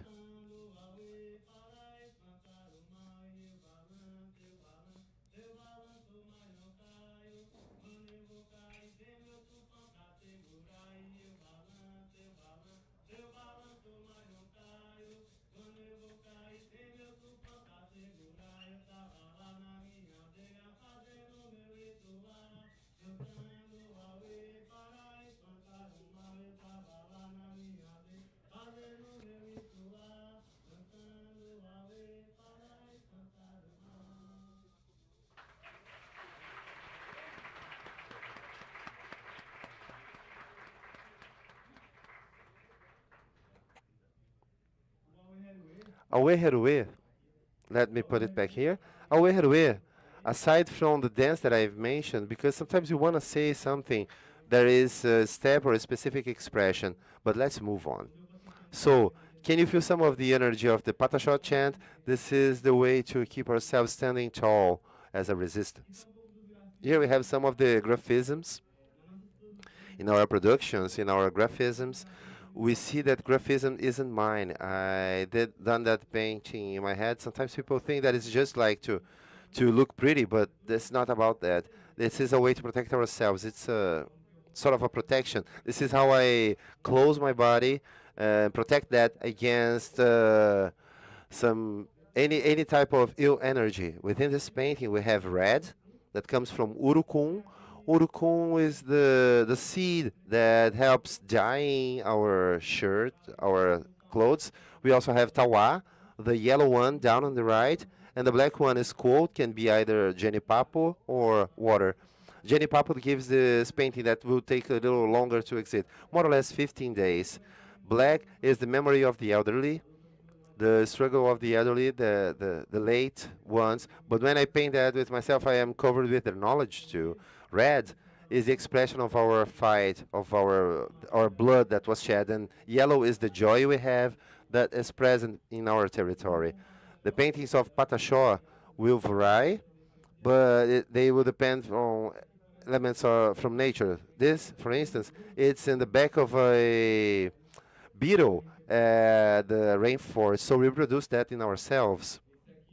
This one here is Chisan Warrior, and this painting is a painting that is characteristic, and each warrior will have their own.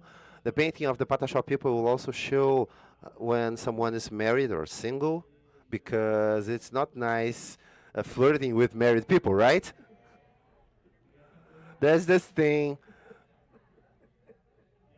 that culture shows us. So by and large, some of the graphisms of the Pataxó people are here. And I told you a little bit about the history of Pataxó people. Now, Joerana village, or Aldeia Joerana, it was born with my grandparents, Lúcio Nicásio and Biomar Pataxó. My grandpa descends from enslaved people from Irecê, Bahia, and he went to the territory of Porto Seguro to have a better life. The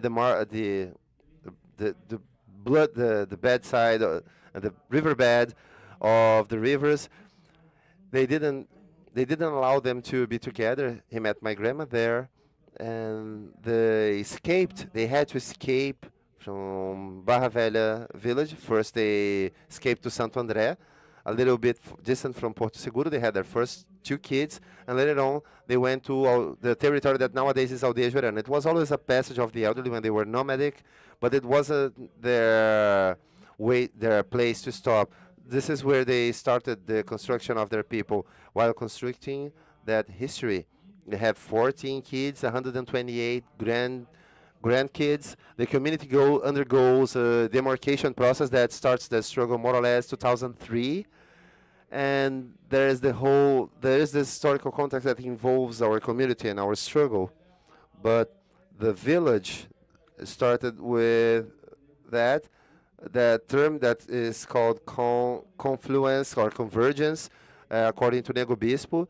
Nego Bispo used to say that when a river meets the other, it isn't like one ended up being what it was, but became something bigger. That's sort of what happened at Aldeia Joerana. The conversation between those 2 cultures existing into one single place, resisting in this place in common. So in our community, we have practices based in African origins and the origins from Guiomar Pataxó. We don't deem as fair not telling the story of Lúcio, because he was also part of this process. And in order to talk about any village, any indigenous people, we have to understand the connection that indigenous people will have with their territory. The territory won't be only their space, where they inhabit, where they are, because I might as well be here. I'm right here in Rio de Janeiro, not right now, but I could not be here. This is a very interesting place, a rich culture, but this is not the place that tells my story. The territory of Pataxó people is that place that tells our story, and this is why it's so necessary to defend that. Indigenous people aren't happy when they're outside their territory. So there's this need that even though we are not indigenous, you are not indigenous people, you need to know the story of your territories and you need to know the story of the elderly ones. And this is a little bit of the history of Pataxó people. We value the elderly.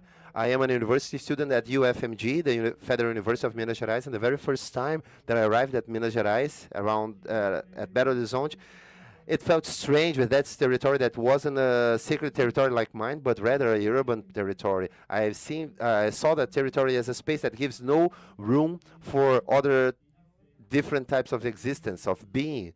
And that's weird because in that quote from Abdias do Nascimento, we see this process of breaking the idea of urban territory. So you walk through Belo Horizonte and you get to see several artistic manifestations in a way to prove that there is something wrong in there, that the city is not just gray, but it can be colorful. I see the example of my colleagues. They've shown here you were not conformed with what the city intended them to be. You try to find out what was within yourselves, and this is. And now I'd like to talk a little bit about the indigenous school education. School arrived in our territory at about 2003, and once it arrived in our territory, it arrives as a colonizing tool, a way of replicating the Western knowledges. And if we were to accept that, that was the same thing, capitulating, accepting the end of Pataxó culture. So teachers, Edvaldo, Gabriel Florencio, Rafaela Florencio, are also sons and daughters of the earth, of the soil. And they start with this process of bringing indigenous educational school that was broadly discussed by other indigenous groups to our own territory.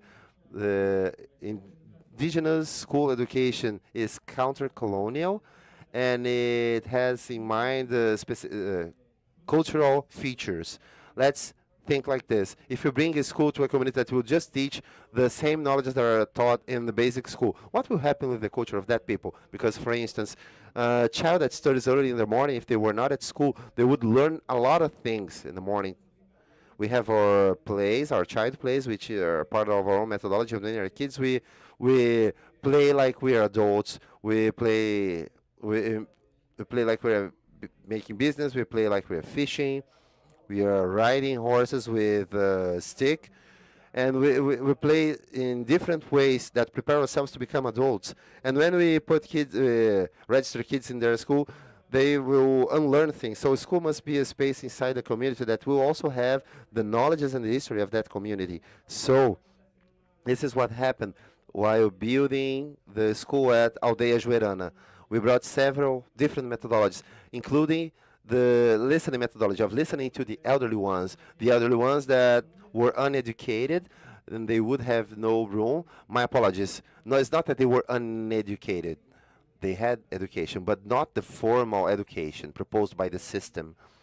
So they would have no room in a conventional school. But we bring those kids to the house of the elderly ones, and the elderly ones becomes the sort of a storyteller. They tell their experience with those kids. Then they learn about the herbs, about fishing, about plenty of other things like rituals, how to build houses, and so on and so forth.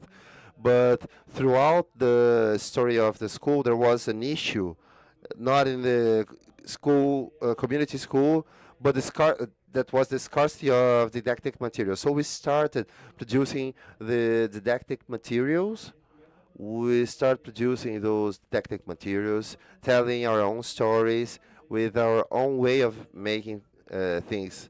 It's a way to value what means being ourselves. We bring these materials to our schools, and we start the conversations based on these materials. The indigenous school won't have the summary.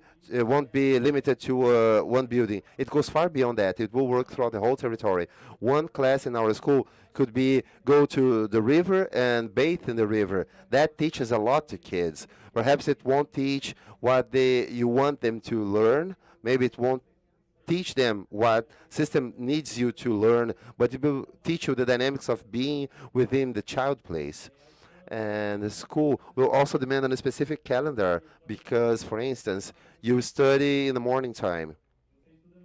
You study in the morning, but that's not everything that you need to learn that will take place in the morning. Our knowledges are based in Nangohan, in the moon. So sometimes you need to be there in the evening in a full moon ritual with your fellows in order to learn a little bit of Angkor, the dynamics of the moon inside the territory. So we have a specific calendar in different ways. We also have the times of the earth to plant things for the harvest, and everything will be shared in our school. And then I bring a methodology that's very interesting. It doesn't belong to me. I didn't create that. It comes from Lisa Patachu. I wrote Lisa, my apologies, and it said Aldeia Muan, Mumati, e de Tapacerica, Minas Gerais.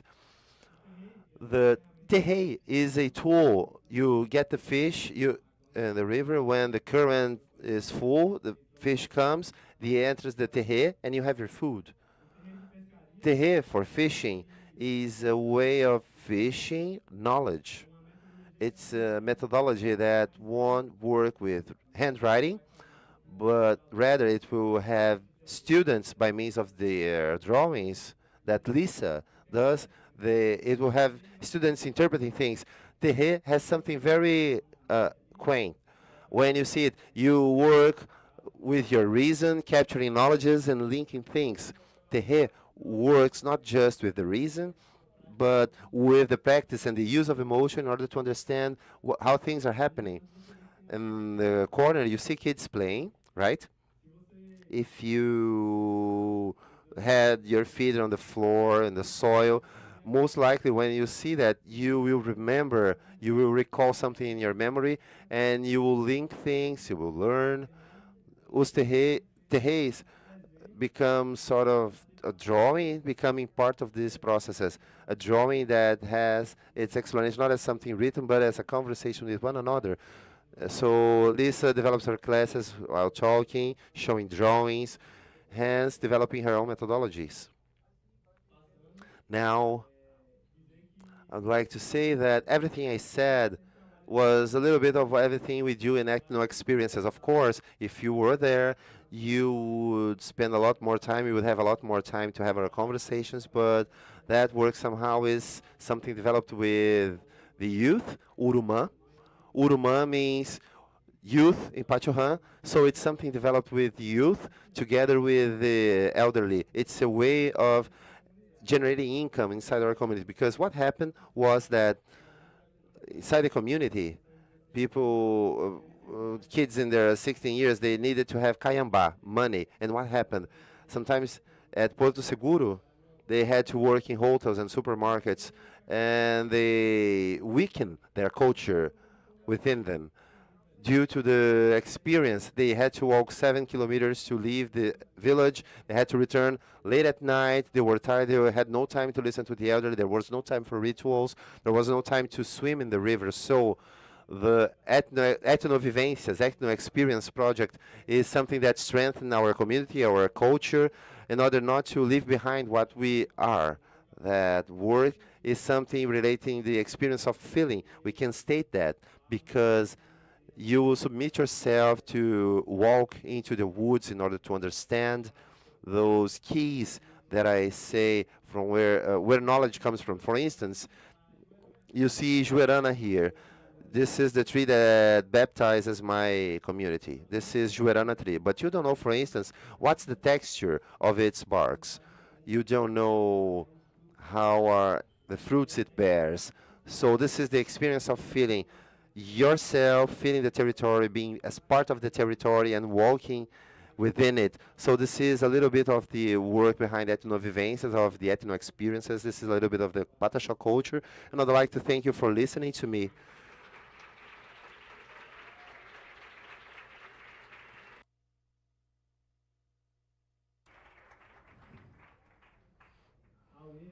Awere means thank you. Lots of awere. Thank you. Wow, lots of things. Lots of things to reflect upon, to think about, and it's so good that we are having this opportunity of being crossed by the same panel, and for us to wrap it up so we can move on to the questions. But now I'll pass the floor to Sérgio. My dear friend, thank you very much. Thank you very much. Thank you very much, Sesc, for this opportunity to share some ideas. I hope that you are all interested in it. First of all, I'm very honored in this conference with you. You somehow are heroes, each one in your own society. We have all just one plant, but on the moment of truth, one has their own world, and world, as we were talking about, my dear friend, doesn't mean that it is better or worse, simply different. The key is precisely in these differences.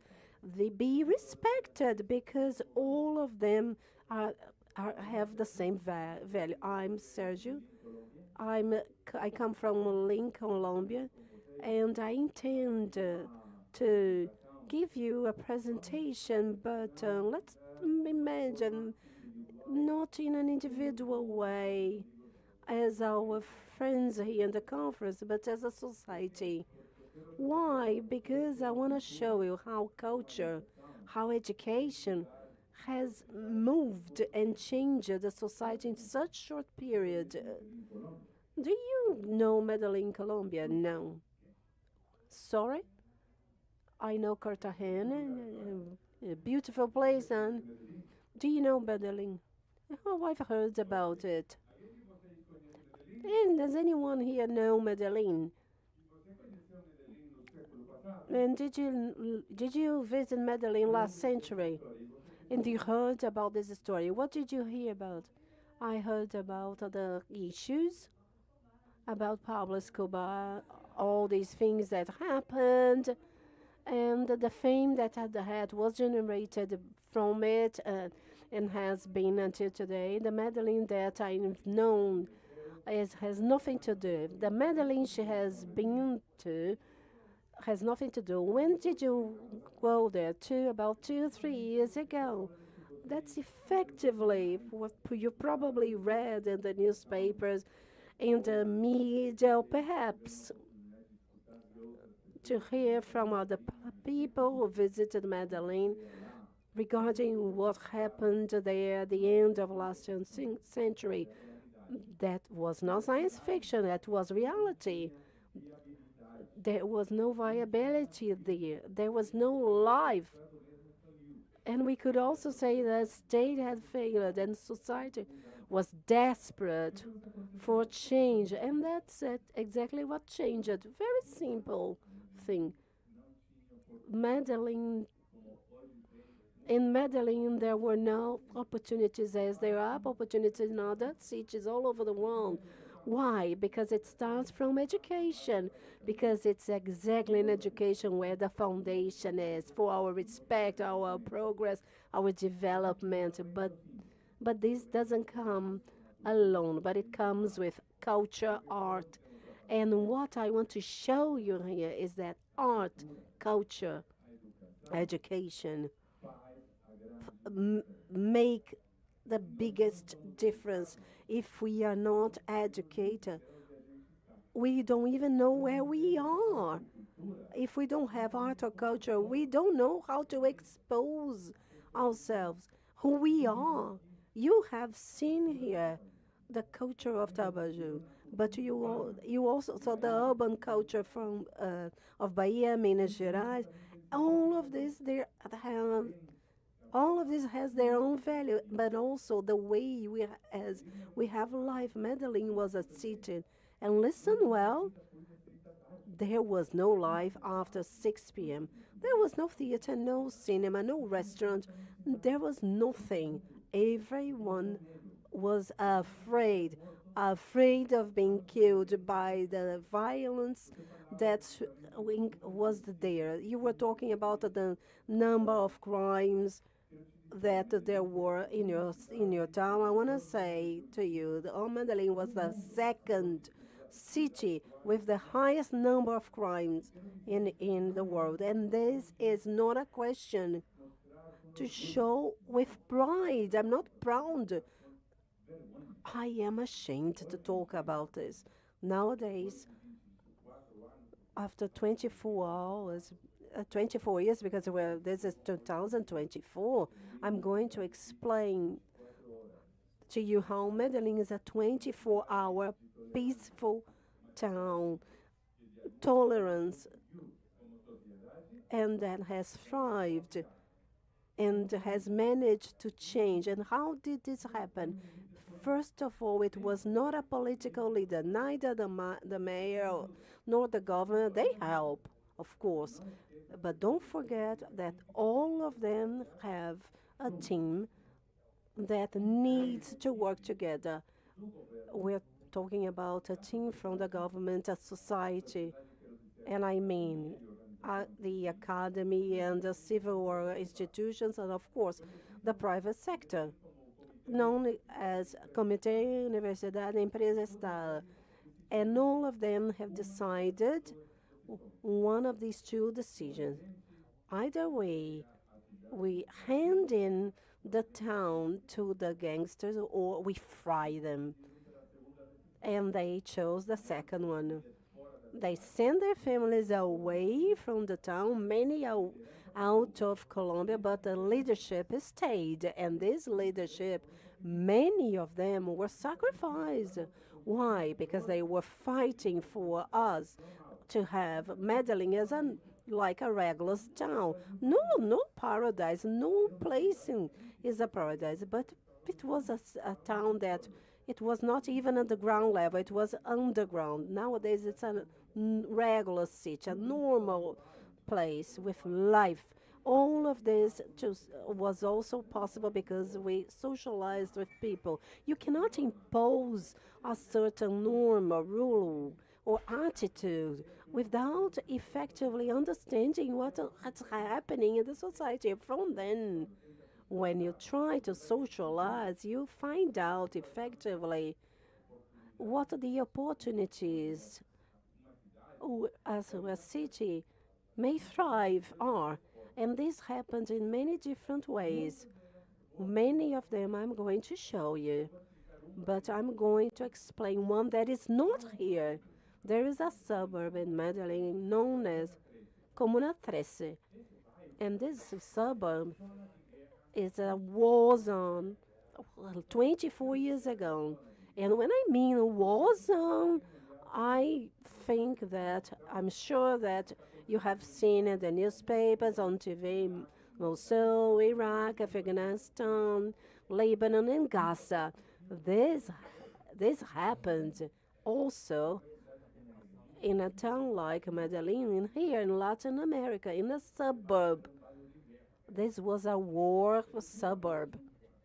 Of course, the state authorities had to make a decision, a very hard decision to fight the gangsters there. After this fight that almost lasted for 5 days and 5 nights, this suburb started precisely to understand that there was another opportunity of life, but it was not overnight. It was slowly socializing and understanding that's what they understood and they wanted. First of all, let's try to understand, great leaders were 16, 18, 20, 25-year-old people with no education, but what do they have in their minds? They wanted to grasp the part of the territory. Just by crossing one street was a life problem because they prevailed there. So what was the solution? The solution was to talk with their mothers and socialize with their mothers. What the solution for the suburb was going to be for good. And it was exactly the mothers who started changing their children's mindset, who were assassins, criminals, kidnappers, everything that you can figure out and is connected with crime. And it was them who set an example that a suburb, such a dangerous suburb, could change a whole place, a whole town. Not a town, it's a city, nearly 2,500,000 people. This process lasted for nearly 10 years. There were many problems, many complicated situations. It wasn't easy, but nowadays, for those who have an opportunity to visit Medellin, incredibly, Comuna 13 has become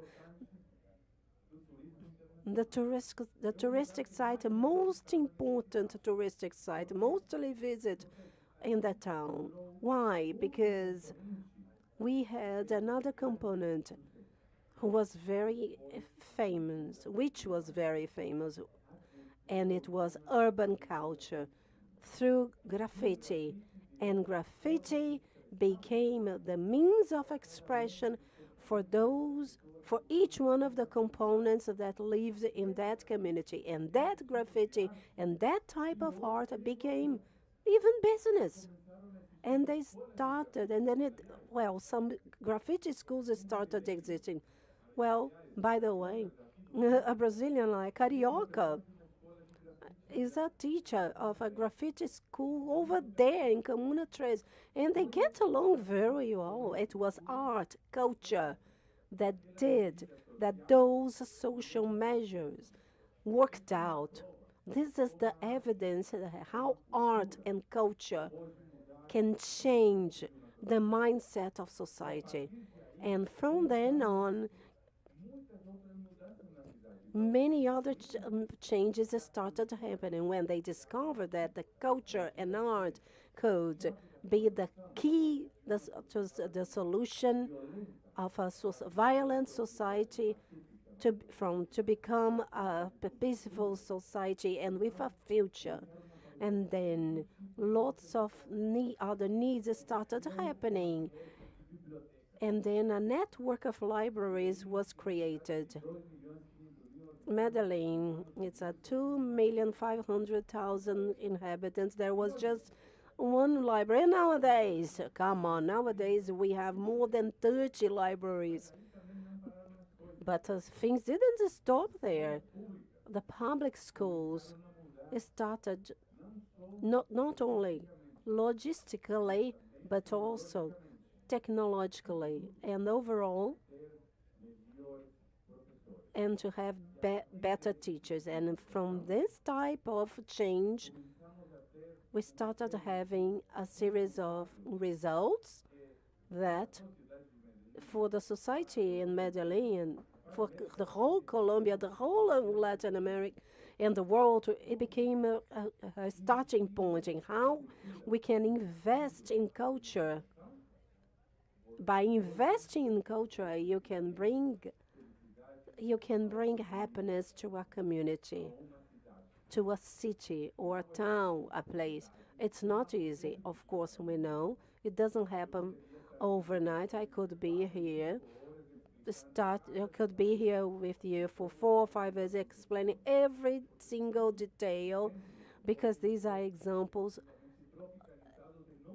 that can be reproduced in other places. Well, by the way, every 2 months, I receive a delegation of governors, of mayors, of councillors, or politicians, or entrepreneurs, or social leaders as yourselves, to learn how Medellin managed to change. And this is the evidence that this is possible. It is hard.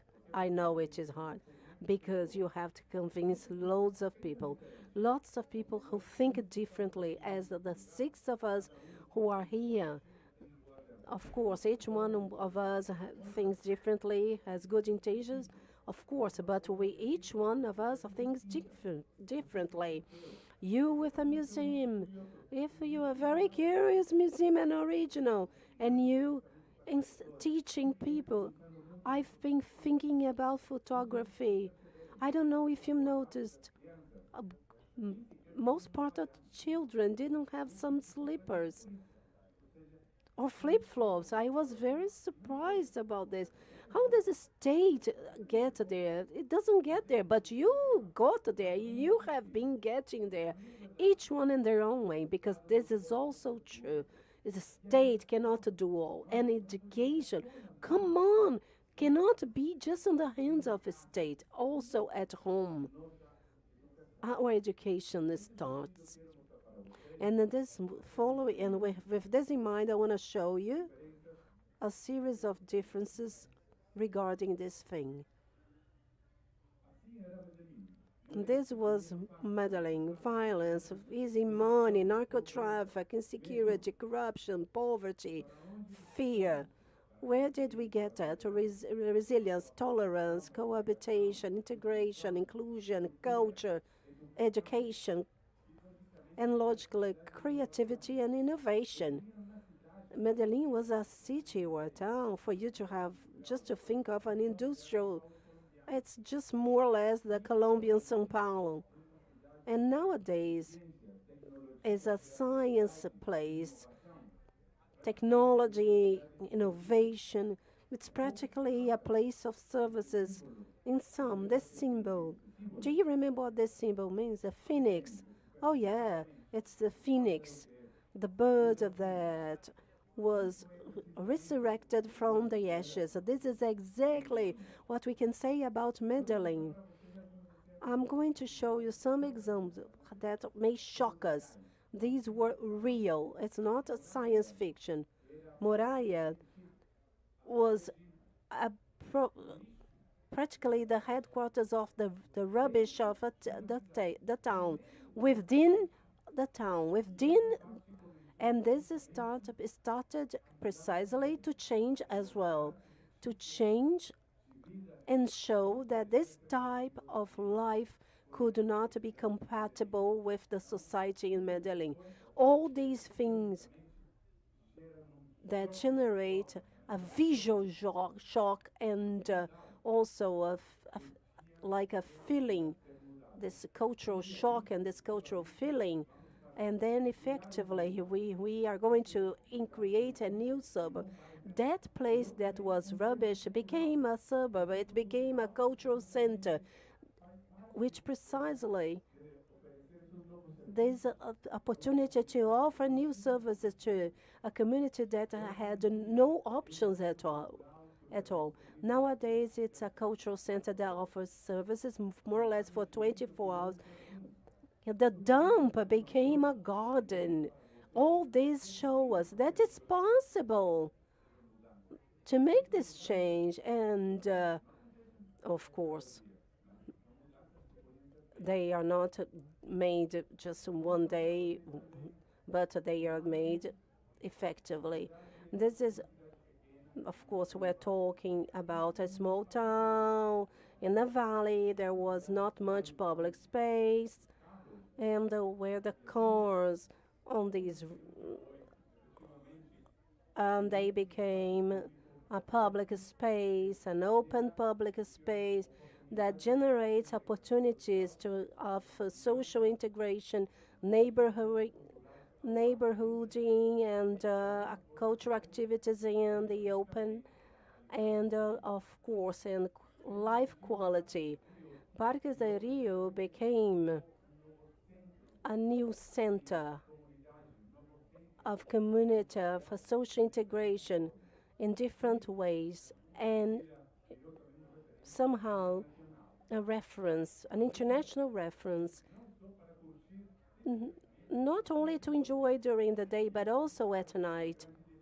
This makes a big difference because it shows us that the city has lost, the town has lost its fear and feels safe. Another important part here, a prison. And you can see that the prison became a new prison with other facilities out of the town. Before it was situated inside the town. And nowadays we have a new university center in the suburb, and where we can find 10,000 students. This has been for only 4 years. When this process started, where there was a prison, nowadays we see a public university offering lots of activities, creativity, technology, innovation, all these aspects. And the people have this feeling of membership, and they have some expectations in relation to the future, but also we're talking about 14 tons of reservoirs of water. We're talking about mountains beside Medellin. I want to show you those reservoirs became new integration centers known as UVAs, which mean unities of articulated life. And this type of UVA became cultural centers, sports centers, and also lookouts for the town, because there is a type of architecture that facilitates and it helps us feel the curiosity to find out the city or the town. After all, it's a recovery of public spaces that did not exist to all. These types of projects generated as well integration, this kind of integration that didn't exist before. And all of this is important that you know. It worked out because society in Medellin wanted a change. They didn't want to continue living the way they were living, with fear, and that meant that the world hope was actually be true to them. And after all, they managed. And they managed it after such a short period of time. And I can tell you it's a place that in less than 20 years changed. This is a very specific place all over the world. What is the key? The key is what we are talking about. We may be different, but it doesn't mean that we are better or worse. We are just different. And in this difference, that there is respect, and culture, and art, and education are the foundations of how we precisely can make this be a reality in every type of society. Sometimes you see not very nice news. Oh, this happened in Baixada. It is happening on the beach. This happened in this neighborhood. This and that, anywhere. But not only in Rio, but in relation to other places. All of these have solution. There is a solution. It's not only just a piece of news on a newspaper. Yes, it is important that we are there and we see that there is another thing, there are opportunities for, but as we can see with our colleagues in this panel, that each one of us can do, that we can make things happen. Each one of us has made a type of sacrifice, and we are showing you. And we are somehow telling you that each one of you, in your own way, with your own conditions and limits, you can also make this big difference. Art, education, culture are the foundation of the base, are the foundation of peace in the society. And society is not only that one that is a newspaper. We are part of that society, and all of us want to live happily.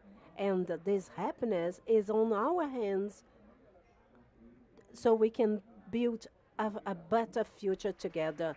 Thank you very much.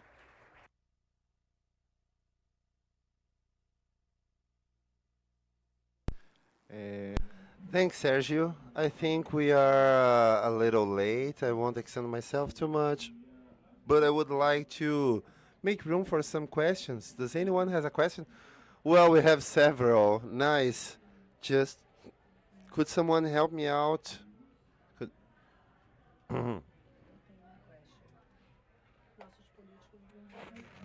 Good afternoon, everybody. First of all, I would like to thank you for this panel. It was vital for me, and I am very disquiet in the sense of rethinking our practices. So it's very positive. I work at at Sesc Florianópolis, and I have so many questions on the museum practices. In the museum, we intend to work with the territories a lot more than the cities. As we've established, I think that way before Florianópolis, that territory was called, was a Membipe territory, the name of the Guaranis that inhabited that territory. This is how they named the city, and Membipe means mountain neighboring the sea, so there is something geological related to the location of the city, the mountains, and since Florianópolis is an island. And I was wondering, because we are a very brand new institution. We are 3 years old. The institution was opened in 2021. And I was wondering on the questions that Augusto and Francisco brought regarding museums that I consider very genuine and were born from this experience they had with the community. So I would like to know, what do you think institutions having this traditional feature? The museum of Florianópolis, we have the space. We practice some traditional actions, even though we are trying to deconstruct that. But what do you think that those traditional institutions could do in order to connect to communities, building effective actions, effective and long-standing actions, not just one single action, but rather the community should be experiencing that space, building all together with us. This is my question. I think, do we have any other questions? Maybe we could focus on all the questions and then we have the panelists answering. Good afternoon. Nice to meet you. I'd like to thank you for this conversation table. My apologies, I forgot your names, and I even spoke to one of the colleagues with regard to a research group that I work with. When you mentioned the orality of the Pataxós regarding didactic material, I was curious whether this didactic material written in Portuguese or if it's written in this oral language. Have you translated that written language, and in the building of this material you were considering a structural didactic material focusing on children? So we have one question to Augusto and Francisco and one question to Yeru. Hello, good afternoon. My question goes to Bruno. I don't know if Bruno, I am very curious about the work you presented. My name is Rafael. I am from Roraima, and I would like to know how is the management, because you talked a little bit on the second that gained another name, Espaço Quilombo. I don't remember, but what about the first space that was created? How's the management like? Does the community has the community appropriated from that? I would like to understand a little bit more.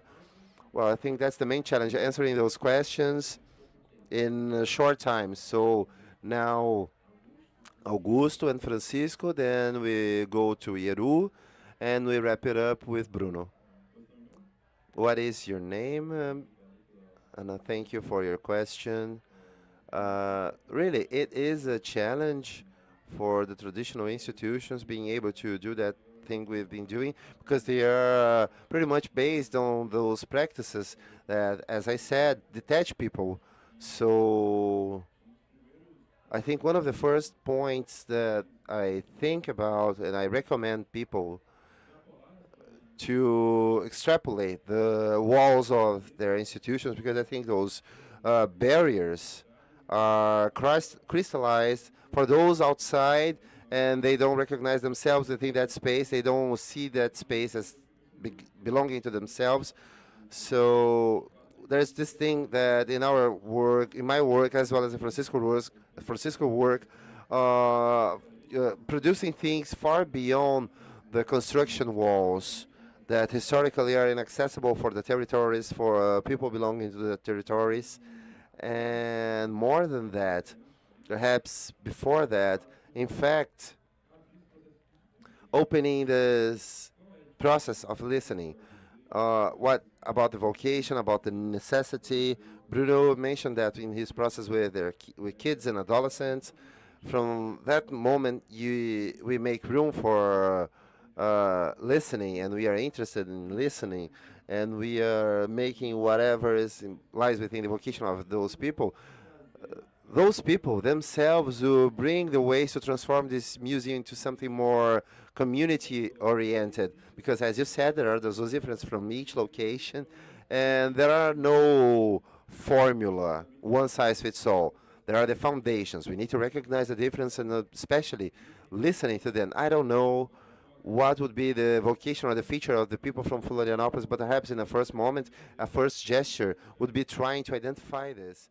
And we will only be able to do that if we look for those people, if we interact with them on what do they like to do, understanding what lies within their interest, diameter, what narratives, what concepts are they interested in, because sometimes the institution, as an authoritarian mind,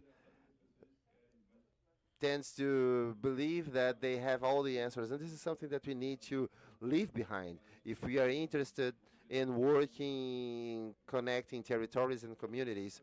So I think that's it, this process of listening, and such listening undergoes invariably through leaving these structures, these walls, and go where people are and producing what they desire. Might as well be anything.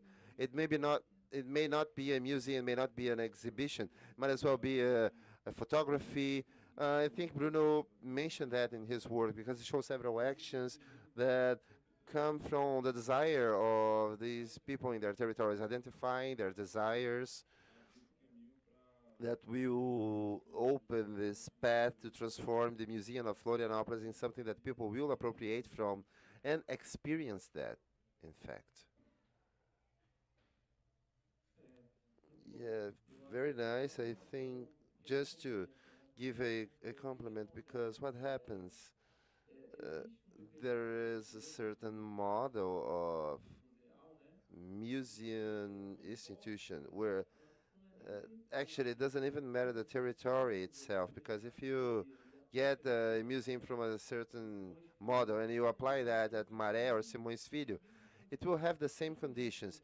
Even inside the territory, people won't be able to go through the territory because of the rationale.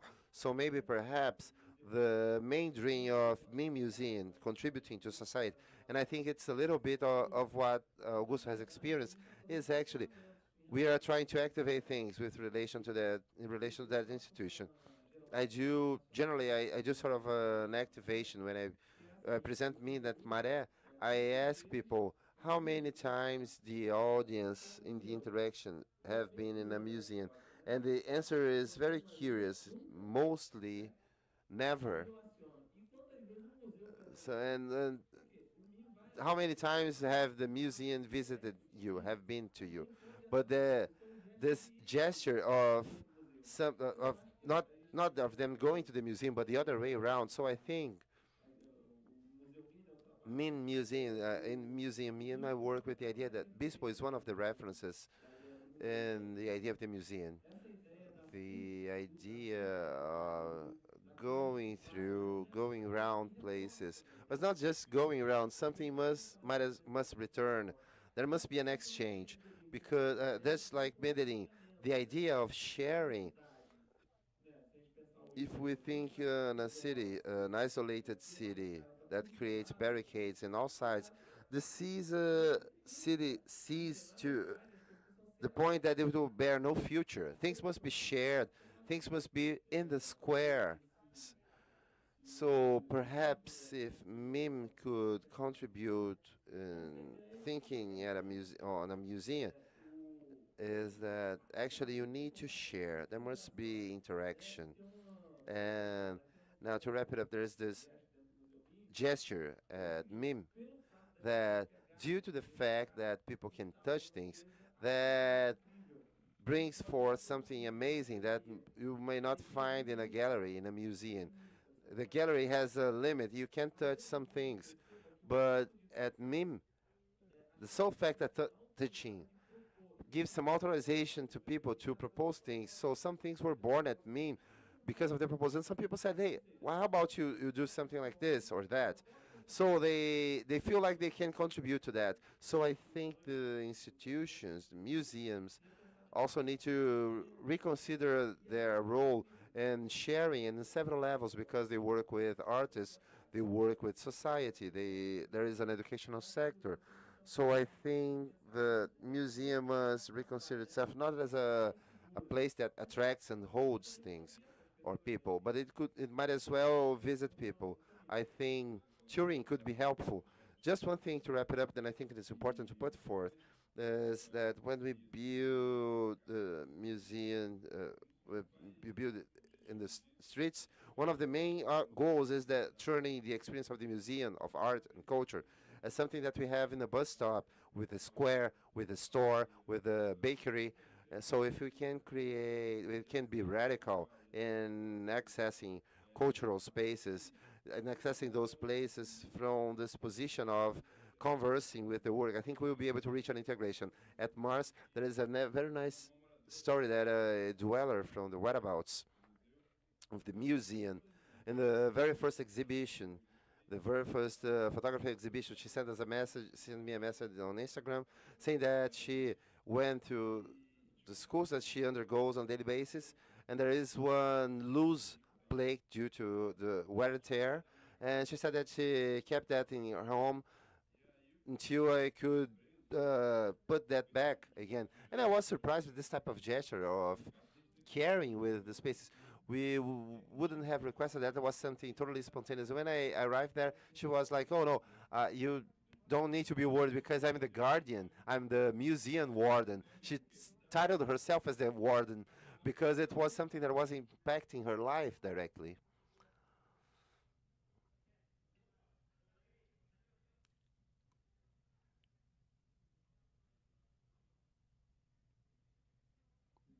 So answering to the question of my fellow warrior, from that point that we need to understand the historical context due to the massacres that took place at the Pataxó people, when back in 2003, no, not 2003, 1993, we had 3 fluent speakers of Pachorran. Due to this massacre, that language was lost over time. So Portuguese became the first language of a whole generation, including my generation included. So the production of this didactic material was first done in Portuguese, but back in 1995, we have teachers of Wachohan group, a research group on the Patachó people, and they started researching in all communities. Even though there were no people fluent in that language, we knew people that knew lots of words, so we were able to build another didactic material, a dictionary of our people. So there are words in non-indigenous language and words in Pachorran. Then nowadays we have books that are all entirely in Pachorran for more advanced, for students that are more advanced and hard things that they need to learn also. So now regarding accessibility, we also have a friend called Kaique who works with Brazilian Sign Language at Red Crown. Another interesting thing of the didactic material, when the indigenous people started occupying those spaces in federal universities, we have to do the final paper, right? And what happens that our research paper was researching about ourselves, and those TCCs, the final papers, became sort of a didactic material for schools too.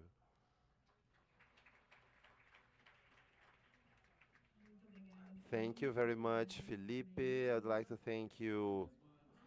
Oh, there's just one more answer. My apologies. I will be brief. How is your name? Oh, Rafael. Well, as I told you, as I said in the beginning, first of all, at Pedra Azul, the idea was making a place that we could dismantle because we had no real estate. And since it became more permanent, we had to adapt the way we were working on it. So the space remained for the kids. I left. I'm in touch with them. They came to get their documents because they were able, by means of a parliamentary amendment, they would reform that place. So I think for a while they went to do other things. Things were like idle in there, and now they are resuming that. One of them became a congressman. One of them there is a ticket now to become a vice mayor. One of them is working in audiovisual. They unfolded their lives. Some left Pedra Azul, but they maintained their activities, and as far as I know, they were about to revitalize the space. So this is it. Sometimes things are more stuck in time or more idle, and sometimes they activate things. And now just a quick reference that I deem important. There is an artist called Alfredo Gerard, and he made a cultural space in a paper factory that made a city but made no cultural space. And his effort was that it would last only 24 hours, and then he would set fire in this place. And people said, no, please don't do that. And he has said, no, my work is to set fire in that. And he made an exhibition, and 24 hours later, he set fire in that. And people were like, oh my God, you're crazy, don't do that. And he was like, no, this is my job. And if you want to make something else, I come here and I can design other space. 7 years later, people called him to build that space. So this realization, this changing the social mindset takes a little bit longer for a whole community to realize, to make things, to steer things. Changing is slow. Now, for one single person, changing is slow. Imagine a whole community. It demands a collective effort. And such a city, for 10, 5, 20 years, it takes time. It's a little time, but you can see the transformation was tremendous. Thank you very much.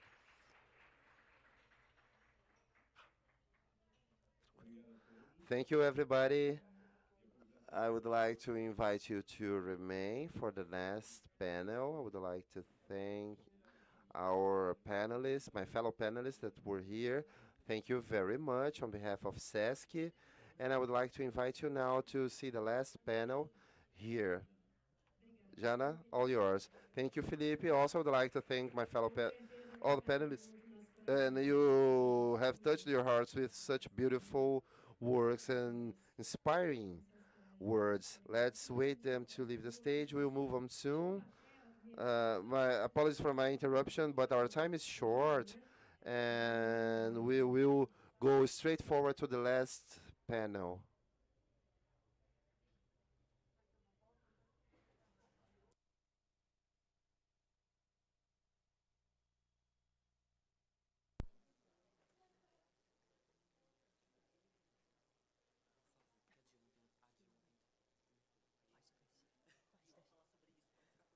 Tá bom. Obrigada, meu amor. Obrigada.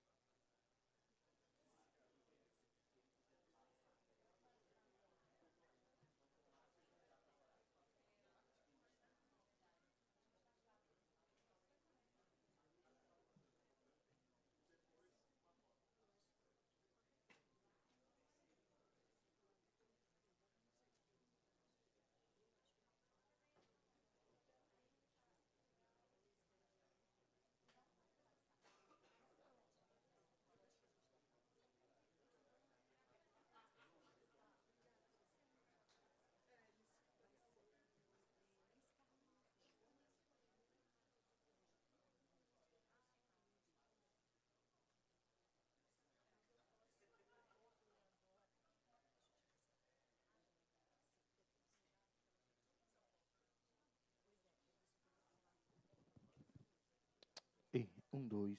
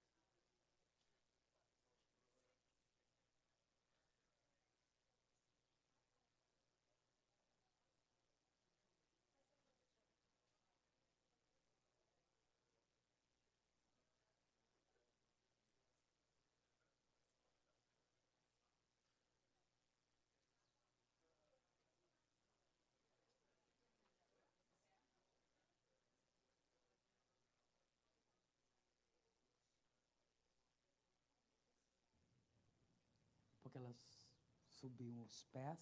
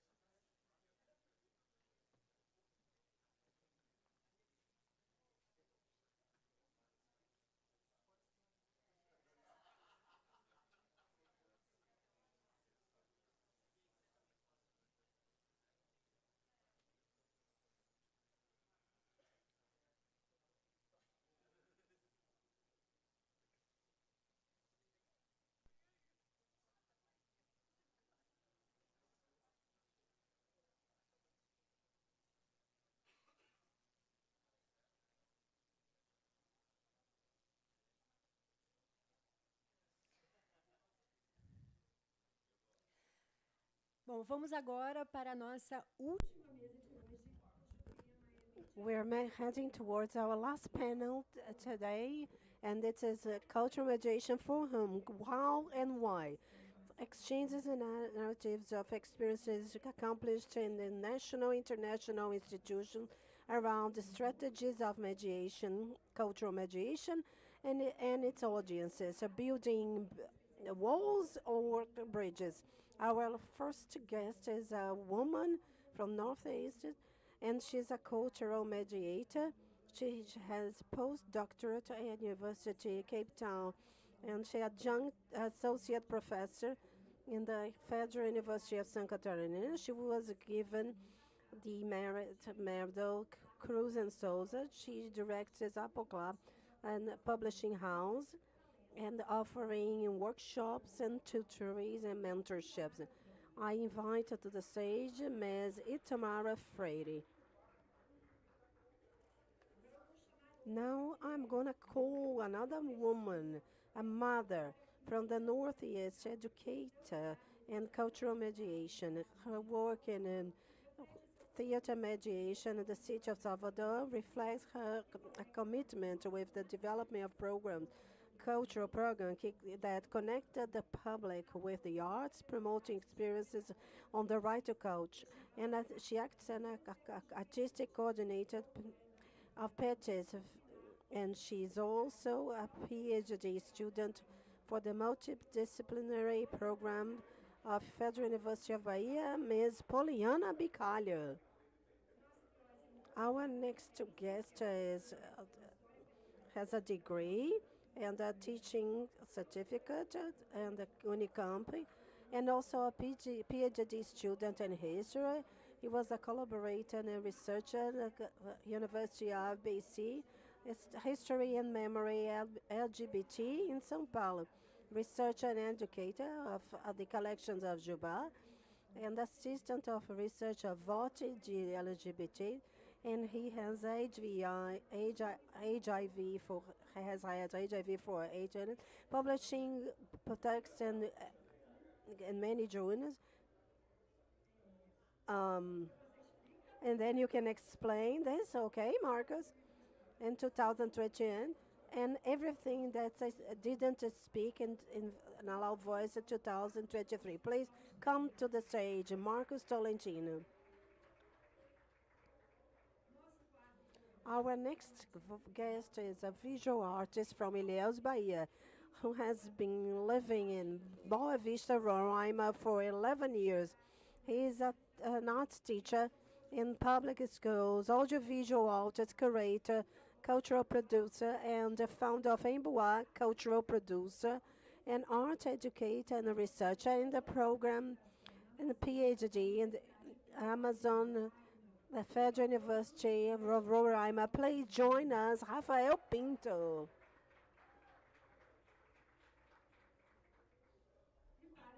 And to finish it off, this last and beautiful panel, our lecturer has a master's in performing arts and works with art and mediation.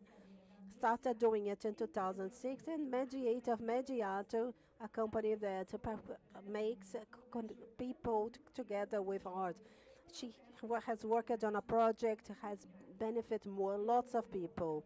She has developed the platform, connective, innovative platform that promotes meetings between cultural events. Let's clap Leni Van Sosten. And to mediate this last panel, I invite the analyst in culture and cultural producer from POA, Mr. João Carlos Araújo. Welcome.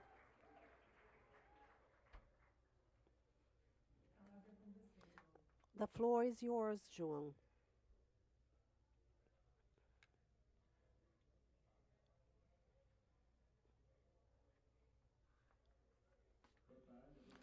Good afternoon, everyone here in the auditorium.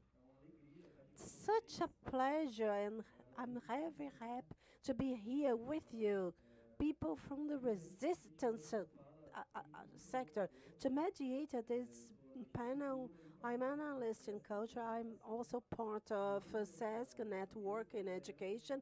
And the topic of this panel is one of our biggest tensions throughout the year. We have been trying to understand how cultural mediation needs to be thought of, how and why all the time. Therefore, I believe we have a very interesting, challenging, satisfactory challenges, so we can think about these strategies. How do we get to people? How can we create a movement? I believe that cultural mediation starts from a dialogic process, a provocative, and at the end it's a very emancipatory process. So I would like to start with the speech given from Professor Tamara Freire. The floor is yours.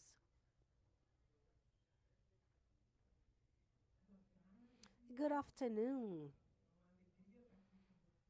I'm so happy to be here with you. I thank you for the invitation, the opportunity. And let's get started, because time is a constraint. So I would very much like to ask you to please show the first slide. It's PDF. Does it work? Thank you. Oh, it's here already. Thank you. Well, so I started provoking that I also put in the to check what kind of image I would be offered about this topic, and then this image was proposed. I like this image. It's very interesting. So therefore, I started wondering about this thing. So to try to play with words, dance, blindness, and cultural mediation. So it's basically about this that I'll be talking to you. Oops. So I'll start reading a poem by Maya Angelou. Give me your hand.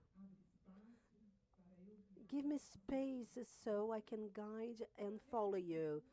For beyond this anger of poetry, let the others have the privacy of the words that they are touched out, and the love for the love, and the love for the lost of word. For me, give me your hand. This is on my invitation in our talk today, that you may give me your hand. And I would like to start off talking about that hand over there, together with mine. That is my mother's hand. My mother has just turned 102 years old, 1st of October. She is very strong and she refuses to walk with support. She has already fallen down, not only once, but many times. But come on, I don't want a support, a walking support, but I also want to take the opportunity to do well. This is Black awareness. I cannot leave this space without to pay some kind of honor to all the people who gave me their hands so I could be here today. And we're talking about lots of them, and you are among them. But there, where we have my mother's hands, my grandparents, my great-grandparents. I like to say that I am a daughter of Felícia Gama Freire and Manuel Antônio Freire, because if it is not for them, I wouldn't be here. And I am very honored of all this curriculum. I left the university to retire because the next perspective I had at the 3rd postdoc program. No, I'm going to do something different in my life. But I remember my parents with a bunch of kids. The only thing we do here is study.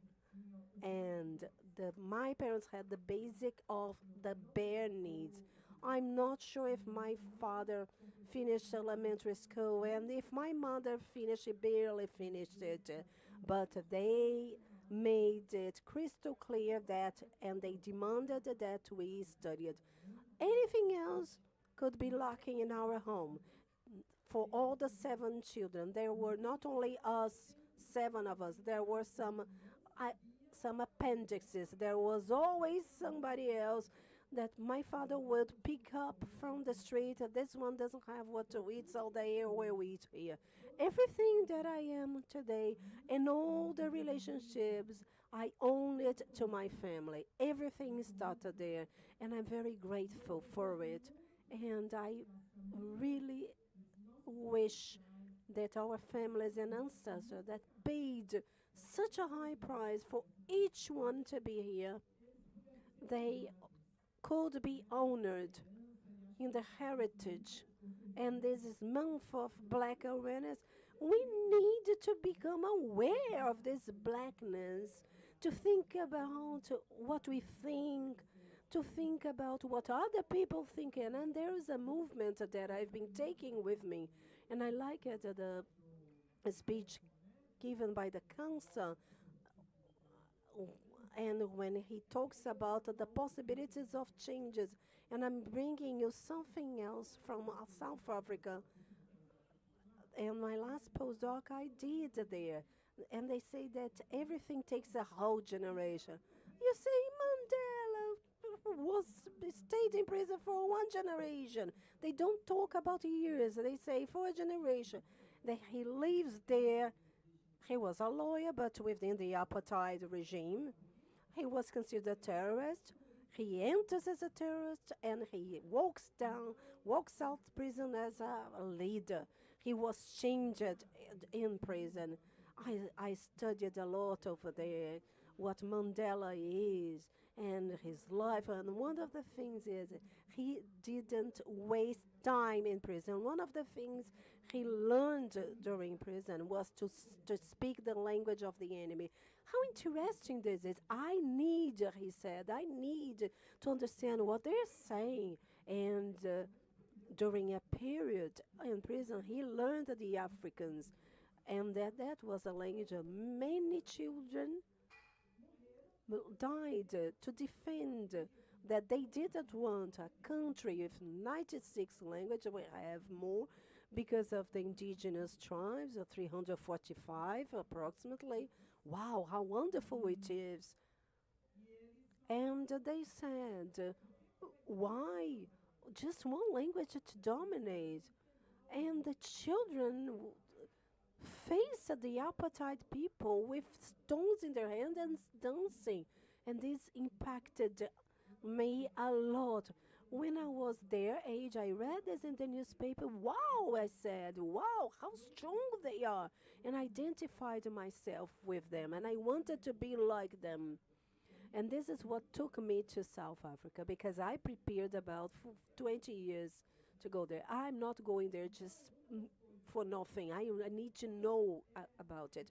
One of the most important things that I've been talking about, and one of the reasons for me to be here, try not to miss any opportunity to try to do small actions so we can finish off racism in this generation. I'm not talking about, because sometimes, we need to finish off racism. And we need to think about a date, a deadline for it. No, racism needs to be finished off now. It's enough. I like it when he said it took 20 years to change as a place. And we have all the technologies possible to finish off racism in this generation. Our parents, our ancestors didn't have the technology that we have today. I'm not talking about information technology. I'm talking about mindset, construction, university, art to finish off racism. Now, the main question is do we want to use them? I always make this appeal. Who is with me to finish off racism in this generation? I would like to know. Please. Wow, fantastic. I'm in a major movement, and what is very important, that poverty is many of our communities and many of colleagues poor is those who don't have a community. One of the things that I found it is very important. We only need 25% of a people to change a thing. We don't need 75% to change. Only 25% of people in a certain people or population is enough. We don't need to have the majority in our favor, but wherever we are, we need to have this crystal clear. I am here with my action contributing to the end of racism. Just for you to have this awareness that your action at that moment is contributing to finish off racism. This is an effect within the little stone or pebble that we throw in the river when you raise your hand today. So try to remember on your daily routine. So this action that I'm doing here is to finish off racism. May it be. And this is like to our ancestors, please give me your hand. May you give me your hand. And they keep holding our hands. So let's start off. Well, I thought about two examples of two studies that I did on the postdoc in Nottingham, and the other one in South Africa that I did with two ballet groups. One was a ballet group in England with Bog Vision, and we worked it. I'm going to show you. One was very much about the invisibility of seeing and unseen, and brought about lots of reflections about my thinking blindness as a perceptive activity and not as a disability. And água e pedra, texturas do corpo. So this was my postdoc. I did a video dance at that time, and when I researched about the social body, the South African social body, and I'm going to talk about these two experiences. These invisible dancers is one of the questions that I put in this residence that I did. It is a type of residence. This dancer, I did it 2001, 2002, during a year that I did my PhD in inclusive arts. And I did a residence with this company, with dancing companies, inclusive dancing companies. Thank God that they said 20, but there were fewer than. Okay, yeah. The next question. Well, that's it. These people, they commented about how they provoked people. We mixed ourselves with the audience, so during the performance, you didn't know who the audience and the dancers were. And they blindfolded us. They did lots of provocation to deconstruct the audience's reaction and to think about blindness is and not and is not. So lived each day. Which day we were faced with a provocation, and we in the residency we knew about. But the audience didn't know that we were in the company, were part of the company. So this created a mixture of audience and stage, that we didn't have this organization. We didn't have a stage. Everybody was sitting at the same level, and everybody was provoked like this and decentralizing of who was who. And this performance, and then the experience of seeing and not seeing. What did you see and what did you not see?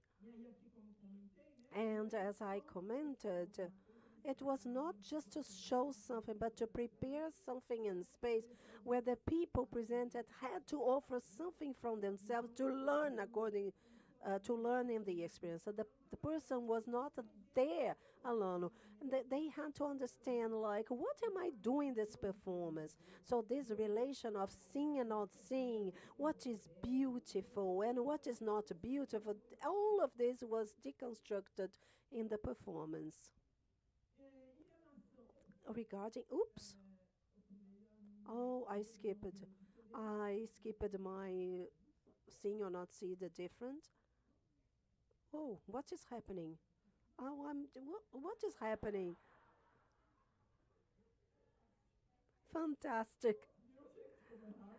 Can you see how fast it is? Very fast. Okay, resuming it. Wow, it's very fast. So I did my postdoc. Nana Água e Pedra. And this one, lots of people in society where people were blind in the city of Cabo. And I held a workshop with them and about the question of expressing emotions. And then we had a video dance. And this has all been documented. Everything is there for you to see. But one of the questions that I debated with them a lot was the relation between dance and forgiveness, because I studied a dance called Zotoi, which was a resistance dance. And the dance people dance, it was a dance that people did to resist the apartheid regime.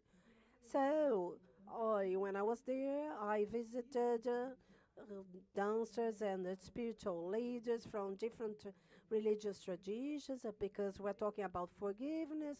I took the Derrida's text, if the body forgets, and then I worked on our body memory, and especially with blind people, because when I work with these people, I'm talking about body memory. And what is this? And I wanted to know what the body memory of those people during the apartheid regime was.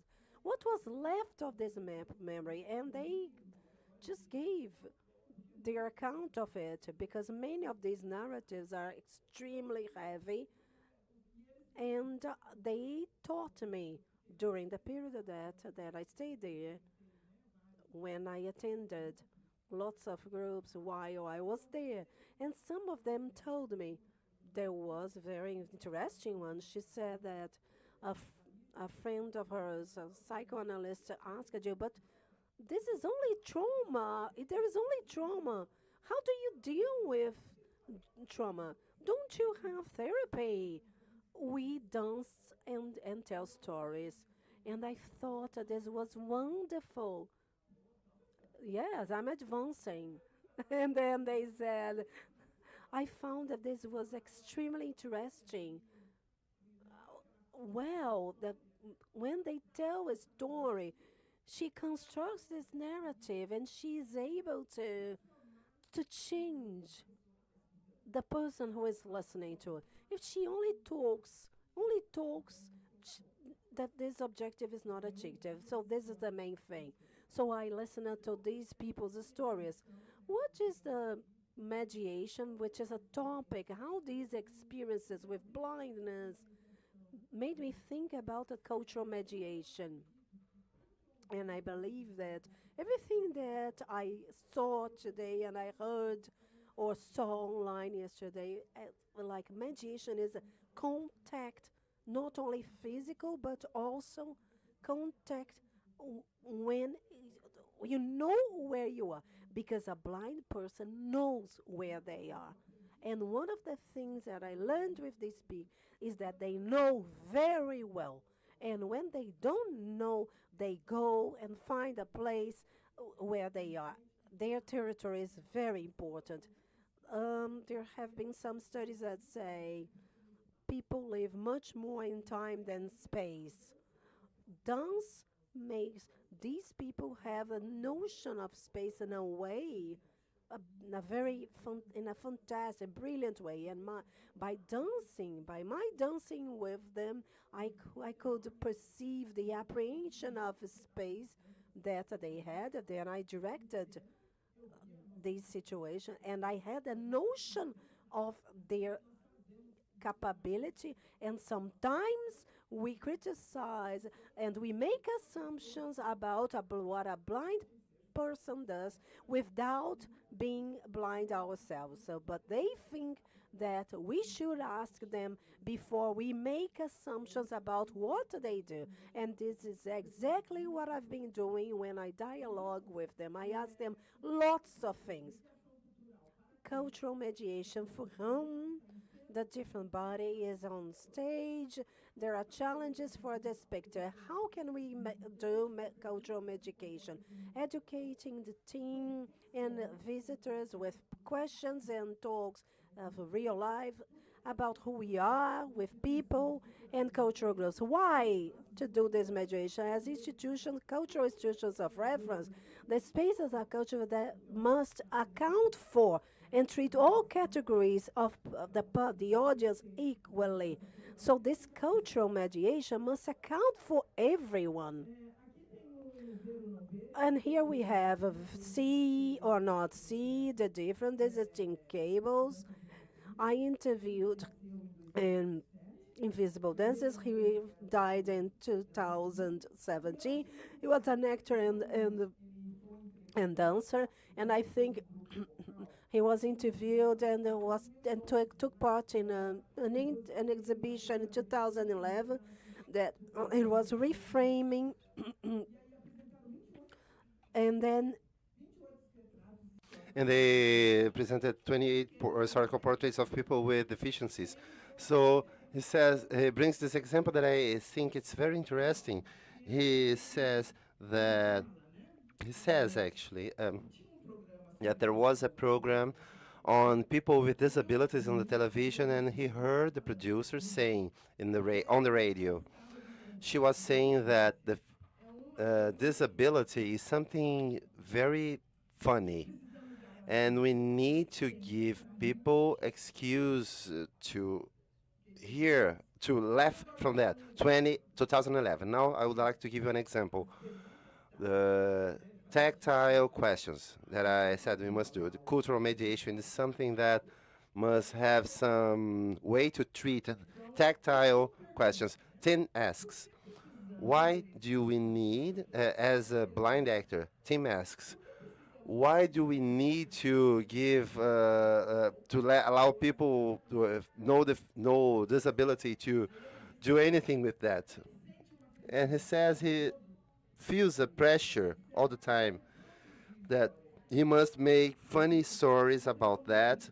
We are still forced to define ourselves based on our disabilities, and this is the only thing we should be interested on. So sometimes we need to be very careful because we establish an agenda for people with disabilities, or even within our groups.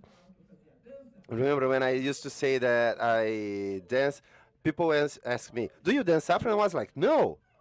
I was like, no. And they were, no? I was like, no. They were surprised. And so was I. So just to show you, we are so curious. And then there's this example he gives of the exhibition. These were one of the cases that were most studied in the beginning of the past century on different bodies. Any type of study group, they did that. And then there are those questions on the exhibition. The exhibition was a good example because she called people with disabilities to express what they thought about the exhibition, and they made questions on the exhibition. And then they asked, we are so curious on the difference on how we were 400 years ago. Are there positive images of people with disabilities? Contemporary people with disabilities have more control on the way they are represented. So this is something for us to study when we put forth propositions, almost in the end, So, sensitive conversations. Another thing that I think is irrelevant in the mediation is the conversation with the team.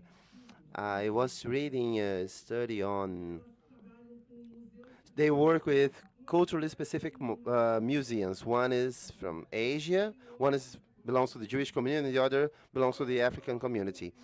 And they gather regularly the team, these 3 educators, and they are also curators responsible for the collection of the museums, and they gather to tell stories and to discuss. And they gather with their teams too. And they say that the stories they share and discuss are intended to transform situation that goes from the racist ignorance to stereotypes to discomfort, with a discussion on race and opportunities for learning. And they use these 6 principles. They believe that their team needs to have the need to know. If the team isn't interested in knowing, it's difficult to transform anything. The need to be willing to know, self-conception. What is the self-conception that person has in their team? And if I'm working on something about difference, about blindness, how can I, someone who sees myself, how do I see myself as a person who sees in order to relate with the person who cannot see? What is my self-conception, as well as with race, as well as with things related to gender? How, as a person, how do I deal with those things? Because I need that as a reference in order to be in touch with the other. Life experiences, what I have experienced, readiness to learn something new, and the orientation towards learning, because you need to know the way to go, and the motivation. I must be willing to change. Finally, offering the brave space where vulnerability is acknowledged, where tensions occur as we move towards new understandings. This is an arena of differences, so it won't be a walk in the park, but we must deal with things like that, because we are already dealing with stressful things all the time. So finally, the sensitivity and accessibility and democracy. Nowadays, one of the indicators of democracy is the access that every single person, with or without disability, have to culturally available goods. So this is important, but what is remarkable is not putting people with disabilities or differences, sensorial or physical differences, in a place of passivity, but of that of co-production, co-creation. They must be invited to think, conceive these places. They must not be passive participants of these spaces, but rather they must be there helping to building these places too. And now, wrapping it up, this is one of the things I've learned with people with blindness, and I would like to read it.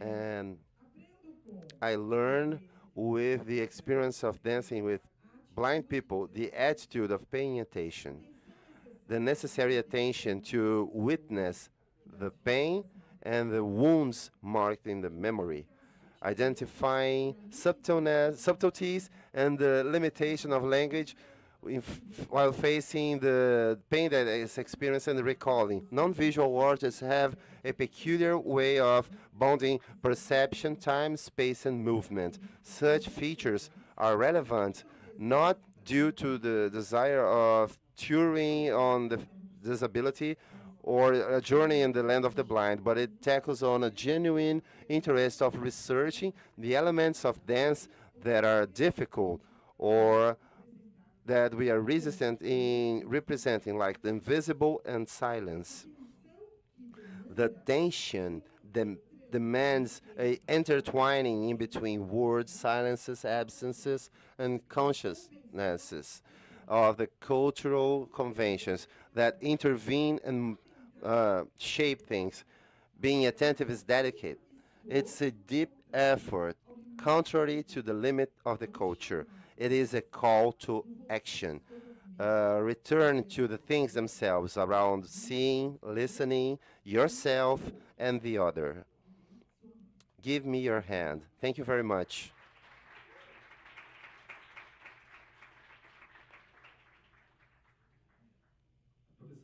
Professor Ida, when she invites us to hold hands, and I think it's an act of a lot of generosity and affection, because holding hands is interconnecting ourselves somehow, and cultural mediation occupies this place. And in your talk a few minutes ago, you said that mediating is co-creating. It's a continuous participation from both sides. It's a flow. It maintains, it doesn't have one single flow. It might be unexpected because we are faced with several issues throughout that process.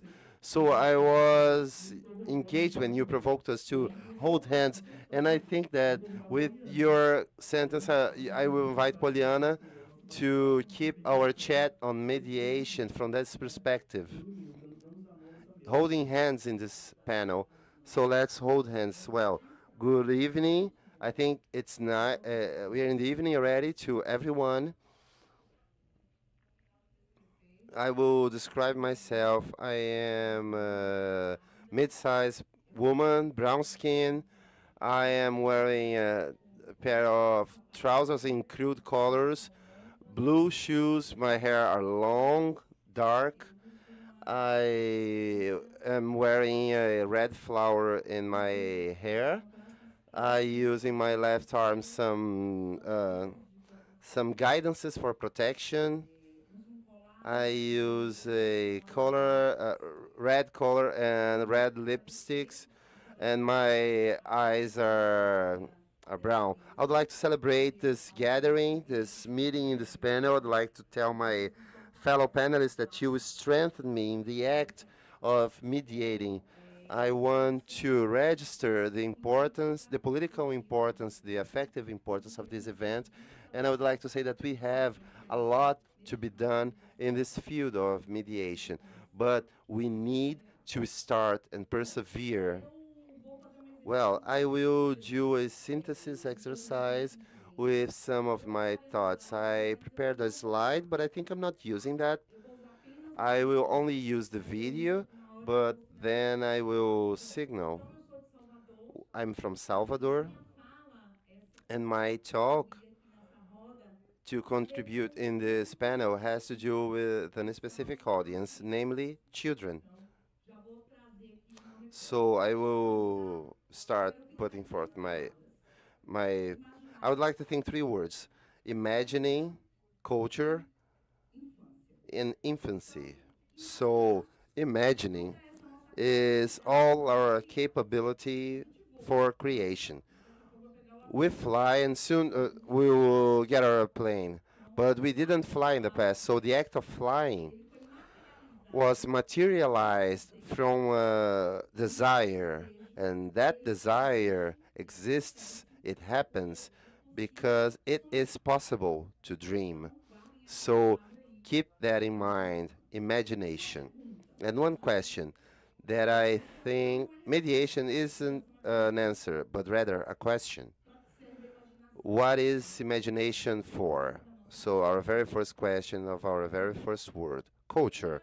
Culture per se deserves a whole seminar. So in a very simple way, I would like to bring an understanding of culture that has to do with a chain of thinking of Latin American authors, thinking in deculturalizing culture. So what means deculturalizing culture, Poliana? It is thinking of culture as a vector for social transformation, but more than that, it is understanding while practicing that all social issues are pervaded by culture. So I can give an example, such as misogyny, racism, xenophobia, and all other social issues that crosses ourselves. And thinking about misogyny, how can we build, how can we minimize, how can we work on this topic? all we have to do is to arrest the, is it enough to arrest the aggressor? This is one thing. But we need to change the imaginary on the bodies, on the male and female bodies in this society. So from a work, starting from a work of social mediation, question, can girls do it? So we can develop a working to empowering women and discussing with boys about the other masculinities. And we can do that by means of the theater, dance, visual arts, literature, audiovisual, poetry. So this is a key point. Culture has a place in the symbolic production. That place is important. Everyone produces culture, including children. And then we get to this audience that I am very fond of, children. And then we need to understand that childhood is a category. It's a transitioning category. We all go through that, but infancy nowadays is increasingly understood from different cosmovisions as a state of being. So, as adults, we can all experience a state of childhood, but I want to talk about small subjects. They are historical beings, and children are crossed by several issues: gender, territoriality, sexuality, social class, ethnicity. So all those crossings will state that the experience of childhood is not the same. We need to think children far beyond the mid-class scores, far from that type of children, the child that has access to a certain type of imaginary. The programs of cultural mediation must have in mind that we have a multitude of existence in childhood, and every child must have an attention in programs of mediation. And here I'm talking about issues related to inclusion. We perceive more and more the presence in cultural equipments and spaces of art, children with multiple disabilities, be it physical, blindness, deafness, low vision, and are we prepared for that? That's a question. We are here reflecting and looking for pathways. So those children, urban children, must be embedded to our processes of mediation.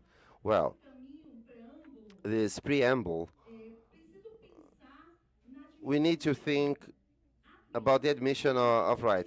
Children are deserve the right to culture, and that is not just about enjoying, but the right to experience, to create. And how does children produce culture? By playing. Playing is something legitimate for experiencing childhood. It's not a waste of time. We need to let children, earlier we had someone saying about children playing in a space of art. They're generating meaning on that. So this place of understanding playing as a production of meaning must also be considered educational processes in mediation processes. And now a pause, a poetic pause. And I love this poem from Manuel de Barros, and I would like to read that from a book called Exercises of Being a Child. And he says that Mom says that carrying water in the siphon was just like stealing wind, and I went running in order to show it to their brothers. The mom said that it was just like picking thorns in the water, just like creating fishes in a pond, and in that place of poetry.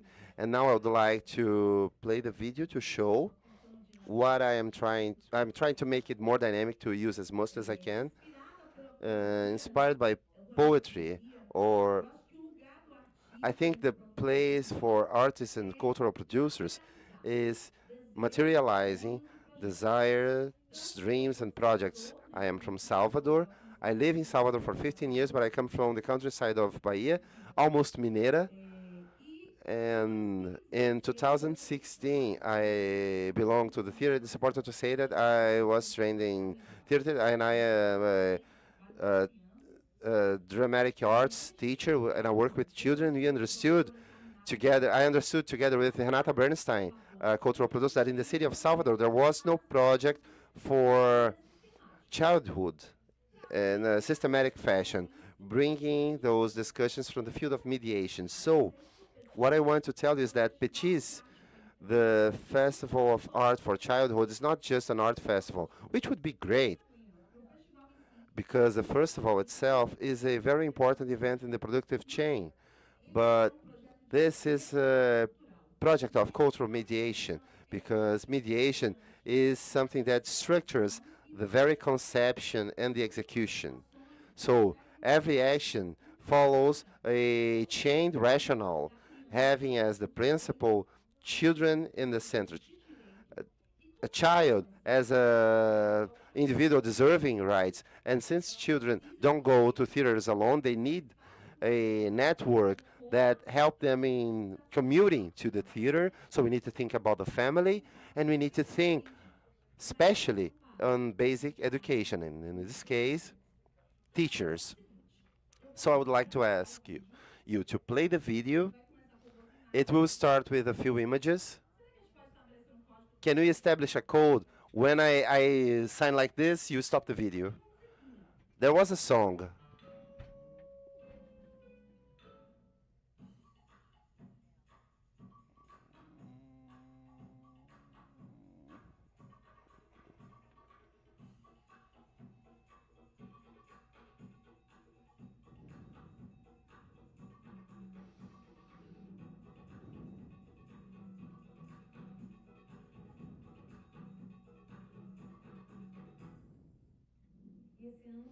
This year, it was a tremendous joy. Okay, good. Thanks. So, some initial images. Now, what we have in the scope of this project, let me sit down. This is an artistic display, and I would like to tell you the stages, and we will reflect on them. There is this artistic display with some actions as seminars, workshops for educators. It has a infant curatorship process. The first action took place in 2023. It's a biannual project. It's a mid-sized project. It's not a big-sized project. Just to show you that the resources are scarce, and besides that, it has actions to train cultural mediators within their structure. So, that first moment, I will proceed with this audio, with this testimonial from Renata, my partner. Please play.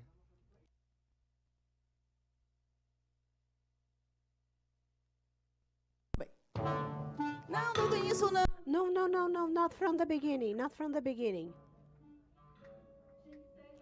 Oh, it had to be continuous. Remove the audio, just the images, please. And I'll talk over the images. Because we have a video available, so we need to optimize our time. So, I'm gonna think about petits, and we are getting to the concept of theater mediation, which is being strengthened through the work of the teacher Noeda de Valerio. And we have this project that take good care of me, a very important project in the graduation process. And we have somebody that came before us, and I would like to think about from these provoking questions and cultural mediation, for whom, how, and why. I like to think about petits in relation, not only medicine, but all the other projects of mediation in relation to the city. This is an image of our child curator. I will bring some of the lines here. Why the right to the city? Well, first of all, the occupation of these bodies in the spaces which have been sacred by us.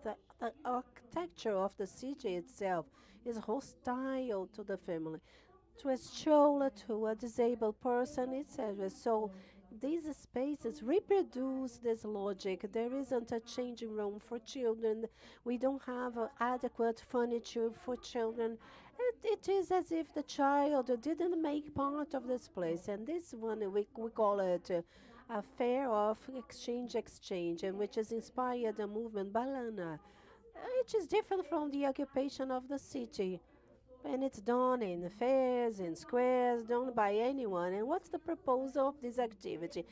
Children take their toys, books, and they exchange among themselves with mediation, not with an interference of an adult. So we have a microcosm, a social microcosm that belongs a neighbor without knowing that person with such strong friendship, and then there's this huge diluted, and this relationship of toys exchange, it goes over the logic of conscious consumption, because the child that doesn't exchange the toy for money but for the experience of toy. We have this experience of this girl with some fantastic toys, and she wouldn't exchange for anything. And then there was another child that came with a balloon.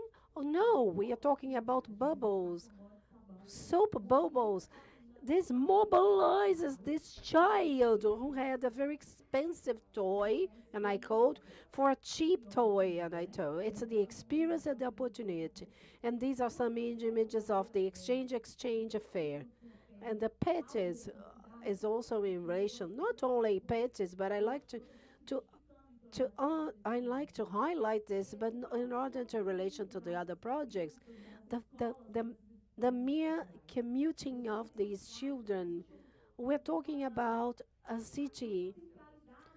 There is a centrality of a cultural equipment. Salvador is a very big city, and people don't commute to the center of the city. So when we are going to do these register of these cultural expeditions, they draw a bus. They draw the Cordão da Vitória. They draw a tree. Everything very, very clean, of basic hygiene system, with totally different from their realities. And here you can see a speech given by a teacher in relation to this aspect. It was very important, our participation. The children took took possession of the spaces that were not accessed by the, and they took possession of this space that mobilized them, have different feelings, and to build new meanings of art. And also in the drama classes. Thank you very much. Another aspect of PETS is the right to participation. So in the 2023 edition, I said, Renata, I don't know how, but let's develop a methodology of childhood curatorship. So we have an adult curator who kinds of pre-selects it, and this childhood curator, oh, this is something. And this childhood curators, they need to manage. They don't know them one another. We invited 10 children between 7 and 10 years old, and they had to spend an afternoon in the theater, and they had to choose the performances that we're going to hire. Something very interesting happened. They had this voting system, and they argued us like very democratic thing. Well, these are the elements of democracy. And there was a girl who said, we had this dilemma. The performance is there in the video, which was chosen. And she said, well, I've chosen the boo performance. Why? Because this performance talks about courage for the girls and to the girls. And I think we need to see things about courage. we had the presence of an adult curator. She said, Poliana, how am I counter argue this? It has already been selected. Well, that's it. These are the dilemmas that we have. We also have the participation of children. These are images of community in Salvador. Very important place with social workers, the community of Uruguay. It's a community of stilt houses, which is structured on a fight, a community fight with lots of things in their agenda, with especially a cultural agenda.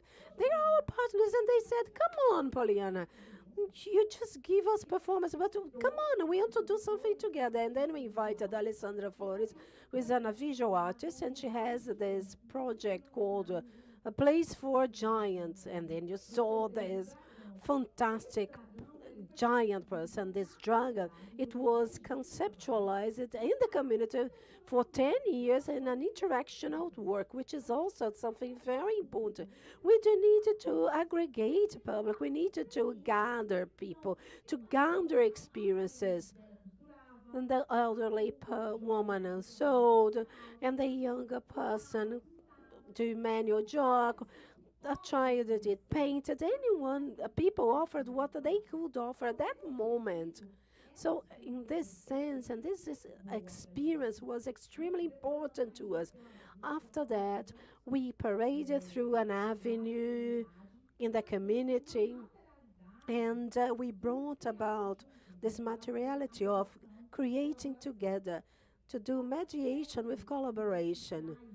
Another aspect that Patches brings about is the right to art, and this is something essential. It cannot be without this, and I talk and think about this. Why? Because a school can be liberating, as Paulo Freire tells us, but it can also be castrating, as Foucault puts forward. But we cannot forget that schools are made of people, and these structures and these people are the ones who will decide about the guidelines of the style. We've been talking about appreciation of teachers. Unfortunately, we have our own limitation as cultural object. What can we do for the teachers themselves? So we have a network that does not only work when Patches is on, but it's a continuous dialogue network. We talk on WhatsApp. But I am attentive to the needs on the schools. We have seminars, we have training programs.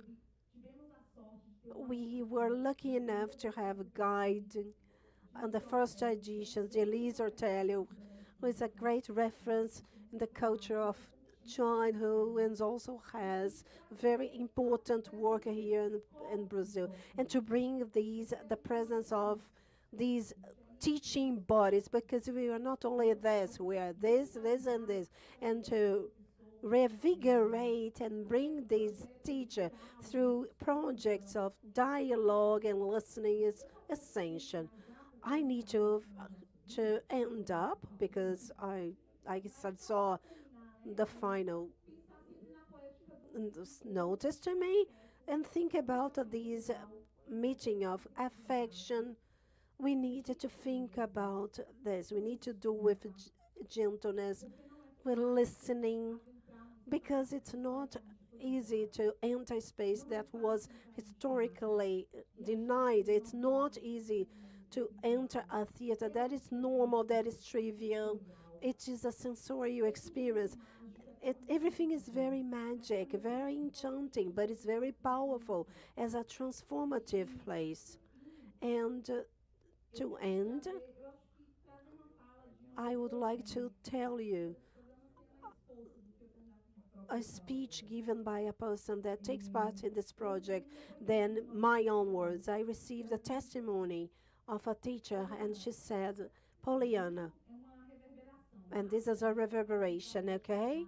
We work in this logic of sensibilization, contextualization, which is a methodology of cultural theater mediation. A moment that I consider very important was to observe the happiness in our children, especially one pair. And so in her own words, I observed her smile that came up any time a certain song started. He also showed me lots of curiosity and satisfaction to be under that tapestry in the company of Dei, who is a teacher aide. And that day, the mother of the child went there and saw the performance. And she was very excited to see that her child, her son, having fun with other people. Well, they offer the children. A child should be in the theater, should be in the art places. Thank you. Pollyanna's speech. I confess to you that we didn't arrange for it we had written down about this. Pitches is very important in the festivals here in Brazil, and people who produce it are very attentive to your work. Why am I talking about Coestes? I was going to sew the tapestry from two examples in Pauia in relation to performing arts. And we're talking about two events in Piauí. One of it's Sesc, a very dear colleague, Soraya Holanda, and Umilde, and this festival, a festival with children. It's done with children because they make part of the curatorship. They are also monitors. There we have the children, people with special needs. So we are talking about intergenerational event. And another example that I was going to cite is the example from my own unity. Sesc BOE promotes is a very interesting, and you mentioned this very specific, because the communication of Sesc, the name is funnel, and nobody wanted to accept this. But why funnel? And then why? Why funnel? I have Zabilis, and he is autistic, and he played with a funnel. He put on his head,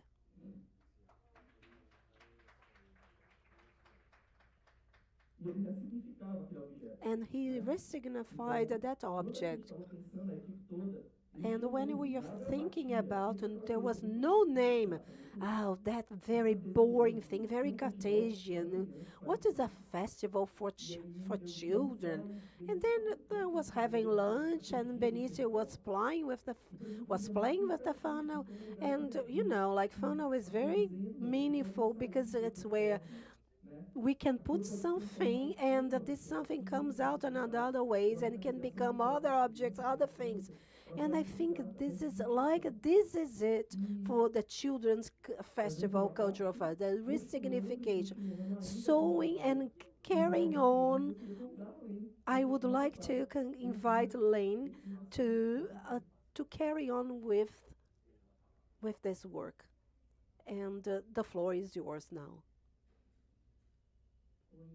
Hello, I've been introduced. I am Marlene.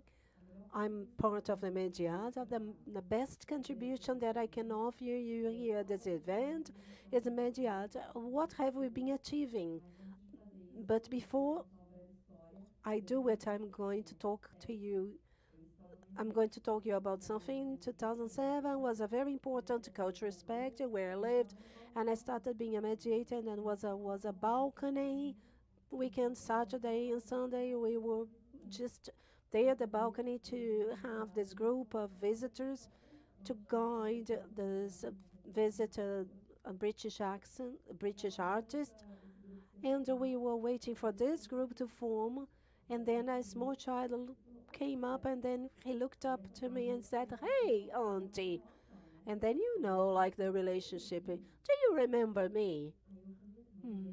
I didn't miss out the opportunity. Of course, you came with your school. And he was extremely happy that I remembered him. And of course, it was a lie.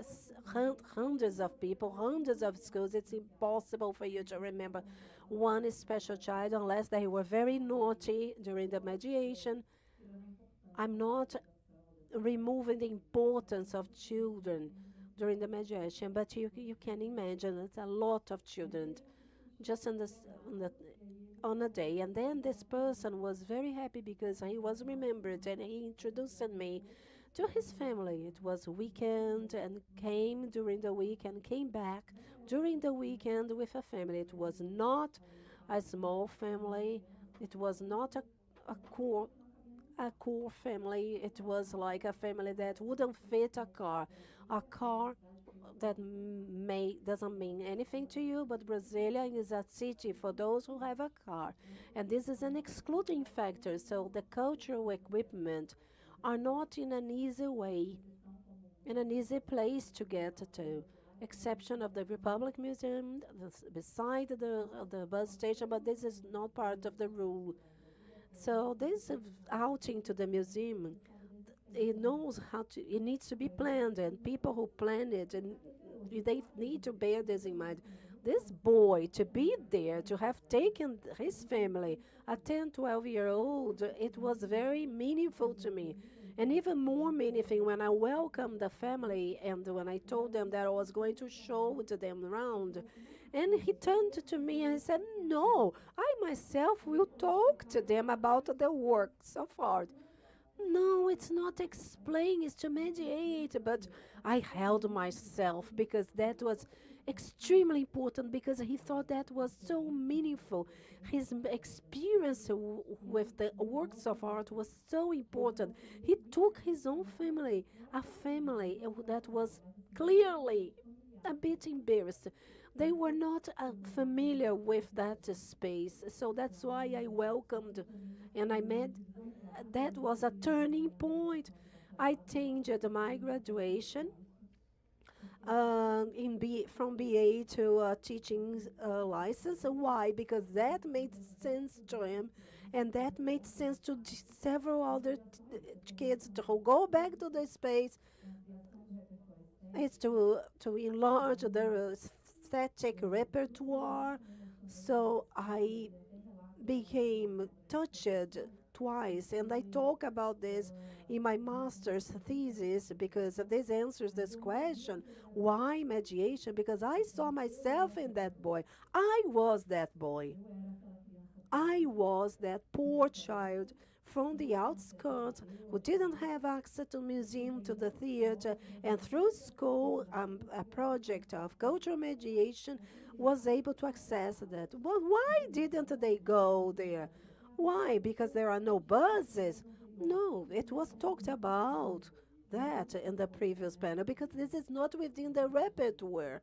Augusto talked about this in their own city or town. They didn't study at university. It's not because there isn't a university in our city, because it's not part of the people's expectations. It's not in their repertoire.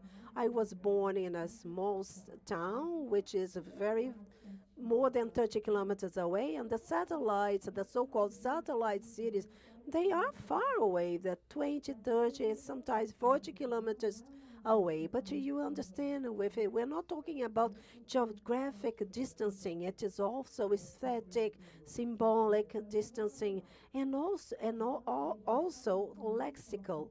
So when I was I was a student in a public school during high school. I was presented with a new universe. Art makes me become aware of a new way of seeing things and discover new things, and that has taken me to different places. So the first time I looked for a job, I just prepared my CV with name, address, and I handed in at the pharmacy because I thought I was going to work at the pharmacy because that was within my repertoire. Oh, is there a new problem? Is there a problem working at a pharmacy? I mean, I wouldn't be happy because I love doing this thing. So I stopped being the girl from the outskirts. You never went to the theater. My mother was a lady who ironed clothes. My father was a bricklayer. To a universe that we are talking about, a museum, theater, cultural equipment for the very first time. So to present this universe to me is very good. 90% of the people that we saw and most of them are very vulnerable, social vulnerable places. And within these people, around 19% disabled people. So bring the results to you is the best contribution. I would like to show you a video. This is the video. You're going to do an workshop with us. It's an workshop to prepare you for tomorrow, because you're going to watch a play. I'd like to ask you, do you think it's necessary to prepare to watch a play?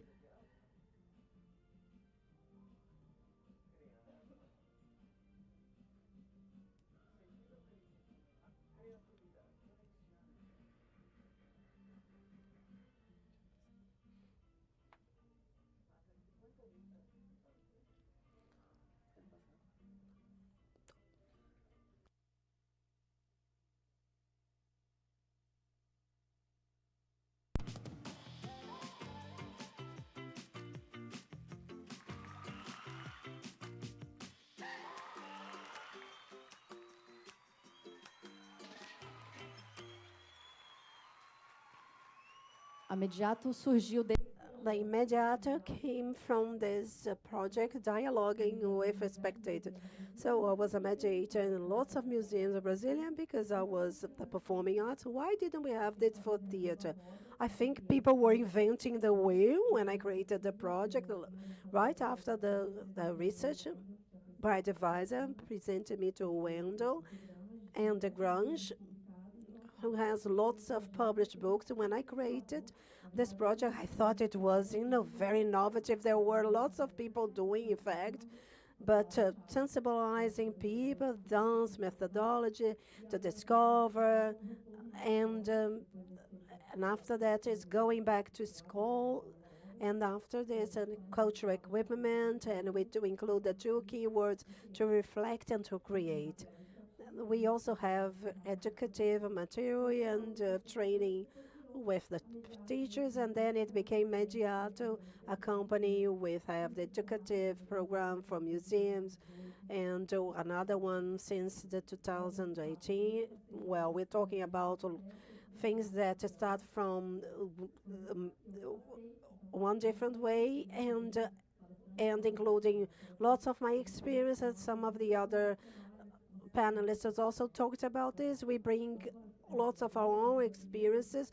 When I was a mediator in my first club of blind people, look, as you can see, and then I felt like I was so embarrassed. I didn't know what to do.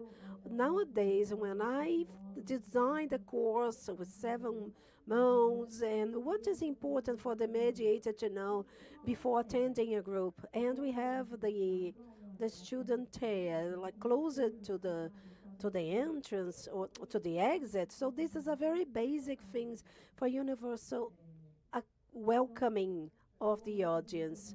So we have been developing this project along the time, visual arts project, and then I realized that we needed to have more people here. It works just for 3 months, and then we need to wait for the grant for the next year, so we needed something less seasonal, and then also would be the bridge. My biggest desire is to be a bridge. I want more people. I want to be a bridge. And then the Foundation in Support of Research launched a bidding to accelerate the startups in 2020. And we were in this kind of contest of writing and getting the consultorships. We had more than 400 written ideas just on this in Brasilia, DC, and one of them was ours. Fantastic idea. What is a Netflix of the theater? Challenge the own essence of theater. And we had this idea of filming a play, because we are talking about the pandemic. Of course, it was a failure. Come on. but I will just spend like 1 hour just talking about this failure and what I learned from it. But that we migrated, we changed this idea, we've learned a lot from our mistakes, and we created this platform called Connect, which connects these cultural spaces with not only with public schools, but also hospitals and social institutions, private hospitals. This platform connects cultural events, including any language and languages, and teachers and students. So I'm going to show you a very short video. We have to skip it, but it's not this video.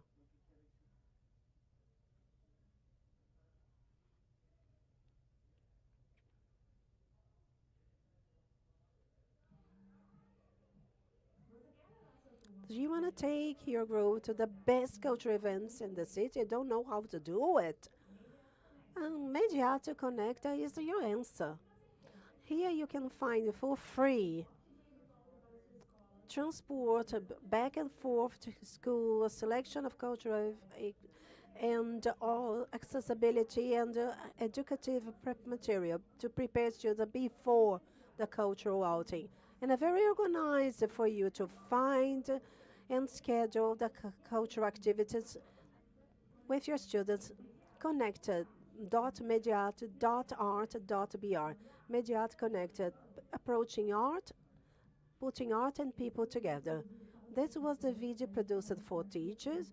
We have a version for the cultural producers showing the benefits. So the objective of the platform is, this is the objective because we depend on public money. You saw Sesc, Paulo Gracindo Theater, which has been doing like a transformative work in these satellite towns. And for you to access these spaces, you had to go to the center. And we are talking about not only geography, we are also talking about cultural, and this is like an intermediation between the places and the people. So the people and the teachers from the other places didn't even know about this, and they didn't even know that there were free performances. And we had a certain number, big number of free projects, and I have received this piece of news 2 years ago. I received this news 3 years ago, and I am sure that this transformative work, and we've been doing for a decade, will bring about results. So maybe in the first week of projects, for instance, we can include some schools. The second week, the students from the first school, they bring back their families, that they discover there is a certain program. You know, remember that little boy, he took it very seriously, that sentence, when I said at the end of the mediation, come on guys, this is the public space, look, this is the cultural schedule with all the program, and I'm sure that we'll have a look at some results in 10 years perhaps. Well, coming back to Connecta, this platform has been supported by, I'm just going to show you a video of results. What did you do last Friday? We went on an outing. Where was this outing? And did you like this outing? Yes, we loved it. Well, today we're going to do some activities, remembering a little bit what you did there. What do you think? Who is in for it? I want to see the building of your maps. What was very decisive for you from the place where you go until your place, until your school, until the cultural space?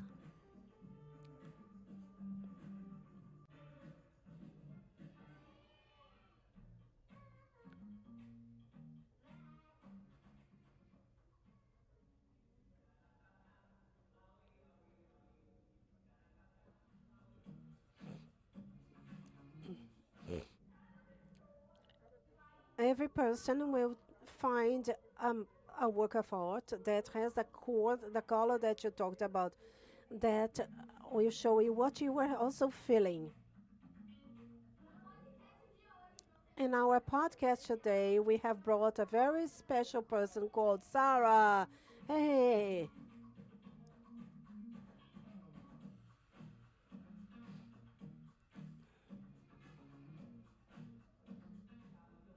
Thank you for your participation.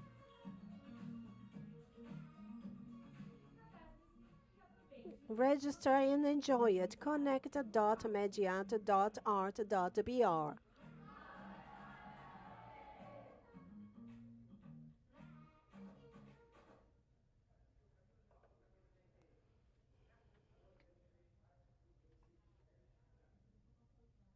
I just wanted to show you the slide.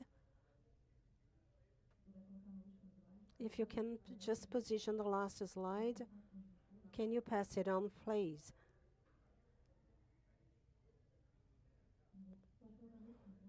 Can you show us the last slide, please? Thank you very much. I'm just going to talk about the numbers. We launched the platform in April last year. To my surprise, in 1 month, 2,000 people had scheduled their visit. How do you just launch a site and nobody knows it? And then I realized that we have a very strong network with teachers. Since 2010, I've been doing this. Well, as a mediator, I've been doing this since 2006, but since 2010, I've been doing this work with teachers. And we offer this through the platform, free transport and access. We just needed the school to tell us. And we have sign language interpreters besides all the pedagogic material that sensibilize the public. What do I need to know before taking people to the museum? Should I take a backpack? What can I work in the classroom relating with the contents that I am working on? So the platform today, after a year and a half, 25,000 people have registered, and the overall numbers, more than 80,000 people. And I see this platform, if everything works well, we're going to transform the culture of visiting these cultural spaces as part of the routine of the schools, not only in Brasilia, but also in other places. Thank you.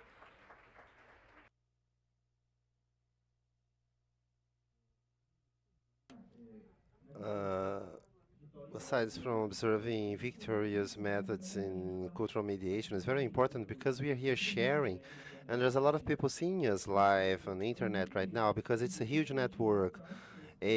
Looking for practices so that those strategies, those good examples, those successful practices are replicated on a daily basis, and observing the work that you developed in the federal capital is accessible, is for free. It has accessibility, so there's a whole effort involving public resources, extremely democratic. So I think it is worth institutions using such a methodology in order to apply in some specific context. So our panel here is very interesting because its starting point is the real world, and cultural mediation starts from the real world. Sometimes we problematize in context in academia. We need to see what works in the real world, in the flesh, what's really transformative, what reaches the other end. I think one of the main catches of the mediator is when they understand, when they turn the key. Wow, it works. Victor said, well, I made lots of mistakes. Making mistakes is a very important part of the cultural mediation. Now to move on, I am glad to share this panel with this person because it's a friend of mine. It makes me very proud in our network, but here is here today to talk about the robust work he performs with people from the northern region in Brazil. Rafael, all yours, my man. Thank you. Good evening. First of all, I'd like to thank for being here. I am glad to represent Roraima in this international seminar. We have two people, me and Joana Pichana, who lives in the north, and lives in a proposital isolation. I would like you to put my slide. Perfect. So, I am a visual artist. I'm an art teacher, as I said before, and I live in Roraima for 11 years now. Roraima is a very important space. Oh my God, my font was changed. I think it was automatic. I hope it's not a total disaster because I am an image person. Roraima is a very important place for me. It's responsible for the person I am as a human being and an artist, as well as my studies from the graduation to my PhD, what I'm studying right now. So it's a state that enabled me to know a little bit more from Brazil, because my vision was very limited of Brazil, living in Ilhéus, in the countryside of Bahia. So going to the capital, when I went to the capital, I looked for references from by friends on trustworthy places too. But this path towards imagining Roraima isn't the same that many people do, mainly coming from southeast, who see Roraima from a social imaginary created from the Amazon, and it's frequently advertised, a place where snakes are all over the place and panthers are all over the town. It's actually there are so many things. Well, I mean, I've seen a snake in the streets, and panthers do kill. And I haven't seen panthers actually. Thank goodness, thank Yeshu, thank all the Orishas. But indeed, there are lots of things in Roraima. There is diverse people. So I like to talk about Roraima in the context of multiple Amazons, because there's not one single Amazon.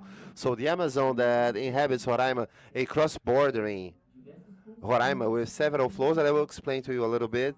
But I had to talk about that. So I'll try to be as quick as I can.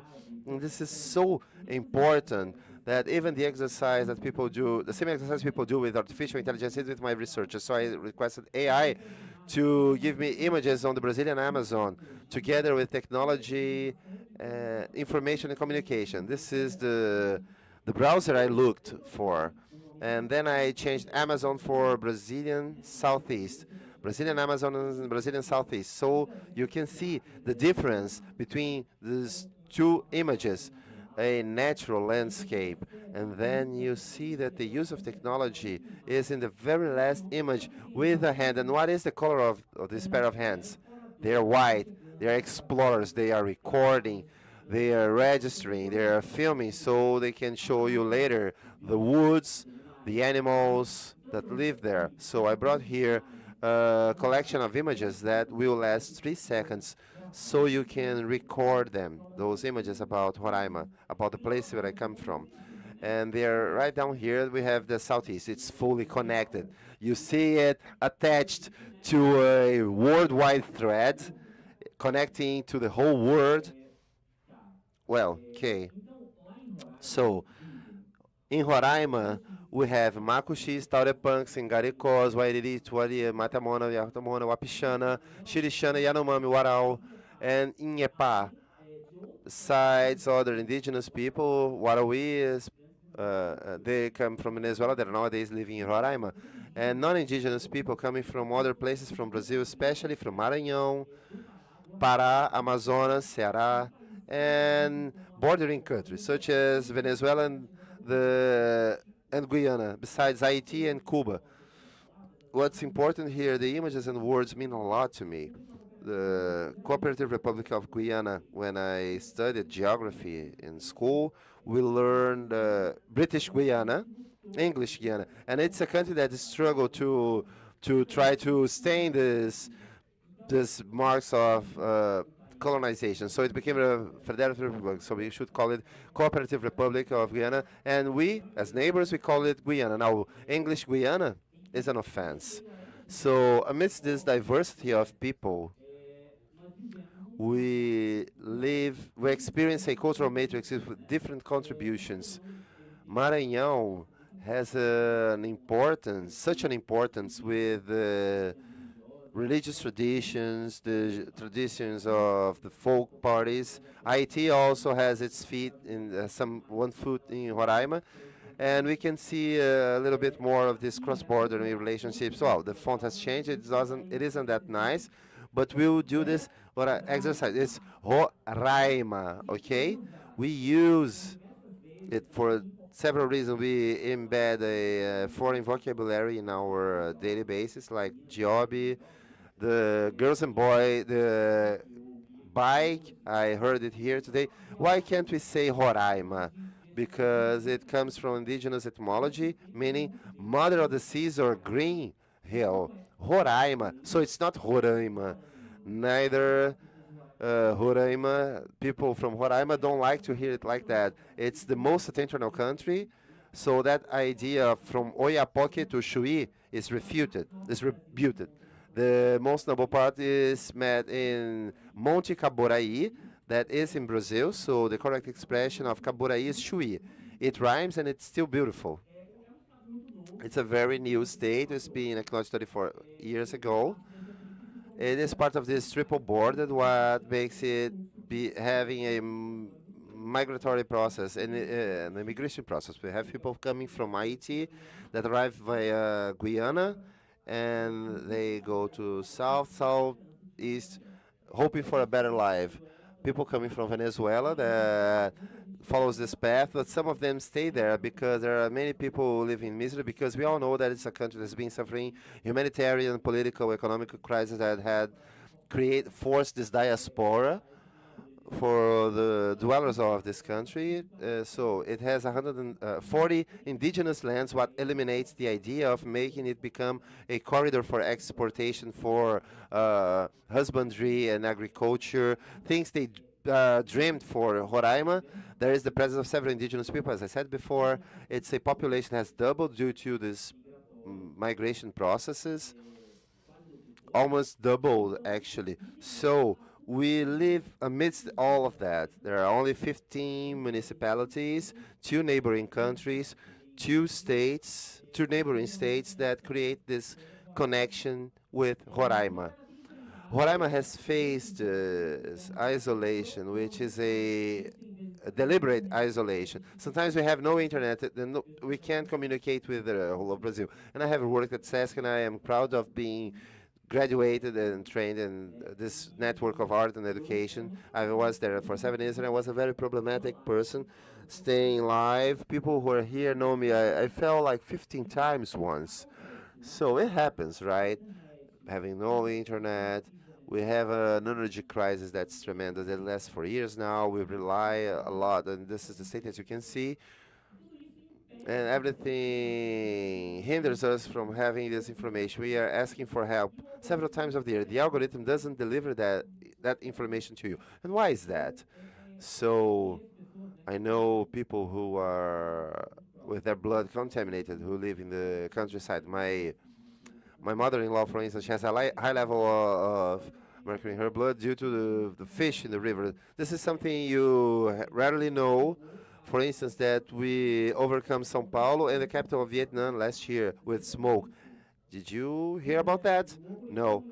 The algorithm isn't delivering that to you. And we have the worst, it's totally inhuman. I've earned a lot of money with air companies suing them.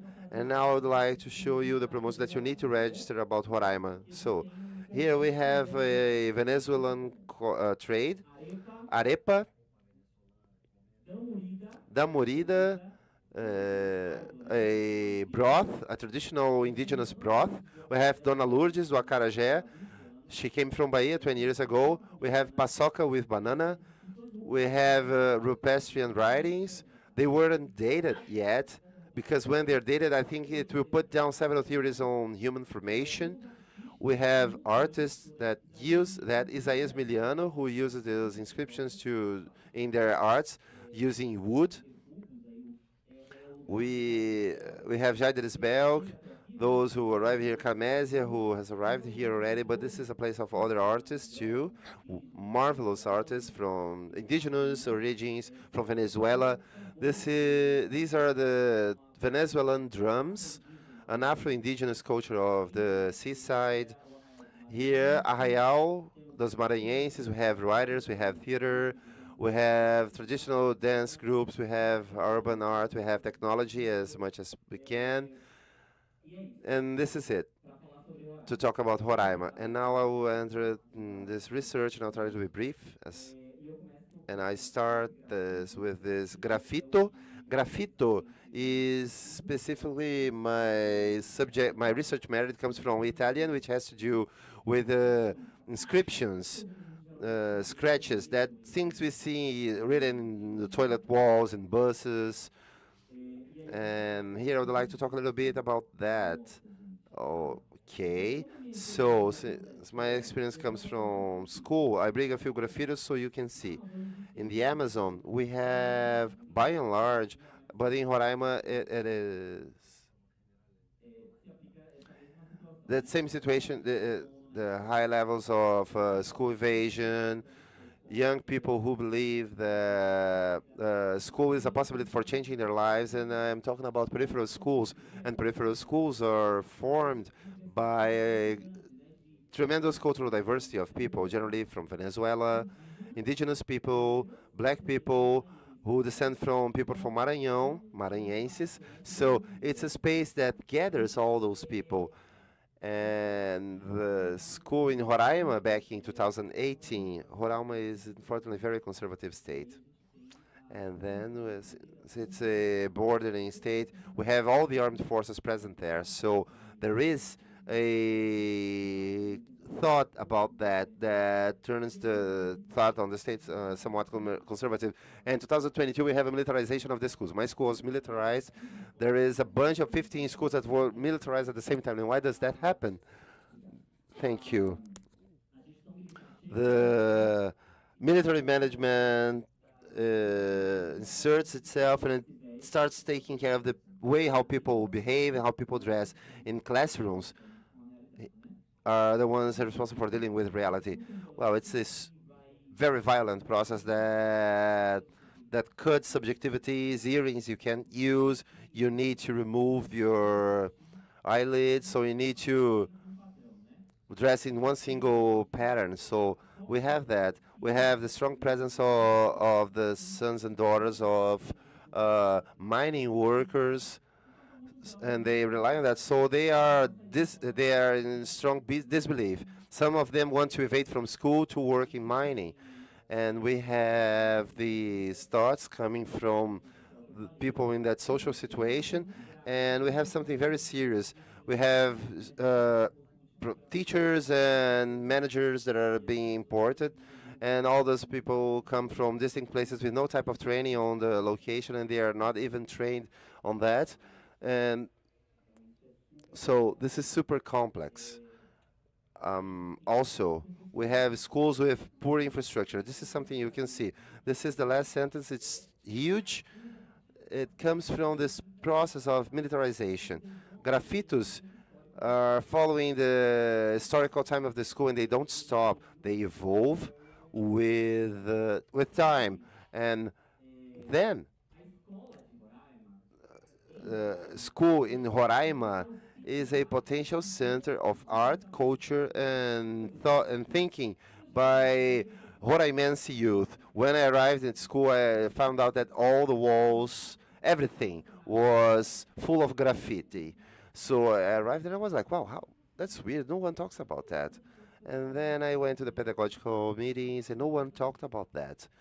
And I started to feel a little disquiet with that. And those graffitis started to communicate with me. And I wrote a text, which is the text that opens and summarizes this trajectory that opens my research. And it says, the walls speak. Eshu is the father of communication, the mouth that eats everything. Tradition has always associated him with the crossroads, the intermediation between words, between beings. And here I am in this peripheral school in Boa Vista, Roraima, facing these walls full of silent voices. The walls of the school talk to me. They whisper stories, secrets, desires. They are way more than physical barriers. They are portals to invisible worlds for manifestation of identities that are increasingly subdued. Each part was something written in the language of the soul, and by reading those messages, I was able to understand even more that art isn't limited to materials, to canvases and walls. It is our life, the expression of who we are, of what we believe. Those walls are witnesses of the existence of Eshu with me, guiding me in this journey of discovery. The idea of transgression is a notion that makes us question what is allowed, what's conventional. While reading the thin lines of these messages in the walls, I realized that transgression is a cry, a clamor for visibility, for acknowledgement, for humanity, looking for breaking the barriers, breaking the shackles that hinder us from telling our own stories. Schools and their walls become the stage of an invisible performance, a dance of eyes, a piece where youth are protagonists. They write down their existences, their dreams, their desires. Each word, each line is an act of celebration of individuality and a collective memory. So I hear the message. The walls speak on the strength of communication, on the need for embracing diversity, of hearing the voices that echo far beyond the classrooms. Eshu, Messenger King, has manifested in the colors and the shapes and the phalluses and the words that echo the call to transgression. Art is the very tool that connects our internal words that are internal to the external world, that enable us to talk without words. Just like Eshu, the messenger of expression, I'll keep forecasting this message, valuing each voice, valuing each story written in the walls that become my channel of communication to the invisible. Laro Eshu. So this is a text that opens this research, and this summarizes a little bit of my relationship with those images. And then this place where the school is this peripheral place that involves this neighborhood. Silvio Leite, Jockey Club, Laura Moreira, Senador de Campos. Everything in the past was called Pintolândia. It has nothing to do with Cox, but by Altomar Pinto, who used to be, who was the governor of Roraima. People are very nostalgic about that. Here, it was all crazy. It was a spiral, and it became something very crazy. So what happens in this process with those images? I started mapping everything. I didn't enter the university in my PhD to study that.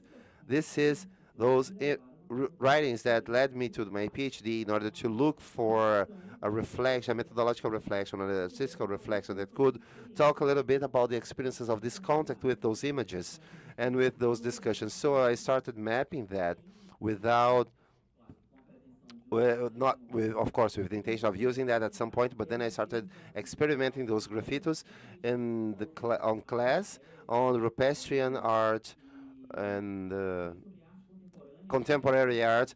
So I started using it. I started realizing, wow, look at that. People don't want anything. When I start talking about the graffitis that they do, they are interested. They are engaged in that. So we have to start producing mediation from interests too.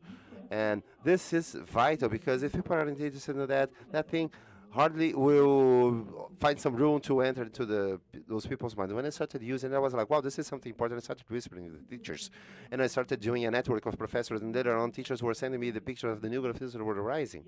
And then I started, well, like, wow, I think I'm facing this PhD, and I'll write down something like that, and I'll start building a material that serves as a reference, because we have nothing documented. We have nothing written on the peripheral area, on the periphery of the Amazon. There is no reference of such a thing. There is no support for those teachers who had been arriving en masse on the reality of several places. So my mission is analyzing that, creating a work of art, a book of artists that will gather a little bit of those experiences, and also creating an educational material that enables those art teachers to work in peripheral context of the Amazon, just like I am doing. And throughout all this path that I get to my PhD, and then I can mobilize the school, I was able to get 17 walls for each group, so you can see that they are gigantic in walls due to their dimensions.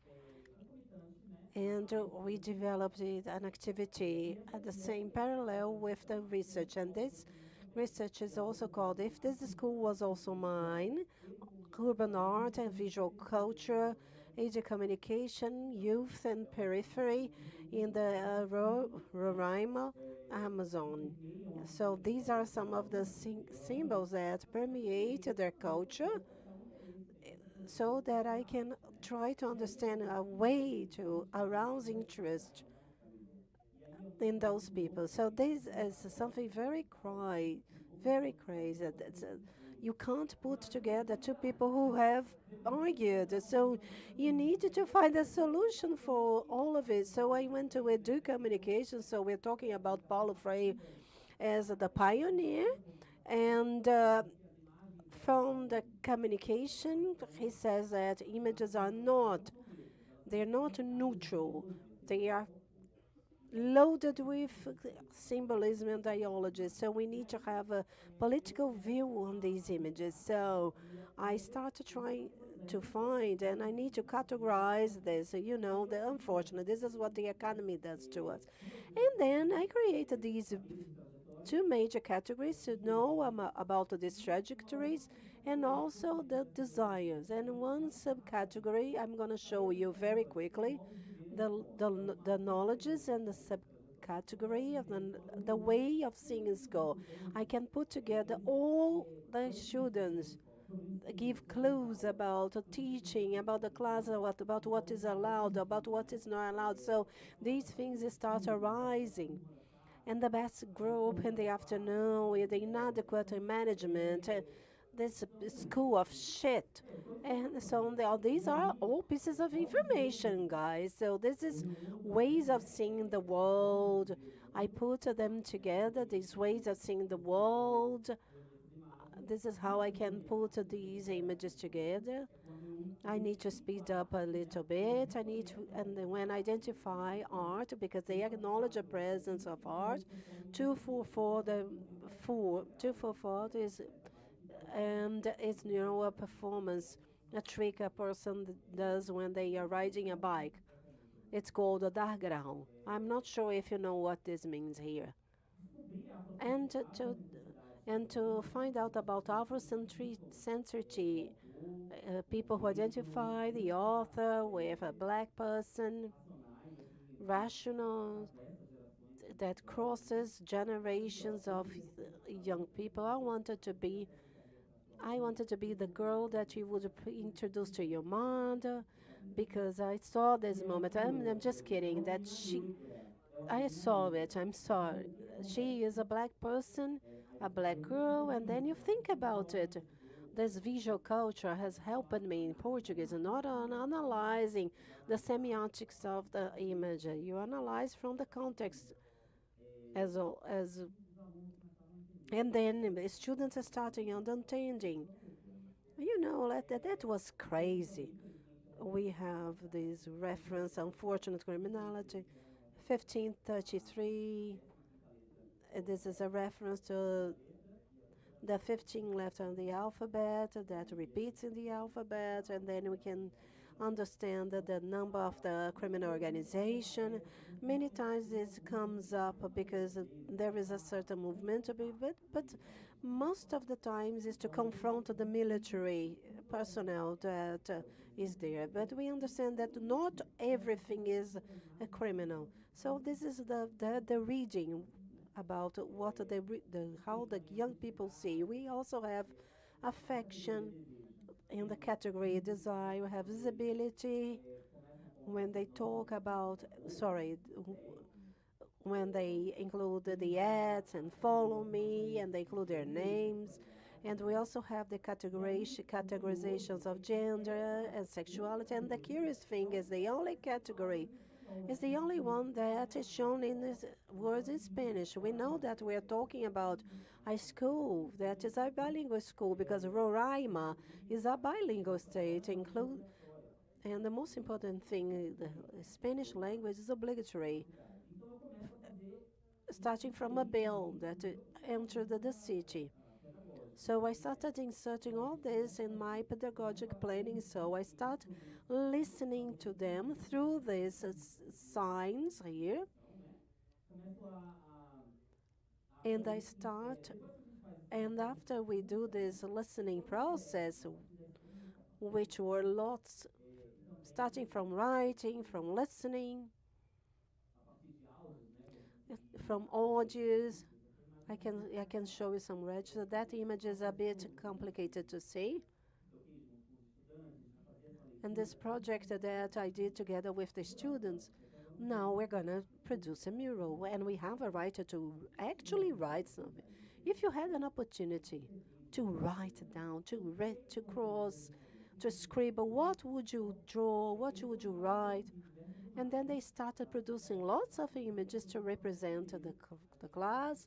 And after all this process, we managed to do in a democratic way to choose 2 murals put per group, and then they were supposed to paint it. And this is what we are doing. And it's very interesting that one of the proposals that we received was a proposal of a slum in Rio de Janeiro. You can see that the cultural reference of these people, these young people, thank you, the cultural reference of these young people with their own cultural reference is denied to them because they don't see themselves in these images.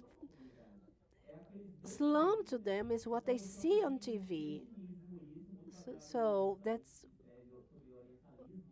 we talk about destinism. What we're talking about, well, the Southeast is the territory when people were superior to us, and these are universal ideas. So this proposal of a mural came up on the internet clearly, and also I also bring these other references to the community that they bring from Rio de Janeiro, from the Complexo Alemão, and Gaza Strip.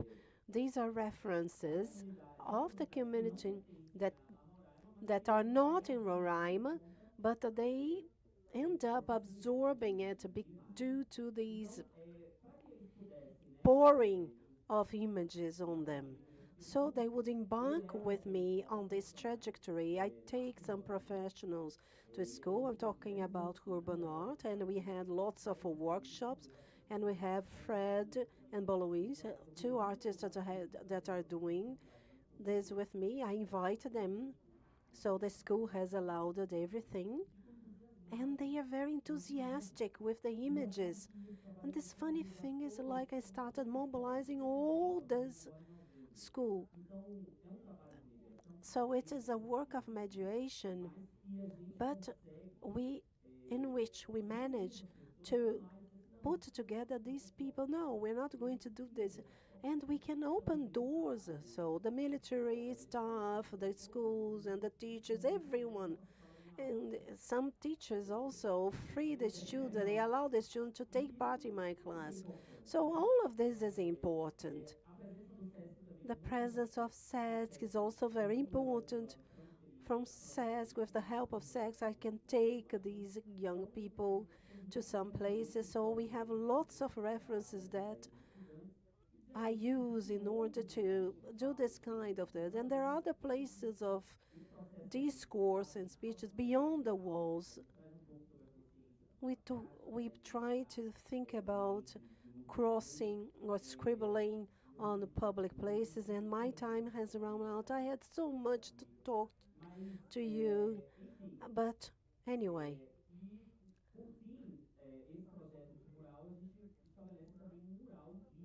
We're talking about this mural. We're talking about a free mural where they can write whatever comes to their mind besides the project we created. So do you wanna scribble on the murals? Okay, so you do it, and we haven't got much censorship. I think this kind of work, the edu-communication, so when you manage to educate and exchange ideas, starting from images, maybe other types of images will be shown the platform that we're going to create. This is a video, but I'm not sure. that I can play to you, but I promise that when I write about this, I can let you see. But I also invite you to visit this text. Thank you very much.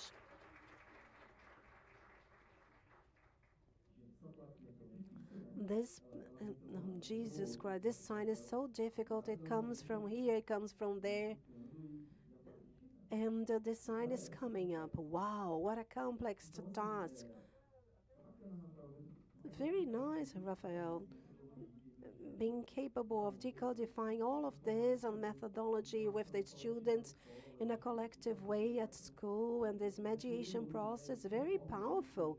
It changes the environment, and it's such a quick process, such an unexpected process that sometimes you don't even notice that it's really transforming real time.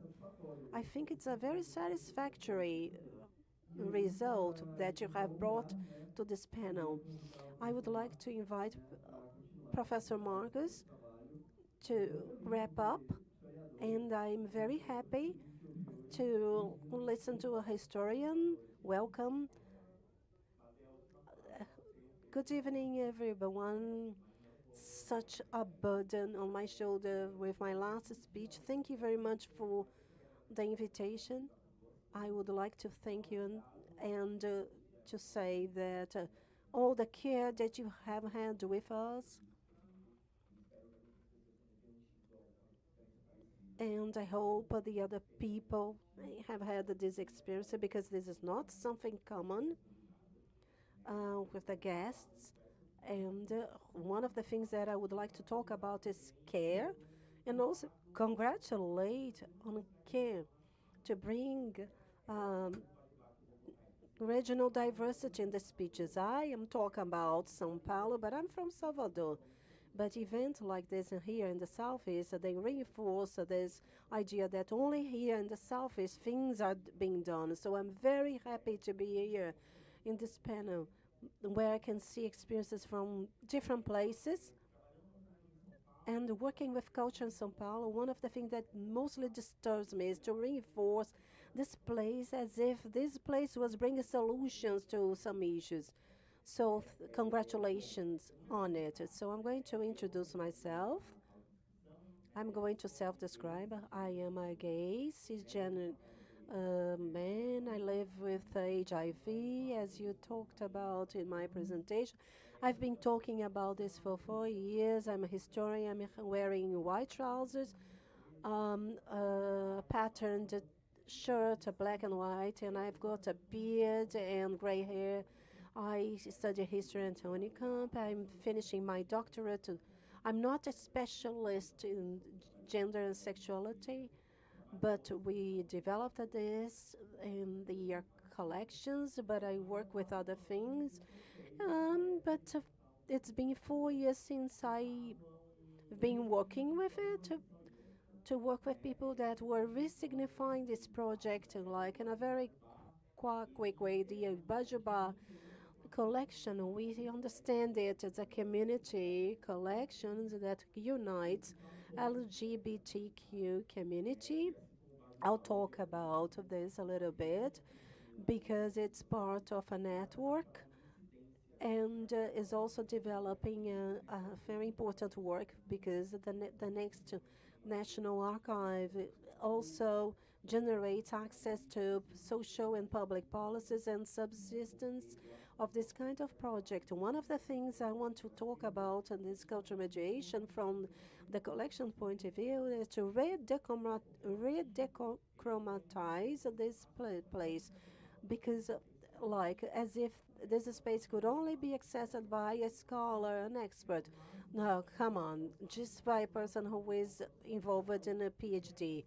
Oh, maybe a person who is accessed in a cultural event, or that wants to access something to produce a documentary, or we have been doing this work to re-democratize this space. Why? Because we're talking about our right to memory of the past. Whenever we interview someone and we put on a workshop, And what we ask people, what's your first reference on LGBTQ person? A person that you lived with, a person you've seen on television. It's a bit about this.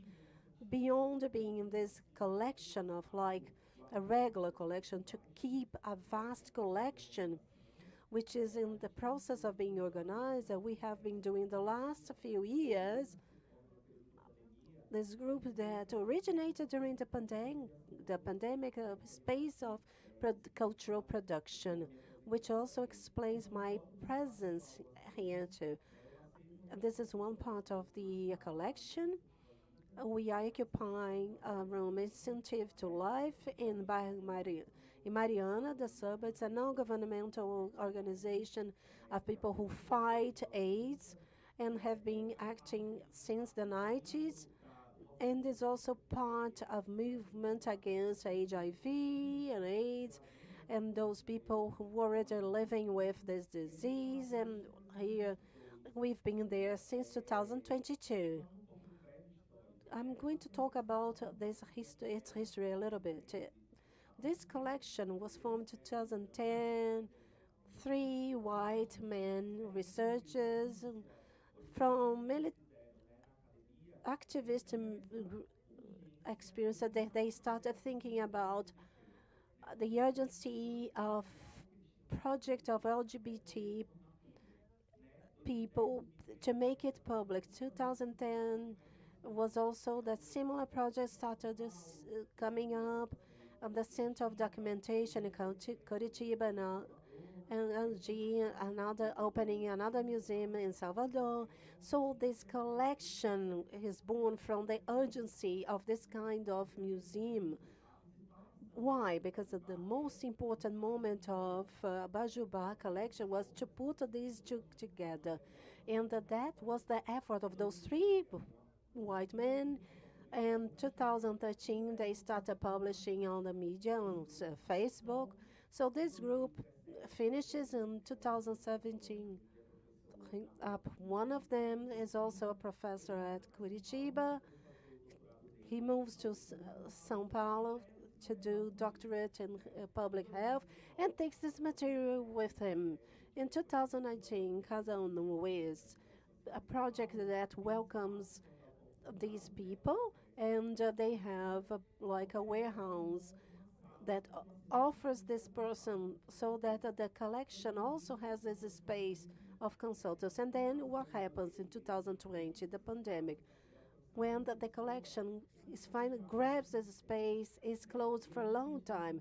And this is at that right moment when I arrive and other people arrive, and we are managing this project. And what we have this challenge in how to think about a collection like this if this was closed and not even us could access it. When we talk about people, I'm talking not only talking about regular people, even us, people, the researchers, but we, the people who were also trying to shape this project, we could not enter it. So we could understand not a repository's place, but also cultural mediation, something like at the beginning from 2022, having partnerships with cultural institutions, especially in São Paulo. So I would like to pose a question. This thing about LGBT memory, it seems as if we are talking about the same thing. It's been articulated in a very intense way these last years. Podcasts, miniseries on global TV, series on streaming, audiovisual streamer. This is, of course, an old worry. Of course, this memory, this idea of memory has been changing throughout time. And I have brought you an example of publishing a Lampion, produced in 1978 in Rio and São Paulo. And they are talking about the edition, that the first meeting among homosexuals in Rio de Janeiro, in an attempt to put them together. The movement at that time, so we talk about LGBTQ nowadays. In 1980, an activist here, he talks about this demand of memory, this idea of the necessity and the importance to produce registration not only documentary, but authors, but all homosexuals dies and other questions. And so we're talking about this. We're talking about lots of things that at that time LGB did this recovery or historic recovery. But to say that we have always existed, LGBT is not a new thing or novelty. So I think this is articulated from another place, and also in relation to a difficulty to plain citizenship in Brazil. And this collection has been talking about the aggression in relation to these people, that in order to show that dictatorship, this doesn't apply to these people. So we're talking about different experiences and different times in history. So as you can see here, of a photo of the Incentive to Life collection, 2001, and they showed a patchwork quilt, which was very common practice to people, to honor people who died of HIV. Why? Because we arrived with the invitation to organize this collection. And then we have this proposal to make part of this space. And why I was showing this photo? Because this collection is going through a new time to understand not only LGBT collection, but HIV people. And we're talking about a social movement, which is also very not much talked about. It's a very important social movement, the process of re-democratization here in Brazil. Oh, I'm sorry. Can you go back a little bit? Okay. I'm going to finish it up and then I'll come back. Well, why am I talking about this? We understand that the collection by itself is not a representative of a whole community. It doesn't mean that, just because we have this item, because it represents itself. We understand that there's idea of representativity. Possible representativity is constructed upon the access to this material. All this effort that we have been making to open up the collection, to have people over, to understand this collection is not only a space, not only people like me, historians, but just a curiosity of a certain person to have the curiosity to access this material and also to see this person as building this collection. You can see a vast collection, as I said, about 4,000 items. The process of organization, we got our first bidding, so we can try to more articulated process and thinking about the question posed by the panel. Abigail Campos Leão is a philosopher, transsexual woman, geographer. She writes, publishes things, produces art, and this text is available online. He's being translated in the framework or Pride and Resistance that was there during an event in São Paulo, and this woman was invited to produce a text based on those photos. Why? All these were transsexual women the moment they were arrested during the dictatorship, and at that time there was a certain research, and Abigail, she's going to talk about not only to go beyond these photos, she can also see the smile of those women being photographed, like a daring smile, as if they were taking possession of the situation. And okay, they are going to be photographed by the police, so they're going to have a beautiful photograph. And this is one of the major challenges that we have had, thinking about cultural mediation and this material that we have in the collection, LGBT, transaction, to include some identities that were not formulated in the 20th century. They were constantly denied. Think about the Constitution, the 30s, the legal medicine that there will, and then we had lots of racist theories, and we had a study about not only gay men, but also women. There were lots of studies in Rio, São Paulo, and then the print, o Cruzeiro has got lots of articles on it. Revista do Rádio that published like small texts, and this way of articulating resistance, the process of developing a resistance, and they become more public, become more registered and studied. The problem is these people were not the ones who produced these registrations about them. It's always a racist view of these spaces. So we make an effort to have a look at this material and try to find that Abigail had found in those photos, because we cannot disconsider the importance of these registers, but they need to be taken care of and articulated with a series of auras, not only in relation to language, but also to identify these people. For instance, this is an article called Travestilândia.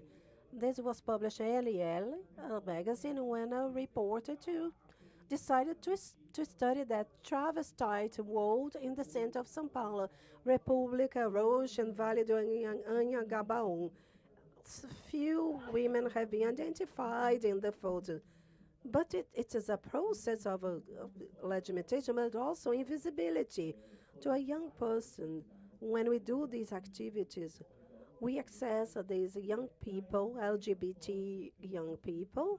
When they look at these photos, it's difficult to understand this ancestrality, but to understand that they have different practices, to understand this resistance. I'm not really sure what's going on right now in this generation, but our sexual orientation, we understood only when we were alone. But I think this register is also important, and this acknowledgement. This is one of the meetings that we have during Sunday. SG is an organization of HIV. We can't open the doors of the collection every day. We are talking about secrecy of the people. We avoid these visits in groups.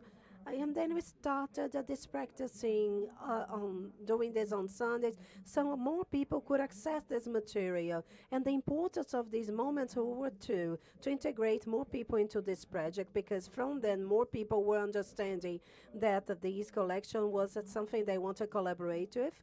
We're not only talking about volunteers, we understand that everybody that is in there is a researcher themselves, and this brings about another result, because people from this contribution understand themselves as a researcher, because this idea of research is very articulated with a practice of university, but other spaces have also been producing knowledge. So this has been very important, this process, the possibilities of opening and to give these people opportunities to be in the job market, curators, art educators, and all the projects in the collection are also originate in that moment, because of this thing of dealing with the material that the interests arise, and the crossings come up. Thinking about all the people like me who live with HIV, we think about this gender equality and registers. Most of them are about white men.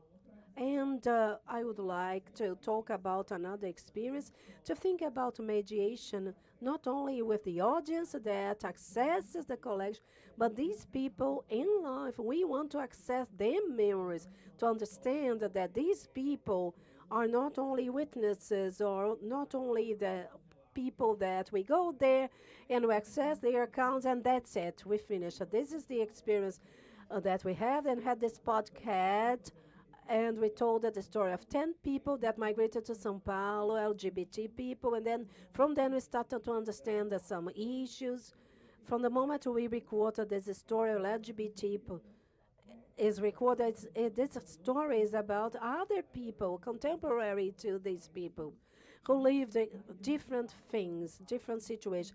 We need to be very careful, not only with the registry itself, but how we are going to make this public. So we start crossing with the other material that we had in the collection. This is a magazine with Greta Starr. She's a transsexual artist, a transformism art in São Paulo, and we got to do a process of testimonies, the Resistance Memorial in São Paulo. It's a space for social rights memory, and this is Marcinha do Corinto. She's also an artist, a transformist, and very successful Programa do Bolinha, Silvio Santos show, and all this process of inviting these person to give a testimony, to convince this person, and so they will acknowledge that they have a story to be told. We need to be very careful. So going back to the beginning, thinking about these people, LGBT people, older LGBT people, so we need to be very careful with these people and their memories. In the case of Marcinha's testimony, I'm about to finish. In June last year, we published some excerpts in the Resistance Memorial on Instagram. I checked it today, and this reached 700,000 people. Of course, this was very important. The invitations arose, but on the other hand, it demanded from us to think about beyond the testimony. We had to think about how this testimony was being done on Instagram, not to create a violence against her. This is another, I'm about to wrap up. This is another experience. It's a testimony of a public. And to get like space like this and get some people to give their testimonies and to give the opportunity to the audience to give their opinions about the experiences that they had, or asking them questions. Since 2020, we collect these testimonies because this is very important. We need to acknowledge the inequality process within this community itself, and this lesbian memory doesn't have much public memory. So that, I think that it was all. Thank you very much. I hope you haven't got tired, and we can talk about more about this. We thank you for, so we can open to questions. The producer has told us we don't have much time. Okay, we don't have much time, and we are just going to give you some time for, you have noticed that she had to leave because she had to get a flight due to time. So questions to her, if you would like to make questions to her, you can write to us and we will send it to her by the end. Leave you with your email that we will send it to her, and she answers via email. And all the more questions.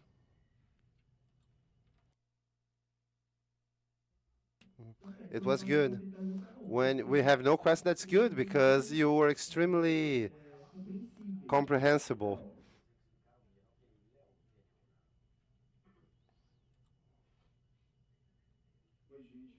Hello, good evening. Leo. For the four of you, before anything, I would like to thank you for putting forth questions and to stretch things on the mediation. But I think there are several propositions, but given the mediation as the center of the discussion. And I think that discussion, the question that I would like to make to you is to give a few comments. And of course, you talked about childhood, school, LGBT community, and I get myself wondering how these debates that are related, especially within the field of the public, that in those spaces, what mediation teaches to the cultural equipments, to institutions, schools, to the formative spaces, So when you look at your work outward, what can mediation do inward? This is the question. Thank you.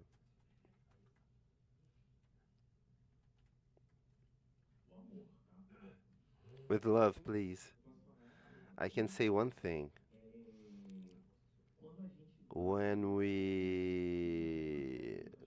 December is coming, and every December, Sesc São Paulo has a state HIV schedule called Programa Contato, and then when we accept and we coordinate a public panel on Sesc, as it had already happened, where the person who will speak is a trans woman, black trans woman, 7-year-old, and then we have transvestites that are assisted by a public apparatus. Tensions will appear in that dialogue between the institution and ourselves. It's not the specific case, but from our social names in the processes of payment that sometimes persons have the need that these payments are advanced, because this is an activity that is organized 3 months before. Might as well be that in December they won't be able to pay their rent, and that's the type of situation that might happen.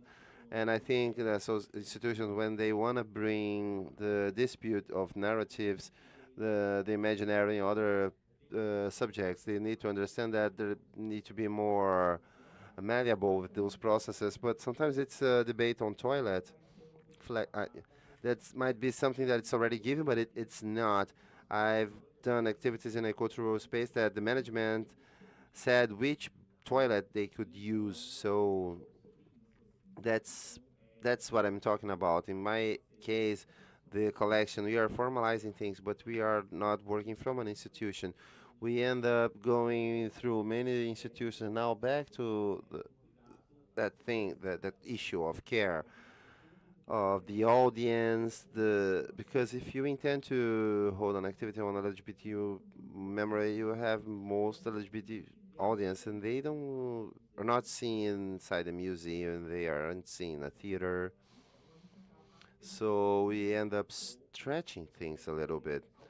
Some of the institutional cultures are even bringing issues that are being debated outside the institutions, and they need to stop to think about that.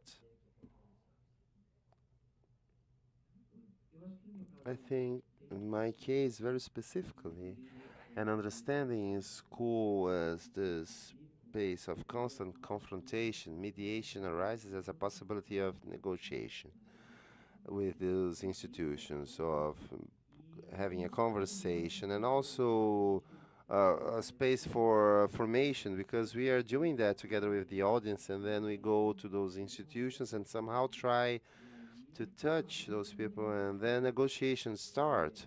In my specific case, I had to insert all the content in my class, so I had to just register everything in my diary.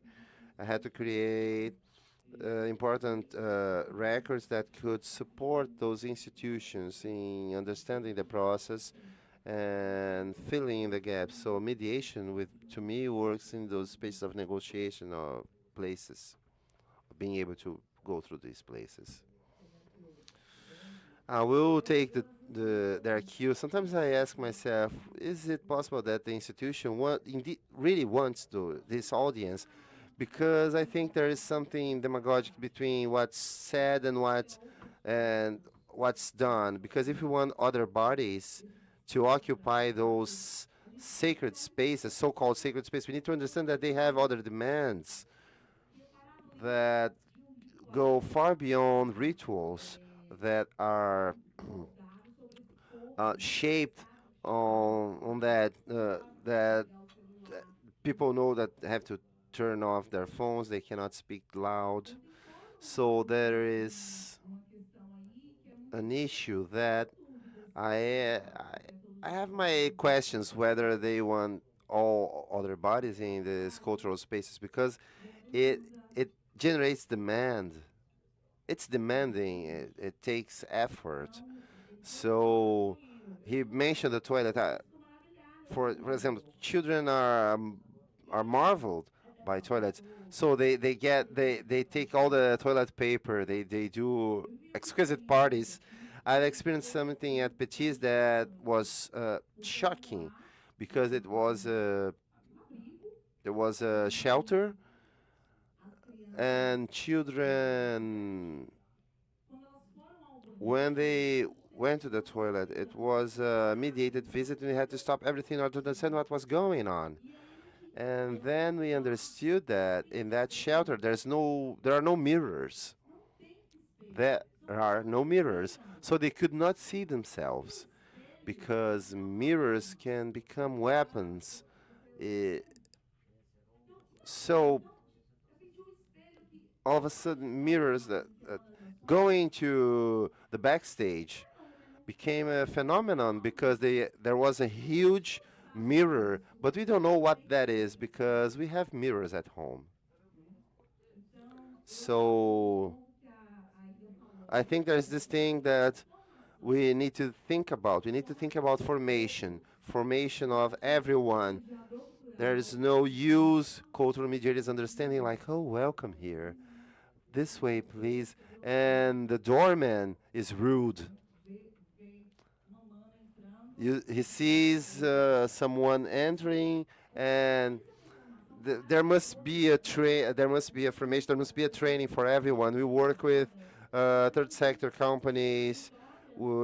People have different backgrounds, may have had no access to those knowledge. So we need to talk to the ticket person if they've been in the theaters with their families. That has a lot to say. And another experience now, I work at Sesc unit at Pelourinho, and we receive people from a group called Corra Pro Abraço, homeless people. And it was a visit. We spoke with the team to raise awareness. And I love this unit. And by the end, in a conversation, I asked them, how did you think about this mediated visit?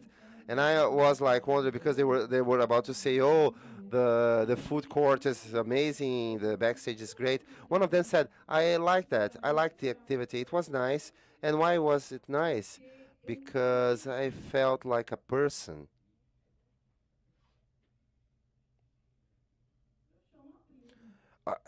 The ground just opened wide. I don't know what that is. I don't know what it is.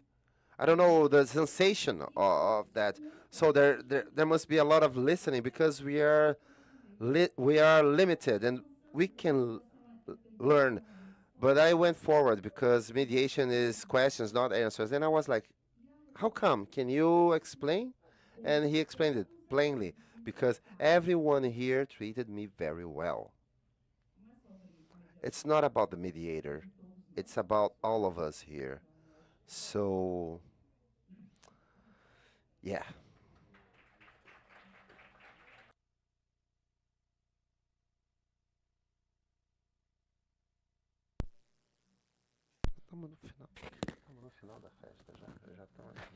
I would like to add something to what Poliana has said, and I'll try to be very concise. Back at MABI, we coordinate the Museum of Art in Brasilia. There is a new exhibition. We do a mediated visit for the whole team, cleaning, security, everyone. It's very nice, and they love that, because it's the way they have to interact, understanding that exhibition. Things start making sense. They understand what is the role of a mediator inside a cultural space, so it contributes a lot to our job, besides creating the sensation of cooperation. So everything matters, that's we say. If the director had told them off, everything is part of this aesthetic experience, and our main goal is broadening the aesthetic repertoire of people, not just of that of the students arriving from schools, but our own worker colleagues. So this is something very practical that may contribute for us to create this. And I don't know if I was able to answer to your question, but